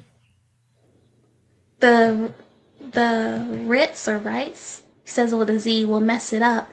Isn't the state really low in... I don't know what this word is. Edgermatia? EDJERMACATION. He did a typo. Okay. That's definitely a typo. I'm like, maybe I don't know this word. Maybe it's a word I don't know. That's a typo. Okay. So, well, no crime is definitely a good thing. And I wish that city would police themselves. But now they done messed up. They didn't got the devil hip to their little city with no police. And so they already did clamp down. Now they're going to be trying to steal their land, steal their homes, all of it. That's going to be bad. May they pray to the Most High to cover them for what's coming for them. But they just let the devil know where they at. Those kids, kids being kids, doing too much. Go ahead, Hakim. I think Charles, when he says no one was in an outrage when the police walked off, maybe this means when they left, regarding the video that we saw about the police leaving the office once the mayor got in office. But she said Nolan. Didn't you say Nolan? No. Why nobody was in an outrage when the police walked off? Oh, okay. You're right. You got it. I guess because it's a small town and there probably was. But what could you do? What could they do? So the key is they was having their meetings. They've been doing this stuff and nobody would know what was going on because it ain't none of our business. But it was when those kids got themselves on the news. Now we know about this town. Like I said, they walked off over a year ago. So this town ain't have no police for over a year and we ain't hear no crime. We don't hear nothing about, you know what I mean? No, Goodman, Mississippi is the biggest crime rate and the blacks there got no police and everybody's unaliving themselves and grapes and and robberies and all this stuff is up. No, you ain't hear nothing. And the boys didn't even do nothing. They was just being fools. Now, they shouldn't be walking around with all those guns, but it's the South. People got guns in the South. Somebody told you wrong. When I went to the South to buy my real estate in North Carolina and open my nightclub, I found out quick, fast, and in a hurry that everybody got guns, and they got many guns. You understand? It's a thing. You could walk right in the store and buy guns. You know what I mean? Back then, that was 2006 when I was in the South, North Carolina. You could walk in it was guns everywhere. I was like, okay, I got to get some guns. Because it's just crazy, especially on New Year's Eve. When they start shooting, their fireworks is guns. That's when you really hear how many guns. Go down to down south on New Year's Eve and just sit outside. And you'll hear every sound of gun. You're like, that's a 9, that's a Tech 9, that's a 40 cal, that's a Glock, you hear, I'm like, my goodness. I was like, okay, we need more guns. I'm like, this is crazy. But it's a South thing. So everybody got guns. That's like, yeah. All right, so anyway. I'm not saying it's a good thing that these kids had it, but it's not abnormal. No, they was just acting foolish, and they got the spotlight put on themselves. And yeah, they brought some trouble to their city. They really screwed themselves over with that. They screwed their homeland. Now those devils gonna come take all their stuff. Go ahead, Akema, what's next? I cannot find this picture. Did it just delete it? See, that's the spiritual warfare stuff I'll be going through. I literally had the picture open, and now I'm looking through my whole thing, and it's gone. It don't even exist. It's crazy. I'm like, go ahead, Akim. And we closing, guys. It's 4:30. You need the last question. Go ahead. Okay. It's from Sean Spears. He says, who was there before them? Is there any proof that they were there first? Just curious, because there have been anyone else there, and could there be a different descent? This is regarding the Cahokia people. No. So when they went to the first Cahokians, they talking about the 600s, 500s BC. That's way back, guys. That's before Romans, the Greeks. I mean, you got to know history to understand how far back that goes. So the original indigenous Cahokians that was there. Now in the 1700s later, the natives came. So these are the first inhabitants of the Americas. They built the first city. And later they called this place, the Cahokians, the Mississippians, because it was in the Missouri, Mississippi, Illinois, the Midwest. It's crazy work that all this Mississippi, the Most High is bringing a lot of fruit, okay? A lot of fruit. I found it. I actually found the thumbnail I was looking for, right? So let me show it. I gotta close another one in order to show it. I'll be running out of space, bro. Let me close this one. I gotta close another one. I can close this Turtle Island. I showed that already. There you go. So grab it. Go ahead, Akim. You give me another question while I show this. This next one is from Kelly Goodman. She says, is Dan where the Vikings come from? No. So there was Vikings. There were black Vikings and white Vikings. So we did that, but we're gonna do more breakdown. So Dan was what you can consider kind of a Viking. He wasn't as savage as the Vikings like that, but Dan was a ship. What's the name? What they call them? Seafaring. People, warrior, like Vikings, yeah. They was conquering kingdoms. They weren't no joke. But they wasn't like Vikings are savage. So Dan was more, it was no joke, but he wasn't like savage like the Vikings. Vikings is crazy, right? So this right here is what the question was. So it says, why does the lawyer keep using the word murder? And this person wrote, the watermark look is to appeal to future jurors, to look like an insider local. Saying the word MURDER alerts any future jurors, locals of Mississippi who might be on the jury, their peers, because they don't want to think this counts as MURDER. They will never, I agree, convict those little boys in Mississippi of no MURDER. So he's diminishing what happened by stating the extreme. So it's like a narrative. They like painting it. So it's like, no. So if it went to the jury, it's a wrap, right? They already painted this narrative and got all the locals, the jury of the 12, that's going to be like, there's no way they're going to give them that. But if it was just assault or manslaughter, then why cover it up? Why act like they didn't know? This is now caught up in a larger effort to start a race war so the president can declare national emergency and derail the elections. I agree with that too. I totally agree with that, right? This got so many doggone feet of the serpent in this whole thing, right? It's also to throw us, distract us from the, what's his name? the Epstein, Diddy's daddy, the Epstein stuff and all that. All distractions. Go ahead, Akiama. Okay, I got 3 more for you. This next one is from Anita Collard. She says, when did the Malone people come? The Malone? Who's Malone? What's she speaking on? Speaking on the indigenous group. The indigenous group? So there's some Malones? I don't know who they are. I would have to look them up. So did she spell Malone? Did you see how she spelled it? Malone. Oh, regular Malone? So the Malone people?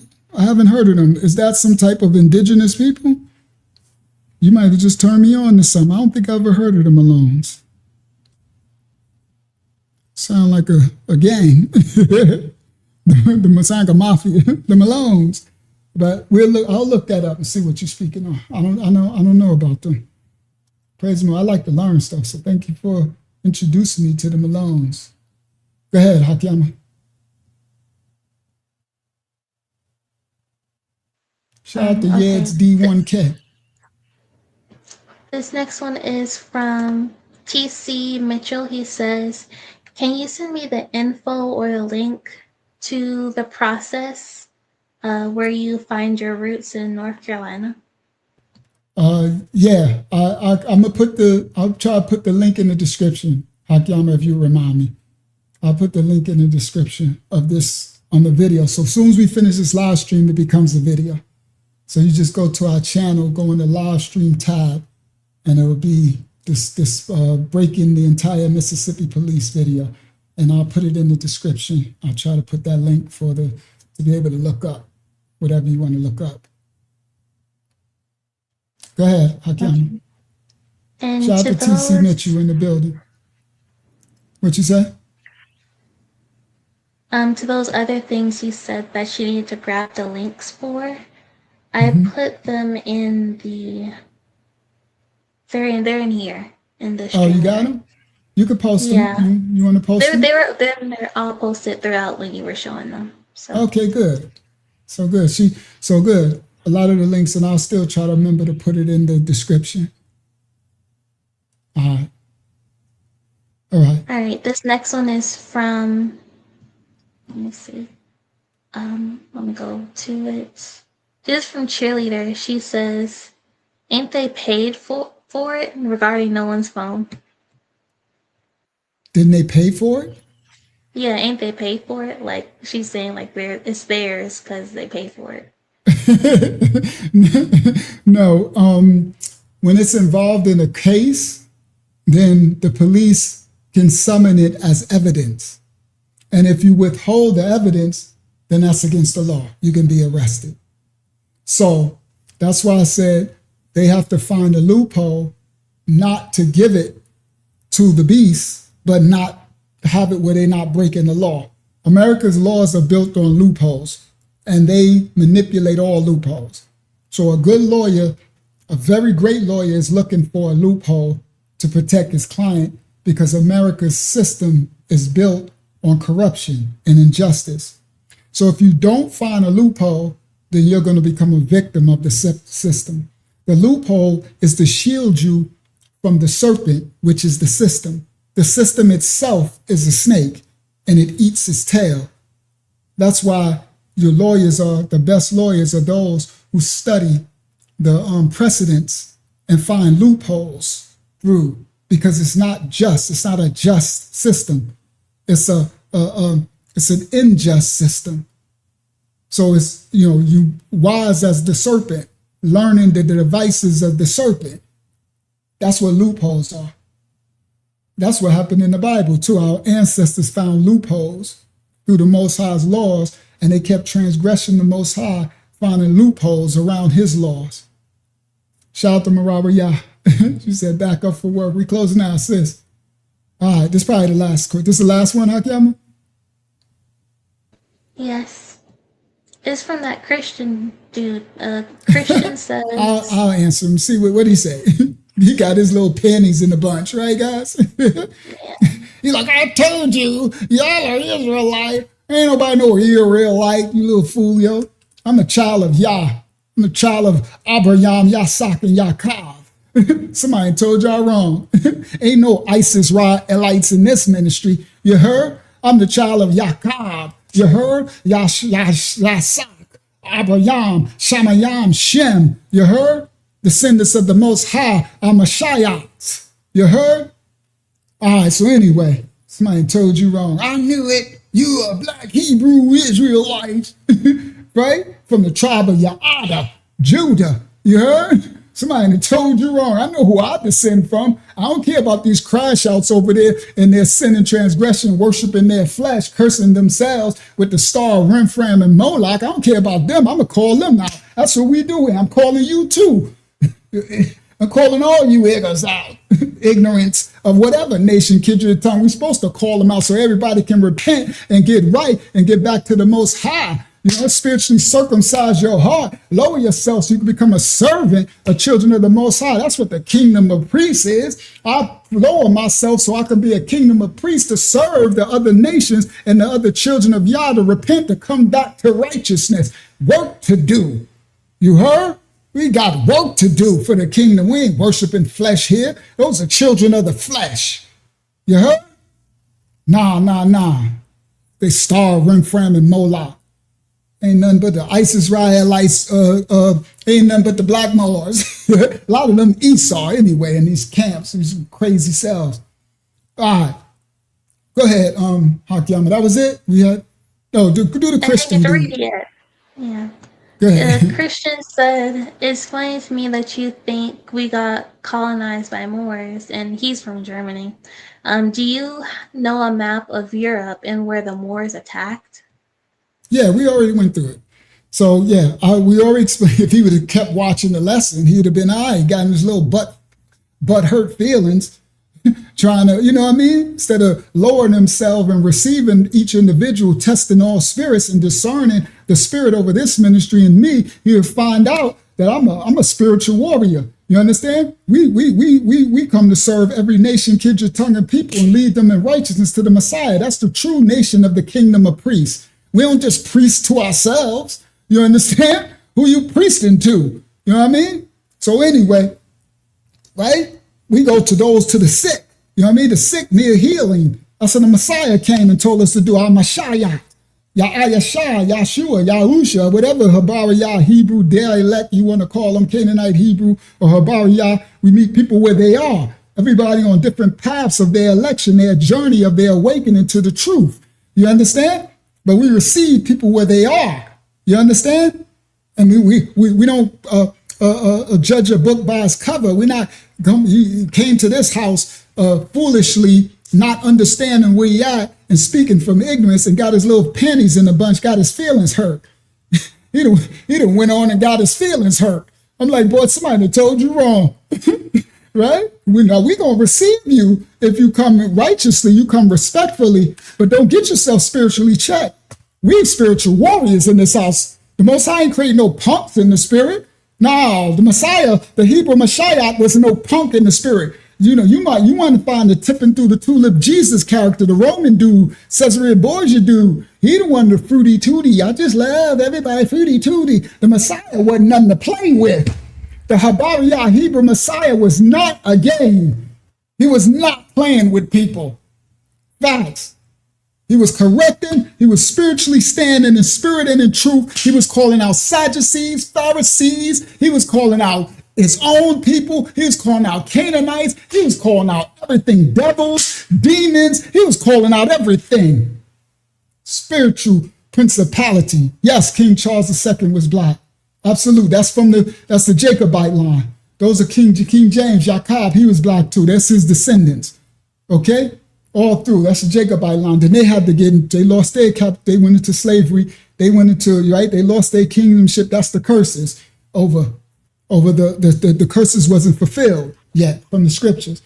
But anyway, so yes, for that other brother, if he got out his feelings, get his panties out a bunch and he watched, we broke down about how the Moors, now he said, do we have a map? Yes, I understand. I can tie the Moors. We go back and we do on this channel. That's why I told him if he go through the catalog, he will see we done broke down all these ancient books talking about the Moors. So even from the Persian captivity and stuff, when the Moors and the Hebrews went into Spain and Portugal, we done broke down what the writers was writing, even the slave ship owners who took the children, the Judah, even when they went into and conquered Granada, the ancient Spain, Moorish city of Spain, okay? Even when they made godparents and stuff, this is the Spanish Inquisition and stuff, the enslaving and the unaliving of the tribe of Judah in Spain and Portugal. You understand? And then the Moors and the separation. We didn't broke all that down with the books and the pictures, the frescoes, the artwork, all of it. You got to go through the library. Don't come here, don't know where you at. Don't go nowhere and don't know where you at. And speaking, you make yourself a fool. You shut your mouth and observe and study to find out where you at. It's like you go into a neighborhood and you ain't reading the signs. You understand? You done went into some blood neighborhood and you are talking about, hey, cuz, you ain't even a gang member. You don't know what's up, cuz. You got on all blue. You better know where you at and realize, hold up, I see blood. I see all in my way. You look, you're like, hold on, people got a lot of red on. What in the world? You got to know where you at. Don't go nowhere and not know where you at, not test the spirit over the buildings, over nations, over cities, over people, over everything. People are dumbed down. You just come somewhere and just assume you're going to get yourself spiritually checked in this house. You come respectful, you get respected. You come disrespectful, you probably get cut in the spirit. We don't mean to harm you we ain't trying to harm you, Sister Yolanda, but we going to check you. That's it. We don't play no games. The Most High don't play games. The Most High got laws and order. Most High got respect. Now he got grace, he long suffering, he got mercy, he got favor. But don't try to disrespect our Father. Don't disrespect his children. That's why the so-called blacks are big on respect. That's another DNA genetic that comes from our Father. It's genetically wired into the children of Yasharal's DNA. That's why the blacks, I'm like, why do blacks care so much about respect? Because the Most High do. Respect is not ayad, it's amanyah. Love. The respect, the reverence of the Most High's authority, understanding is yara, reverence. That's the fear when the Bible says fear of the Most High, but then it also says fear not. It's not of the Most High. That's the word yara. It can't transliterate into the English. So when they try to transliterate the original Habariya, the word yara is reverence, respect. The authority, it's the worship that they would do in the ayadah, in the work. Yara and ayadah have some of the same attributed descriptors. You understand? So that's when you understand the original Habariya tongue or the Canaanite Paleo-Hebrew tongue. We understand the adiyats, the letters. So when you come to this ministry and you don't understand the election and you speaking like we don't know what we're doing and whose we are, then you're going to look like a fool because you don't know where you at. You haven't took the time to find out and go through the catalog and say, oh, wow, okay. Oh, wow, okay. You'll be like, okay, so now I know where I'm at. Salute, Unc. I see you receive everybody. You know, you can drop off your knowledge. I might can learn something from you. You might can learn something from me, but you'll come with respect. You'll come with Yara.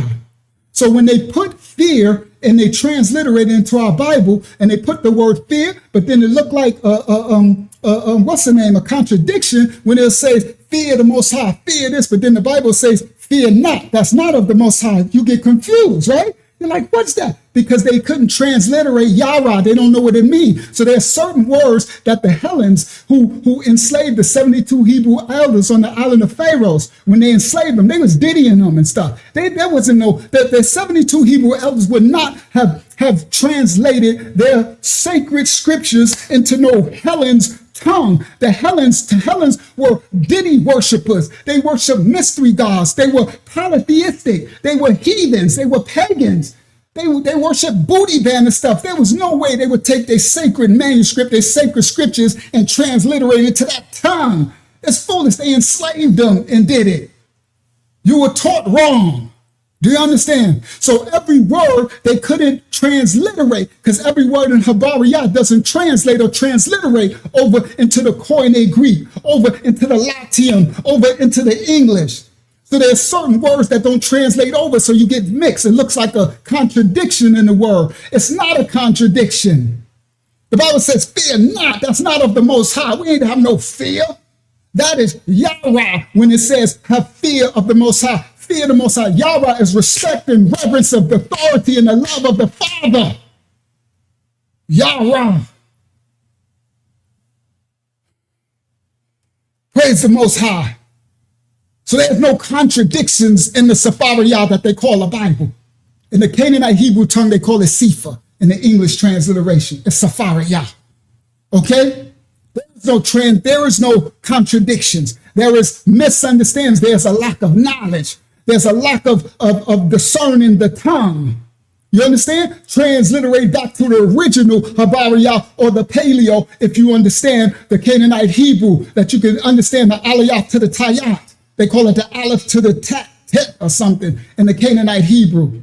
But when you understand, when you're fluid in the tongue and the language and the attribute of the scriptures, you know that they're all spirits and they have positive and negative connotations for each adiyah. Each adiyah has a positive and negative connotation depending on the context of the spirit that you're talking, and they are alive. That's why the Bible, the manuscript, is alive. It's a history book. It's a book of spirits. It's a book of prophecies. It's a book of instructions. It's a book of history. That's why I prophesize everything, and prophecy still coming to pass because the book is alive. The adiyats, the letters are spirits. They are Sabaoth. They're called heavenly hosts. Sabaoths in the Canaanite Hebrew, Sabayahs in the original Habariyah. But that's why people can't understand. They can't decipher and discern the manuscript. That's why they be so amazed when we open the Bible and put it on the screen. They're like, oh my goodness, how? That's called the Holy Spirit. The Rayak Hayakadash. In the Canaanite Hebrew, it's called the Ruach HaKodesh. Okay? The Rayak Hayakadash reveals all things, the mysteries, the keys. It unlocks the mysteries of the Bible. It speaks through the man. Once he circumcised himself and lowered himself, the Holy Spirit speaks through. That's the Rayak Hayakadash, or the Ruach HaKodesh in the Canaanite Hebrew. That's to bring all things to remembrance. At the end time, it would unlock the mysteries of the kingdom. It's all in the Safariyah in the Bible, bro. So that's why you miss us when you come with religion and they're like, oh, y'all are religion. What makes you want that? I ain't no religion. I got a relationship with my Father. It's in my DNA. And then I study and show myself approved. I lowered myself. I was in the furnace of affliction for over 10, 15 years. So when you understand that, you need to go back 20 so years that this journey was starting. You got to go back 20 years ago. What was you doing 20 years ago? I was serving my Father in the furnace of affliction, becoming made into this image of this man, this lowered man who come to teach and receive each and one of you who come to serve you. I come to serve and not be served, to lower myself to serve and feed his children. Thus I can be fed. It's the rightful order, the election. This is what we were called to do. Our ancestors from the Bible kept transgressing this order, this purpose, this law, this covenant they made with our Father. They actually made an agreement with our Father, and our crazy ancestors, the black and the black, said, let his blood be on us and our children. They broke the covenant, but the righteous remnant, we come back to lower ourselves. The Bible says they will come back and remember themselves in the end time. They will so name themselves. That's why you see everybody here come in the name of their Father. Welcome to the house of the Most High. Bobby White, please take your shoes off and have some respect. Unless you're a devil, then you can keep kicking rocks. Please take your shoes off. We welcome you in spirit and in truth. Know where you are. The righteous remnant of the Most High. We come to serve you, Bobby. That's it. We come teach spirit and in truth. Each one teach one. We can learn from you. You can learn from us. We are the righteous remnant of the Most High. Praise his holy name, his rightful order. There's so many false teachers, false prophets, false ministers, false bishops, false, all these titles. Only title I got is a servant. Serve. Do the Father's work. Hear what the Father says and do no matter what. I almost didn't even go live tonight. I told you at the beginning. We're supposed to go live at 9 o'clock. I almost didn't go live to 11 o'clock. Then the Spirit's trying to tell me don't go live. And I was like, well, I might as well. And then remember, the Holy Spirit, the Father, like, I've been years going live, never miss. And I remember, it's like I just, the Holy Spirit, I didn't hear the Holy Spirit say it. I didn't hear the Most High say nothing. I just felt in my spirit the memory, the instructions. I just felt. I was in the bathroom, and I was like, I felt really defeated because I'm like, man, I know the children, they come for the truth. And it's 11 o'clock, and I'm supposed to go live at 9. Like, nobody, they're going to shadow ban, nobody's going to come. And I'm like, and the spirit, these demons, I know that's probably a demon chattering, talking about, yeah, it's okay. Don't go live. You can do it Friday. And I was like, but then my remembrance, I remember the instructions from my Father, teach my children no matter what. And I shook that off. I said, oh, I got to do what the Father instructed me to do, no matter what these devils try to do to hinder me. So if one person show up, then the work is done. So I said, all right, well, we about to go live. 11 o'clock at night. I'll just tell everybody, I'm sorry. I had spiritual things coming against me, but I got to do what the Father says, no matter what they throw against me. If one person show up, if just one soul, and guess what? Next thing you know, we going, I see about 500, 600, 700 people. I'm like, wow, I didn't think nobody would come because we're so late.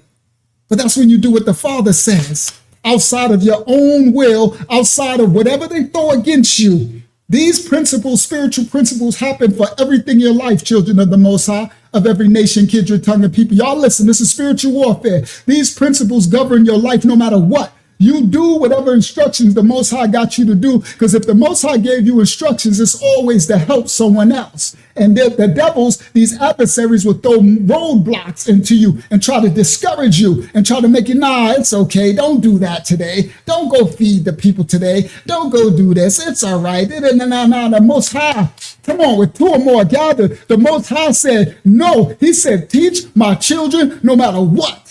And that remembrance, I was in the mirror, and that remembrance when that demon was trying to tell me don't go live, it was like, nah, no matter what. I remember, Father. See, that's why the Most High made tzitzits. Tzitzits and fringes. So you see all those Israelites wear fringes? That's actually cowbell. Because the ancestors would keep forgetting the Most High's law. They keep forgetting righteousness. So Most High's like, we're going to put a string where every time you walk, remember righteousness, remember the Most High. It's like a cowbell, ding, ding, ding, ding, ding. So for those who need fringes and seats, right? If you're just doing it for cultural practices of the ancient ancestors, cool, it's cultural. But I understand what it is. No, the Most High said, I'm going to write the words, his law, in my inward parts. I don't need no doggone seat or something flinging on my clothing to remind me, remember the Most High, remember his laws, remember righteousness. No, I remember my Father because he's in my spirit now. He's in my mind, my body, and my soul. He's in my inward parts. He's written in my soul. So I don't need nothing to remind me of my Father's righteousness. I'm going to remind myself.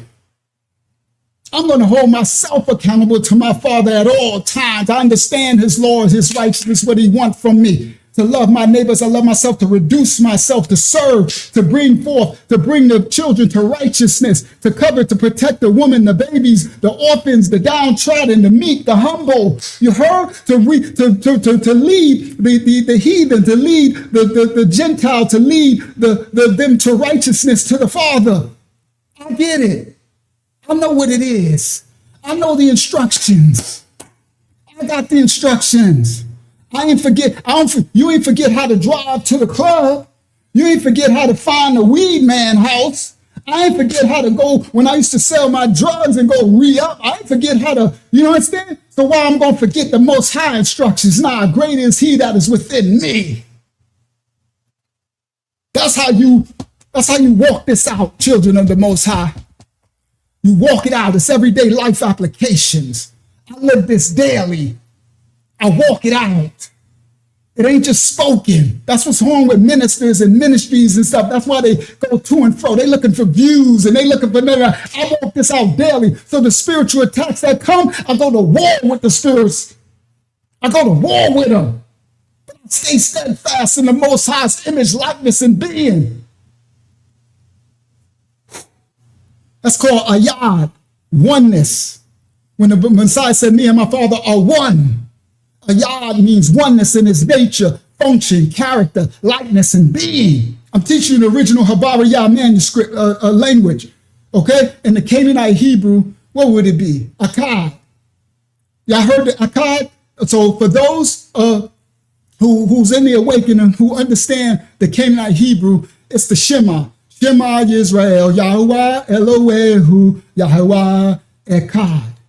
So it's Echad in Canaanite Hebrew, E-C-H-A-D. It's Ayad in the original tongue. Okay? Ain't no Ek. Who that?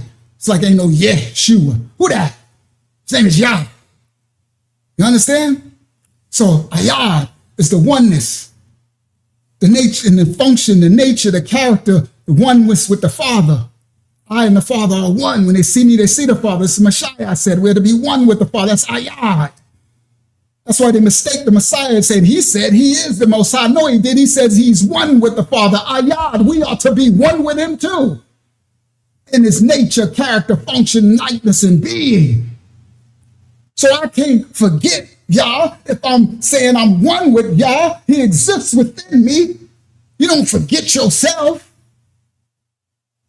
Yeah, you ain't forget how to sin. We remember how to get the Big Butt Susie house. we used to know how to get the Keisha house. We didn't forget Keisha when that time came. Y'all know what I'm talking about. I apply the same things of the life that I lived when I was in the flesh. I apply it to the spirit now. That's how I walk this out. I didn't forget nothing. I was a very astute, powerful, y'all know my Uncle Yahshua 25 to Life Testimony TV channel. We got a whole nother, and y'all can watch my life story. Very powerful man in sin in the world, all right? Multi-millionaire by my 30s, houses, nightclubs, businesses, all cars, everything you can imagine, right? Had a lot of women, a lot of power. So I apply the way that I managed, the way that I nurtured my riches, my mammon, my money, and my sin is the same. Even more do I apply myself to the righteousness of the Most High. And that's how I live this out and stay accountable. Because I look at it as if I could put all this energy that I used to do busting my gun outside, with the ops and making the money and the girls and this, and we strap down and go and play all that energy that was invested in my sin and transgression. How much more will I not apply that amount of energy to the Most High's righteousness? I didn't forget how to make money. I didn't forget how to bust my gun. I didn't forget how to discern spirits of individuals, of and stuff when I'm in the hood, in the streets, wearing all my gold and jewelry, jumping out my Benzes and, Bentleys and Escalades and stuff. So I apply that same energy, but times greater is He. So now it's infinite. That's how I stay so focused, no matter what. Because I never forget. You don't forget. I never forget how much energy I apply in serving sin. So how much more will I not apply it to the righteousness? Now, the only reason why it'll seem a little harder is because you don't get the material rewards right away. It's not applied where you'll see the material gain. You'll feel the spiritual gain. Understand that my treasures are being stored. It's souls that I'm saving, that I'm after. But you'll see the fruit. You just have to be still and take time. And as you go, you'll see the fruit because the children will tell you. They'll say, "We love you, Unc. We love the ministry. Teach the word." They'll leave a donation, or they'll leave a "I love you," or they'll come back. They'll keep coming back. Come on, they'll say hallelujah, hallelujah.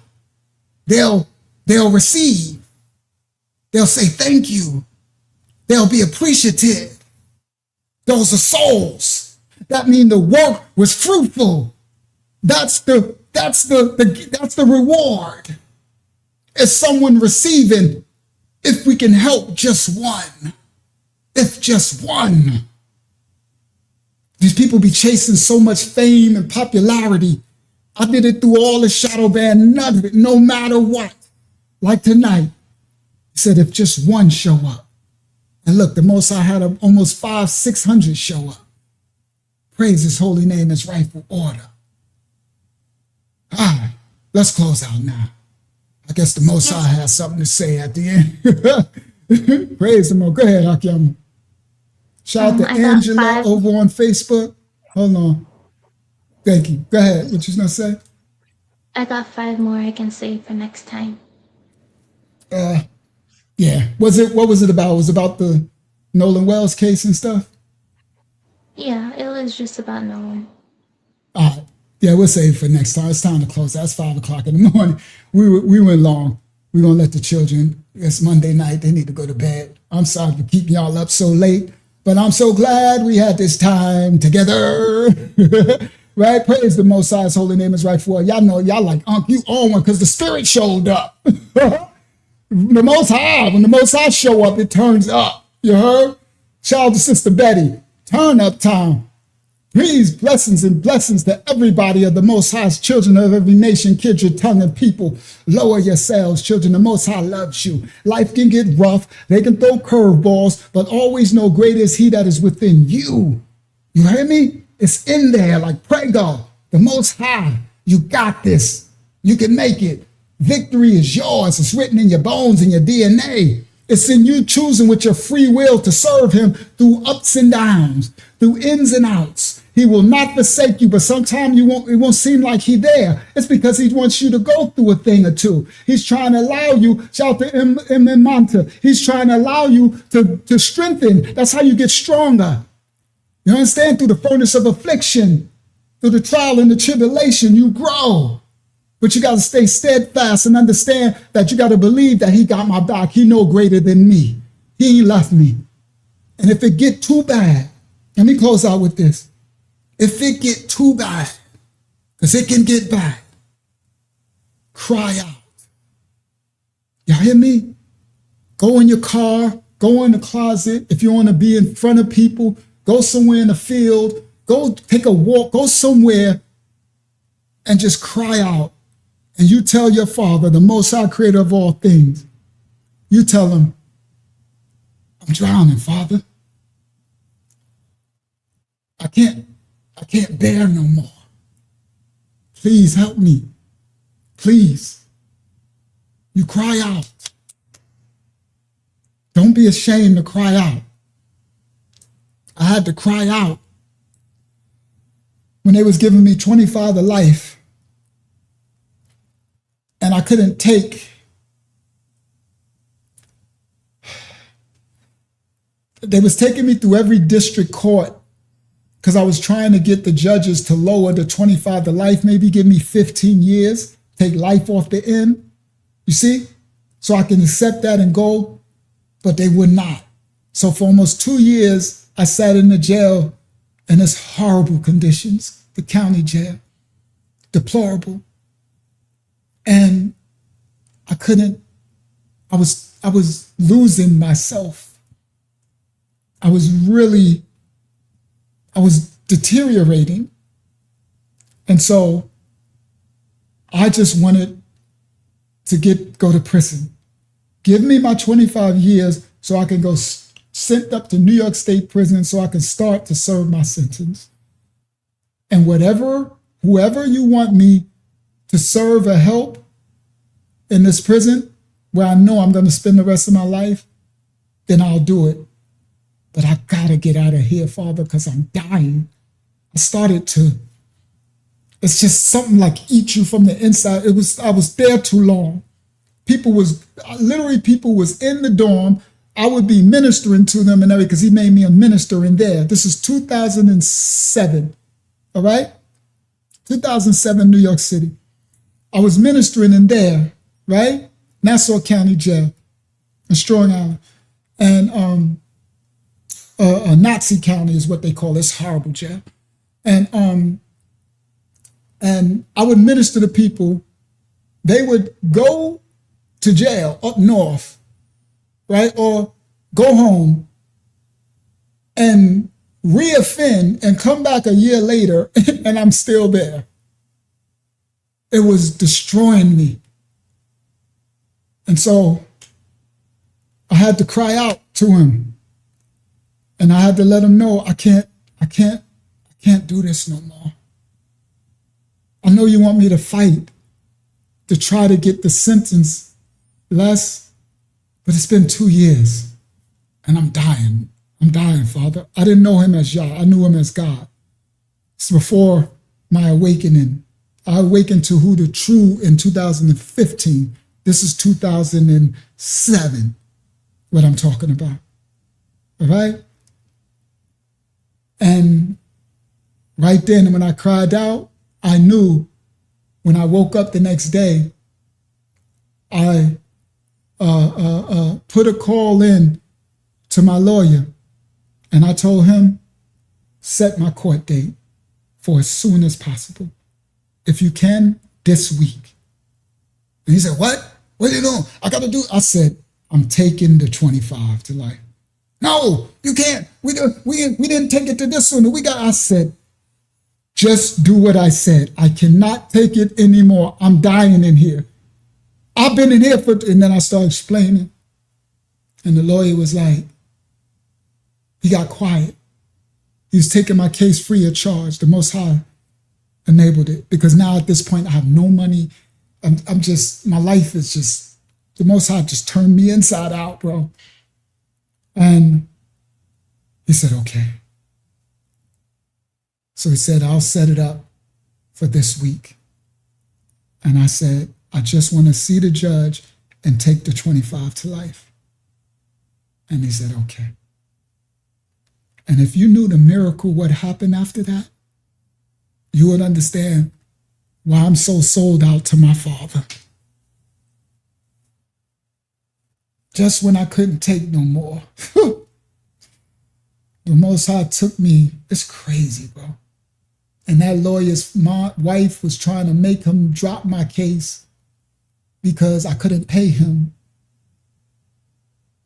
And that lawyer took it to the Supreme Court on his own dime. It's a crazy story. You can watch the story of Uncle Yahshua 25 to Life Testimony TV. My life story. So anyway, I'm saying all that to say to you that when things get too bad, it happened to me after I got a second chance at my life. It got so bad that I had to cry out, Father, and the Most High, He will answer you. He will. Trust me, He will answer you. You just have to have that relationship and believe, and knowing that He got what's best for you. He'll never leave or forsake you. I know it sounds like religious, but I don't know religion. I got a relationship. I was facing life in prison, bro. Took everything. I lost my children, my cars, my houses, my money, my construction, all my businesses, everything, me and the Most High. And I was atheist when I went in there, agnostic. I was the God Rashon from the nation of gods and earth. I was God body. That's why everybody was tripping in jail. How is you? What the world? You reading the Bible? I remember when I first went to church in jail, they was like, the jail is about to burn down now. Prisoners, right? I'm talking about life prisoners and all type big, people with murders, bodies and stuff, right? Because, I got a little reputation in the streets where I'm from, New York City, right? So it's like, I know some of the, the big shot call, I'm one of those, right? So then they're like, oh my goodness, the jail about to burn down now. The church Rashon and walked in the church. God, what you doing in here? God. I'm like, so the transformation, then the Most High end up having me speak in this church. Whoa. I remember old school, I did not, old school, like, you need to get up there. I'm like, come on, man, I don't even want to be here. I didn't want to be in the church. I would have never went to the church. But the Most High kept pride in old school for months and months. Go to church. Come with us to church. Because they would go and come back. But I was a man of the Most High. I was holding Bible studies in the dorm and doing all this type of stuff, but I wouldn't step in no church. It was new. I'm like, I was with the Most High. I ain't know nothing about no religion. I had a relationship with my father. I ain't know nothing about that church. I'm like, let me not go to that church. They would come back. Every Sunday morning, they would get up. Every Sunday, they would, the thugs, they go to church. The killers, man. Yeah, in jail and prison. Yeah, they go to church. You got the biggest thugs. They be in there, facts. Because they ain't got nothing else. That's the last thing they got is the God, the Most High. They got, right? Even in their sin, they still be believing in God. So I would not go to church. Shout out the Sound of Music. And then old school just kept at it. And one day, the Most High told me, He said, go. And I told old school, in the morning, your school. Yeah, that's he told you, all right. I said, in the morning, wake me up when y'all go to church. Come on, school, don't start no mess. Because now, I'm shy. I know y'all like, what? I don't like the spotlight. I don't like this. All this is the Most High's doing. Me teaching and all on the YouTube and all. I'm old school. From the 80s in New York City and 70s, 80s. Don't take my picture. I ain't on nobody's camera. I ain't trying to be in no, we hide in the cut. You know what I mean? I come from the cut. No, you trying to splash my face all over everything. That's how the police catch you and stuff, right? I was outside in my life. You understand? So I'm like, nah, we don't do that. Ain't nobody taking no pictures, going some internet. Boy, please. I wish I would, right? You hide in the cut, right? So old school want to make this whole big thing. Oh my God. Now he want to run around everybody. Oh, you going? I'm like, oh man, now y'all done made it a big spectacle. And then I went. Now the first time I didn't speak. I remember it was on Easter when he made me speak. That's crazy. Because the reason why he made me speak, I'm gonna close it now. We went to church. It was Easter Sunday. Now this is 2006. I wasn't even awakened. You know what I mean? I just got awakened to the Bible and God, me and the Most High. So when he made me go to church in the jail on Easter, right, with the prisons, no church. So every time we would go to church outside in jail, an outside church would come and they would preach, right? So Roosevelt Baptist Church is coming this week, or Central Islip Church of God of such is coming this week, and they would bring their choir and they would preach. So we went to church. It was Easter, right? So everybody, in Christianity, everybody, and plus in jail, they would always go to church. So I just started going. So I'm talking about big criminals, like big, big killers and stuff, right? They go to church, right? It's crazy work, right? Jail is crazy, right? I'm like, what is all these thugs in church? Everybody, right? They go to church. They literally still believe in God, even though they're doing their sin and transgressions. Kind of baffling, but it's just reality, right? So we go to the church. I'm gonna end it here. We go to the church on Easter, and we sit in there, and all of a sudden, the church who was supposed to come preach to us, they didn't show up. So it wasn't going to be a service. And the guards and the COs was nervous because this could start a riot. Because in the church, every dorm is there.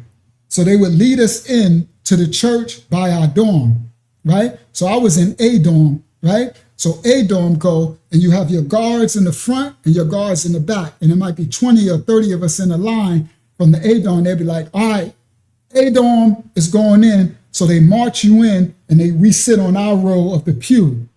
And then H dorm, and then I dorm, and then J dorm, and then B dorm, and then, right? So all of these prisoners, dorm by dorm, is being ushered in one by one, and they got to keep it separate because it's jail, right? And this is high risk jail. This ain't low bail jail. It's 100,000 and up bail jail type thing, right? So this is high. Well, some of the other dorms wasn't that high, because that's right. Other outside dorms come too. That's correct. But my dorm was high risk dorm, so it's mixed up as well, right? So you got the other high risk dorms as well in there with your killers and your high profile. You're really dangerous. You know what I mean? Then you got the lower dorms with small synthesis and stuff, right, too. So everybody's there. So when nobody showed up, the COs was really nervous. They start calling the captains and stuff because they like, I've never been in this experience before. They was panicking like, okay, we got to tell all of them that they got to go back to the jail, back to the dorms. Ain't no service. And they would know that the prisoners are going to be upset. And that could cause a riot. And it went crazy. I'll save it for another time. I'm going to go into that. We about to close out, but I told the story on the 25 to Life channel. It's one of the video. I don't know which one. But long story short, they started to riot. They started to, and once they get going, they was, mob mentality. Once that fueled up, they start standing on the pews. And it was like, if we don't get no service, we're going to shut this prison down. Now the COs is going and the guards is trying. It was like, I'm like, what did I walk into, right? Because you could get a new charge on your sentence for that. I'm like, oh my goodness. And that's when old school was like, yo, Ra, my name was Rashawn back then. Yo, Ra, the guy Rashawn, go up there, Ra. Go go preach, Ra. Go. I'm like, what? Old school, somebody told you, you done bumped your head, boy. Old school's like, I'm telling you, Ra, go preach, Ra. Go preach. And I'm like, old school, bro. It's bad enough I didn't want to be in this church. I didn't even want to come here. Now you think I'm about... And it was going left. And then my other dude, Big Tuck, it's like, yo, Ra. And Tuck is a gangster. He was a Crip. What they call those Crips? What do they call them? Rolling 60s. Right? Rolling in a real gangster, like real tough, not no punk stuff. Real tough from Roosevelt, not playing, like they don't play, right? Real tough stuff. So Tuck was like, I had a lot of respect for Tuck, right? And a lot of them respected me because I was trying to make them come out of the sin of gangbanging and stuff like that, right? This is how that's how I started my journey. It's before I awakened to who I'm thinking I'm gonna do the rest of my life in prison, guys. So this far, I don't think I'm ever coming home. Okay, I got 25 to life, and that's it. So I don't know I'm gonna be here in 2026 teaching y'all on YouTube, right? So Big Tuck was like, yo, Ra, please go up there. It's gonna be a riot, Ra. And they was getting crazy. And the COs started to put on the turtles. They start to bring the riot squad in there, right? And this could go left field really bad because it's all white COs. They call it Nazi County. The Nazis run it, right? The COs. It's bad. All black, mostly black, right? Probably 70%. Well, it's a lot of black and Hispanic. So it's probably 60% black, 30% Hispanic, 10% white, right? In this jail, right? And so this whole system, so they call it Nazi County because it's the CO's running and they vicious, right? A lot of Confederate, they got black babies tattooed with a noose on their arms and stuff like that. Big, Mountie CO, the big, real racist, bro, really racist. And so when Tuck said it, and then Big Mike said it too. And I was like, okay. So I got up. I was nervous. I didn't know what I was gonna say. I went up there and I was like, yo, because everybody was crazy. Like the noise, they was about to do a riot. And I basically got everybody's attention. And then I was like, well, I don't know what I'm gonna say. And then I just start speaking. And the Holy Spirit started speaking through me. And by the time I finished, I didn't remember nothing I said, but I could tell it was powerful. Because I zone out when the Holy Spirit take over. So when I finish and I snap back into me, I'm looking around and I knew it was powerful, and all I see was Old School in tears, Mike in tears, and Big Tuck. The what they call the 11 crit. I forgot, rolling 60s crit in tears. And I'm like, and then I see big dudes, one going to a riot, they was in tears. And they were, whoa. And I'm like, Dad, what did I say? You feel me? The Holy Spirit. And so they was clapping and then the guards came up and was like, thank you. Man, what a word. Thank you so much. And then somebody went up and said, do anybody else want to speak? And they started calling and said, such and such, I know you got a word. And then he came up. And so we preach to ourselves. Like that city that needs to take care of themselves. And from that day on, every time I went to the church, the inmates wanted me to go up, even when the church was there. Before they left, they made sure, Rashan, they would chant. And so the COs would let me go up. And the COs was thankful that as long as you go, we know you're going to end it and get everybody in a good spiritual mood because the Most High would speak. This is part of my journey. I have such a crazy journey. That's why when that person asked this question, what made you pick this religion? I'm like, no, I don't got no religion. I got a relationship with the Most High, and I didn't pick it. The Most High picked me. You understand? But there's a walking out of this relationship and this journey that is actually lived and not just spoke. It's lived. Welcome, Brother Kevin. Welcome to the house, Brother Kevin. Excuse me. Oh, he said there were 7 murders. There's more murders. We make podcasts about everything. So we're not, Brother Kevin, we speak about realities. There was a hanging in Riley, all right? There was a hanging over here. There was there's how many people stabbed people in New York? We don't know. How many murders was there in Idaho? How many meth heads kill each other in the trailer park? We don't know. So there's plenty instances. So all this Chicago crap that you being fed, you understand? Miss us. What I'm saying is we welcome you, but there's news of unrighteous people doing unrighteous acts all the time. All right? People are speaking about this Nolan Wells case because it happens to have national attention.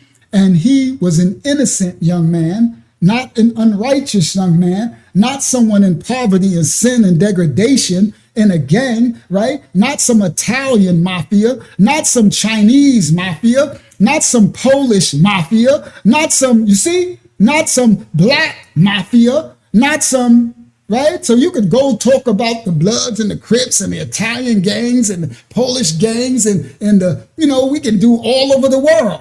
You could go to Africa and African gangs and Haitian gangs and Spanish gangs and all over the world. So that's the thing. We're speaking on this case because this case is a case of an innocent young man and it has national attention. And this Mississippi state is trying to derail the proper justice. And for some reason, spiritually, the attention is here.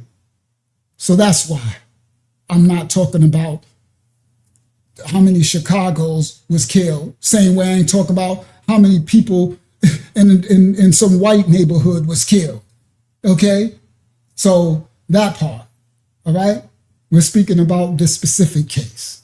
So praise the Most High. Go ahead, Akiyama. Now I'm closing for real. We have a prayer request. Go ahead. What's the prayer request?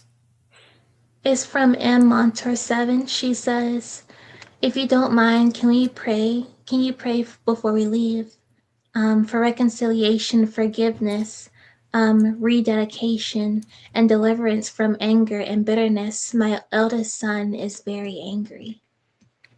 Okay, I got it. Let's close right here with that prayer right now. I, children of the Most High of every nation, kindred, tongue, and people, let's close in agreement, touch and agree. Where two or more are gathered, the Most High's presence is there. We say this prayer to you, Father, the creator of all things in the Shamayam in the heavens. We say this prayer as your children, lowered, meek, and humble. We ask you all in your will, if it's in your will, for you to hear our prayers, Father. We ask for our sister. She asking for prayers over her son who's battling with anger issues. We asking you, Father, for the spirit of temperaments, for the spirit of gentleness, for the spirit of compassion, for the spirit of discernment, for the spirit of understanding. Father, if it's all in your will, can you meld and mend his broken heart because there's a break in there? Can you rebuke and repel the spirit of anger, the spirit of wrath? You see, these are devils. May we understand and may you, Father, in your will, institute spiritual warfare into the young man so he can understand that he can rebuke and repel and rescind the devil of anger, the devil of wrath, the devil of envy, jealousy. These are spirits. May he take control of his spiritual man. May you give him the strength, Father, and the discernment to take accountability and control of his emotions. May his mom and his family members, or this word, may you send your Malachites, your angels, to assist him, your heavenly hosts, your Sabayahs, to assist him in this transformation of him becoming more in your image and less in the image of his flesh. Because we understand that these actions are emotional and these are actions of the flesh. So may he be strengthened and guided in his spirit man to learn to conquer the flesh, that he can take control of his emotions and understand that you, Father, exist in the stillness, in the balance, in the peace, in the shalom. May he find your peace, your strength when he's coming through any trial and tribulations, though he's not tossed to and fro with the doctrines of the devil who's going to try to put instances in his life to make him emotionally triggered. So he's angered and he become reactionary instead of proactionary. May you give him the gift of discernment and wisdom, all of us that battle anger issues. I, daughter of Yah, battled with not much anger, but reactionism, meaning I was very strong and aggressive and very quick to react. If you would wrong me, I react like this, hard and fast, not slow and steady, not still. So that meant the adversary can throw instances in my life knowing I'm going to react emotionally instead of logically. I'm going to react off instinct emotionally instead of taking time to control my reactions, to control my emotions, to think it through and understand what's happening in the spirit realm that's triggering me to wants me to react in the flesh. Taking the time to say no to the flesh and think it through in the spirit. It's a thing that can be worked on and worked out. It's the strengthening of the man taking over his temple, taking over his emotion and his thoughts, the spirit controlling the body, the flesh, the mind, the soul, the will. It's a thing that can be worked upon because I was able to conquer it. So now I'm slow to anger. I'm slow to reaction. I'm very astute and wise to think before I react. I'm very low emotional reactionary instances. May the Most High, may this gift of discernment be bestowed into all our brothers and sisters across the world who suffer from this kind of spiritual warfare. It's one of your pet peeves or one of your weaknesses, one of your entrances, because it's a portal, it's a door. If one of your entrances is that you're easily angered or easily reacted to someone. Some others might not have that. You might have some struggle with drugs, some struggle with lust, some struggle with anger, some struggle with addictions, some struggle with, right? So we have different areas that the adversary, the devil, tries to enter into our life, try to enter into our temple, you see? And we are to close those doors. But we can't when we don't know how to spiritually discern it, how to fight. We don't know that it's a door to close. So may the Most High, over everyone on this live stream and everybody that watched the replay, may you pray out to the Most High to strengthen you in your area of weakness, okay? Strengthen you in your area of weakness. You got some devils coming and we rebuke them. You know what I mean? They're devils going to be what devils do. Praise the Most High for his righteous children. May you ask the Most High for strength in areas of your weakness. And may you ask him to give you the strength to fight on your own, because you got to choose with your free will to do the work. The Most High will assist you, but you got to do the work yourself. And you got to catch yourself when you transgress. And you got to start to remove the areas of weakness and build yourself over time. It doesn't happen overnight. It's a gradual thing. Sin compounds. We have compounding sin that's been on us since we were children. So you just can't remove everything overnight. That's a very foolish act in the spiritual realm to think that all those years it took you to build up that amount of sin that it becomes intuitive or habitual for you to commit, you could just remove it overnight. No, it's a removal process. So you're going to fall, you're going to backslide, you're going to future transgress, but you need to repent and try not to fall so low. Try not to repeat the sin at the same level each time. And you start to work on yourself, but understand his favor and grace. So you understand the journey means I'm not going to get it right all at once. Though I slip, I'm get back up. Though I fall, I stand back up. The Most High is long suffering. There's repentance. There's a grace to know that we're not going to get it perfect and right every time. But greater is he in you. You're on a journey. It's a process to walk out and live out. Praise the Most High. His holy name is rightful order. We say this prayer over you, sister, and your little one, and over all the Most High's children worldwide of every nation, kindred, tongue. We say this prayer to our Father in the name of his only Ya'ad, his only begotten Son who comes in his holy name. And we say Aman Yah, Amen, Hallelujah, Hallelujah, and Shalayah, Selah. Praise the Most High's holy name, his rightful order. Aman Yah. All right, House of Yah, we went very long. Well, we did 7 hours. I didn't even know I was going to go live, so praise the Most High. Still 155 on the live. May the Most High cover and bless you all, children of Yah. Y'all go forth in your journey. For those who watch it back on the replay, we love you all. We'll see you back here Friday, Eastern Standard Time, about 9:30 p.m. And whatever the Most High titles the video, we'll be teaching his word, his order. All right. Thank you, Hakyama. Great job tonight. Thank you, Zayala Ya and all the other moderators. Great job for welcoming in the Most High's children. Thank you to the ministry for joining me here, even though we almost wasn't able to go live. Thank you for welcoming your brothers and sisters. We probably got quite a few new brothers and sisters. May the Most High cover and bless you all. All right? We love you all with the love of the Father. Go forth, children of the Most High, and be the light in this dark second world. Go forth and be the light. Praise the Most High, his holy name and his rightful order. From the House of the Most High Ministry to you all worldwide, we say Shalom. That means peace and blessings of the Most High unto you. They call it Shalom or Shalom or Shalom. It's Shalom in the original Habariyah tongue. Peace and blessings of the Most High unto you from the House of the Most High. We love you all with the love of the Father. Peace and blessings. Thank you again, Hakyama. And thank you again to the ministry. We out. He adds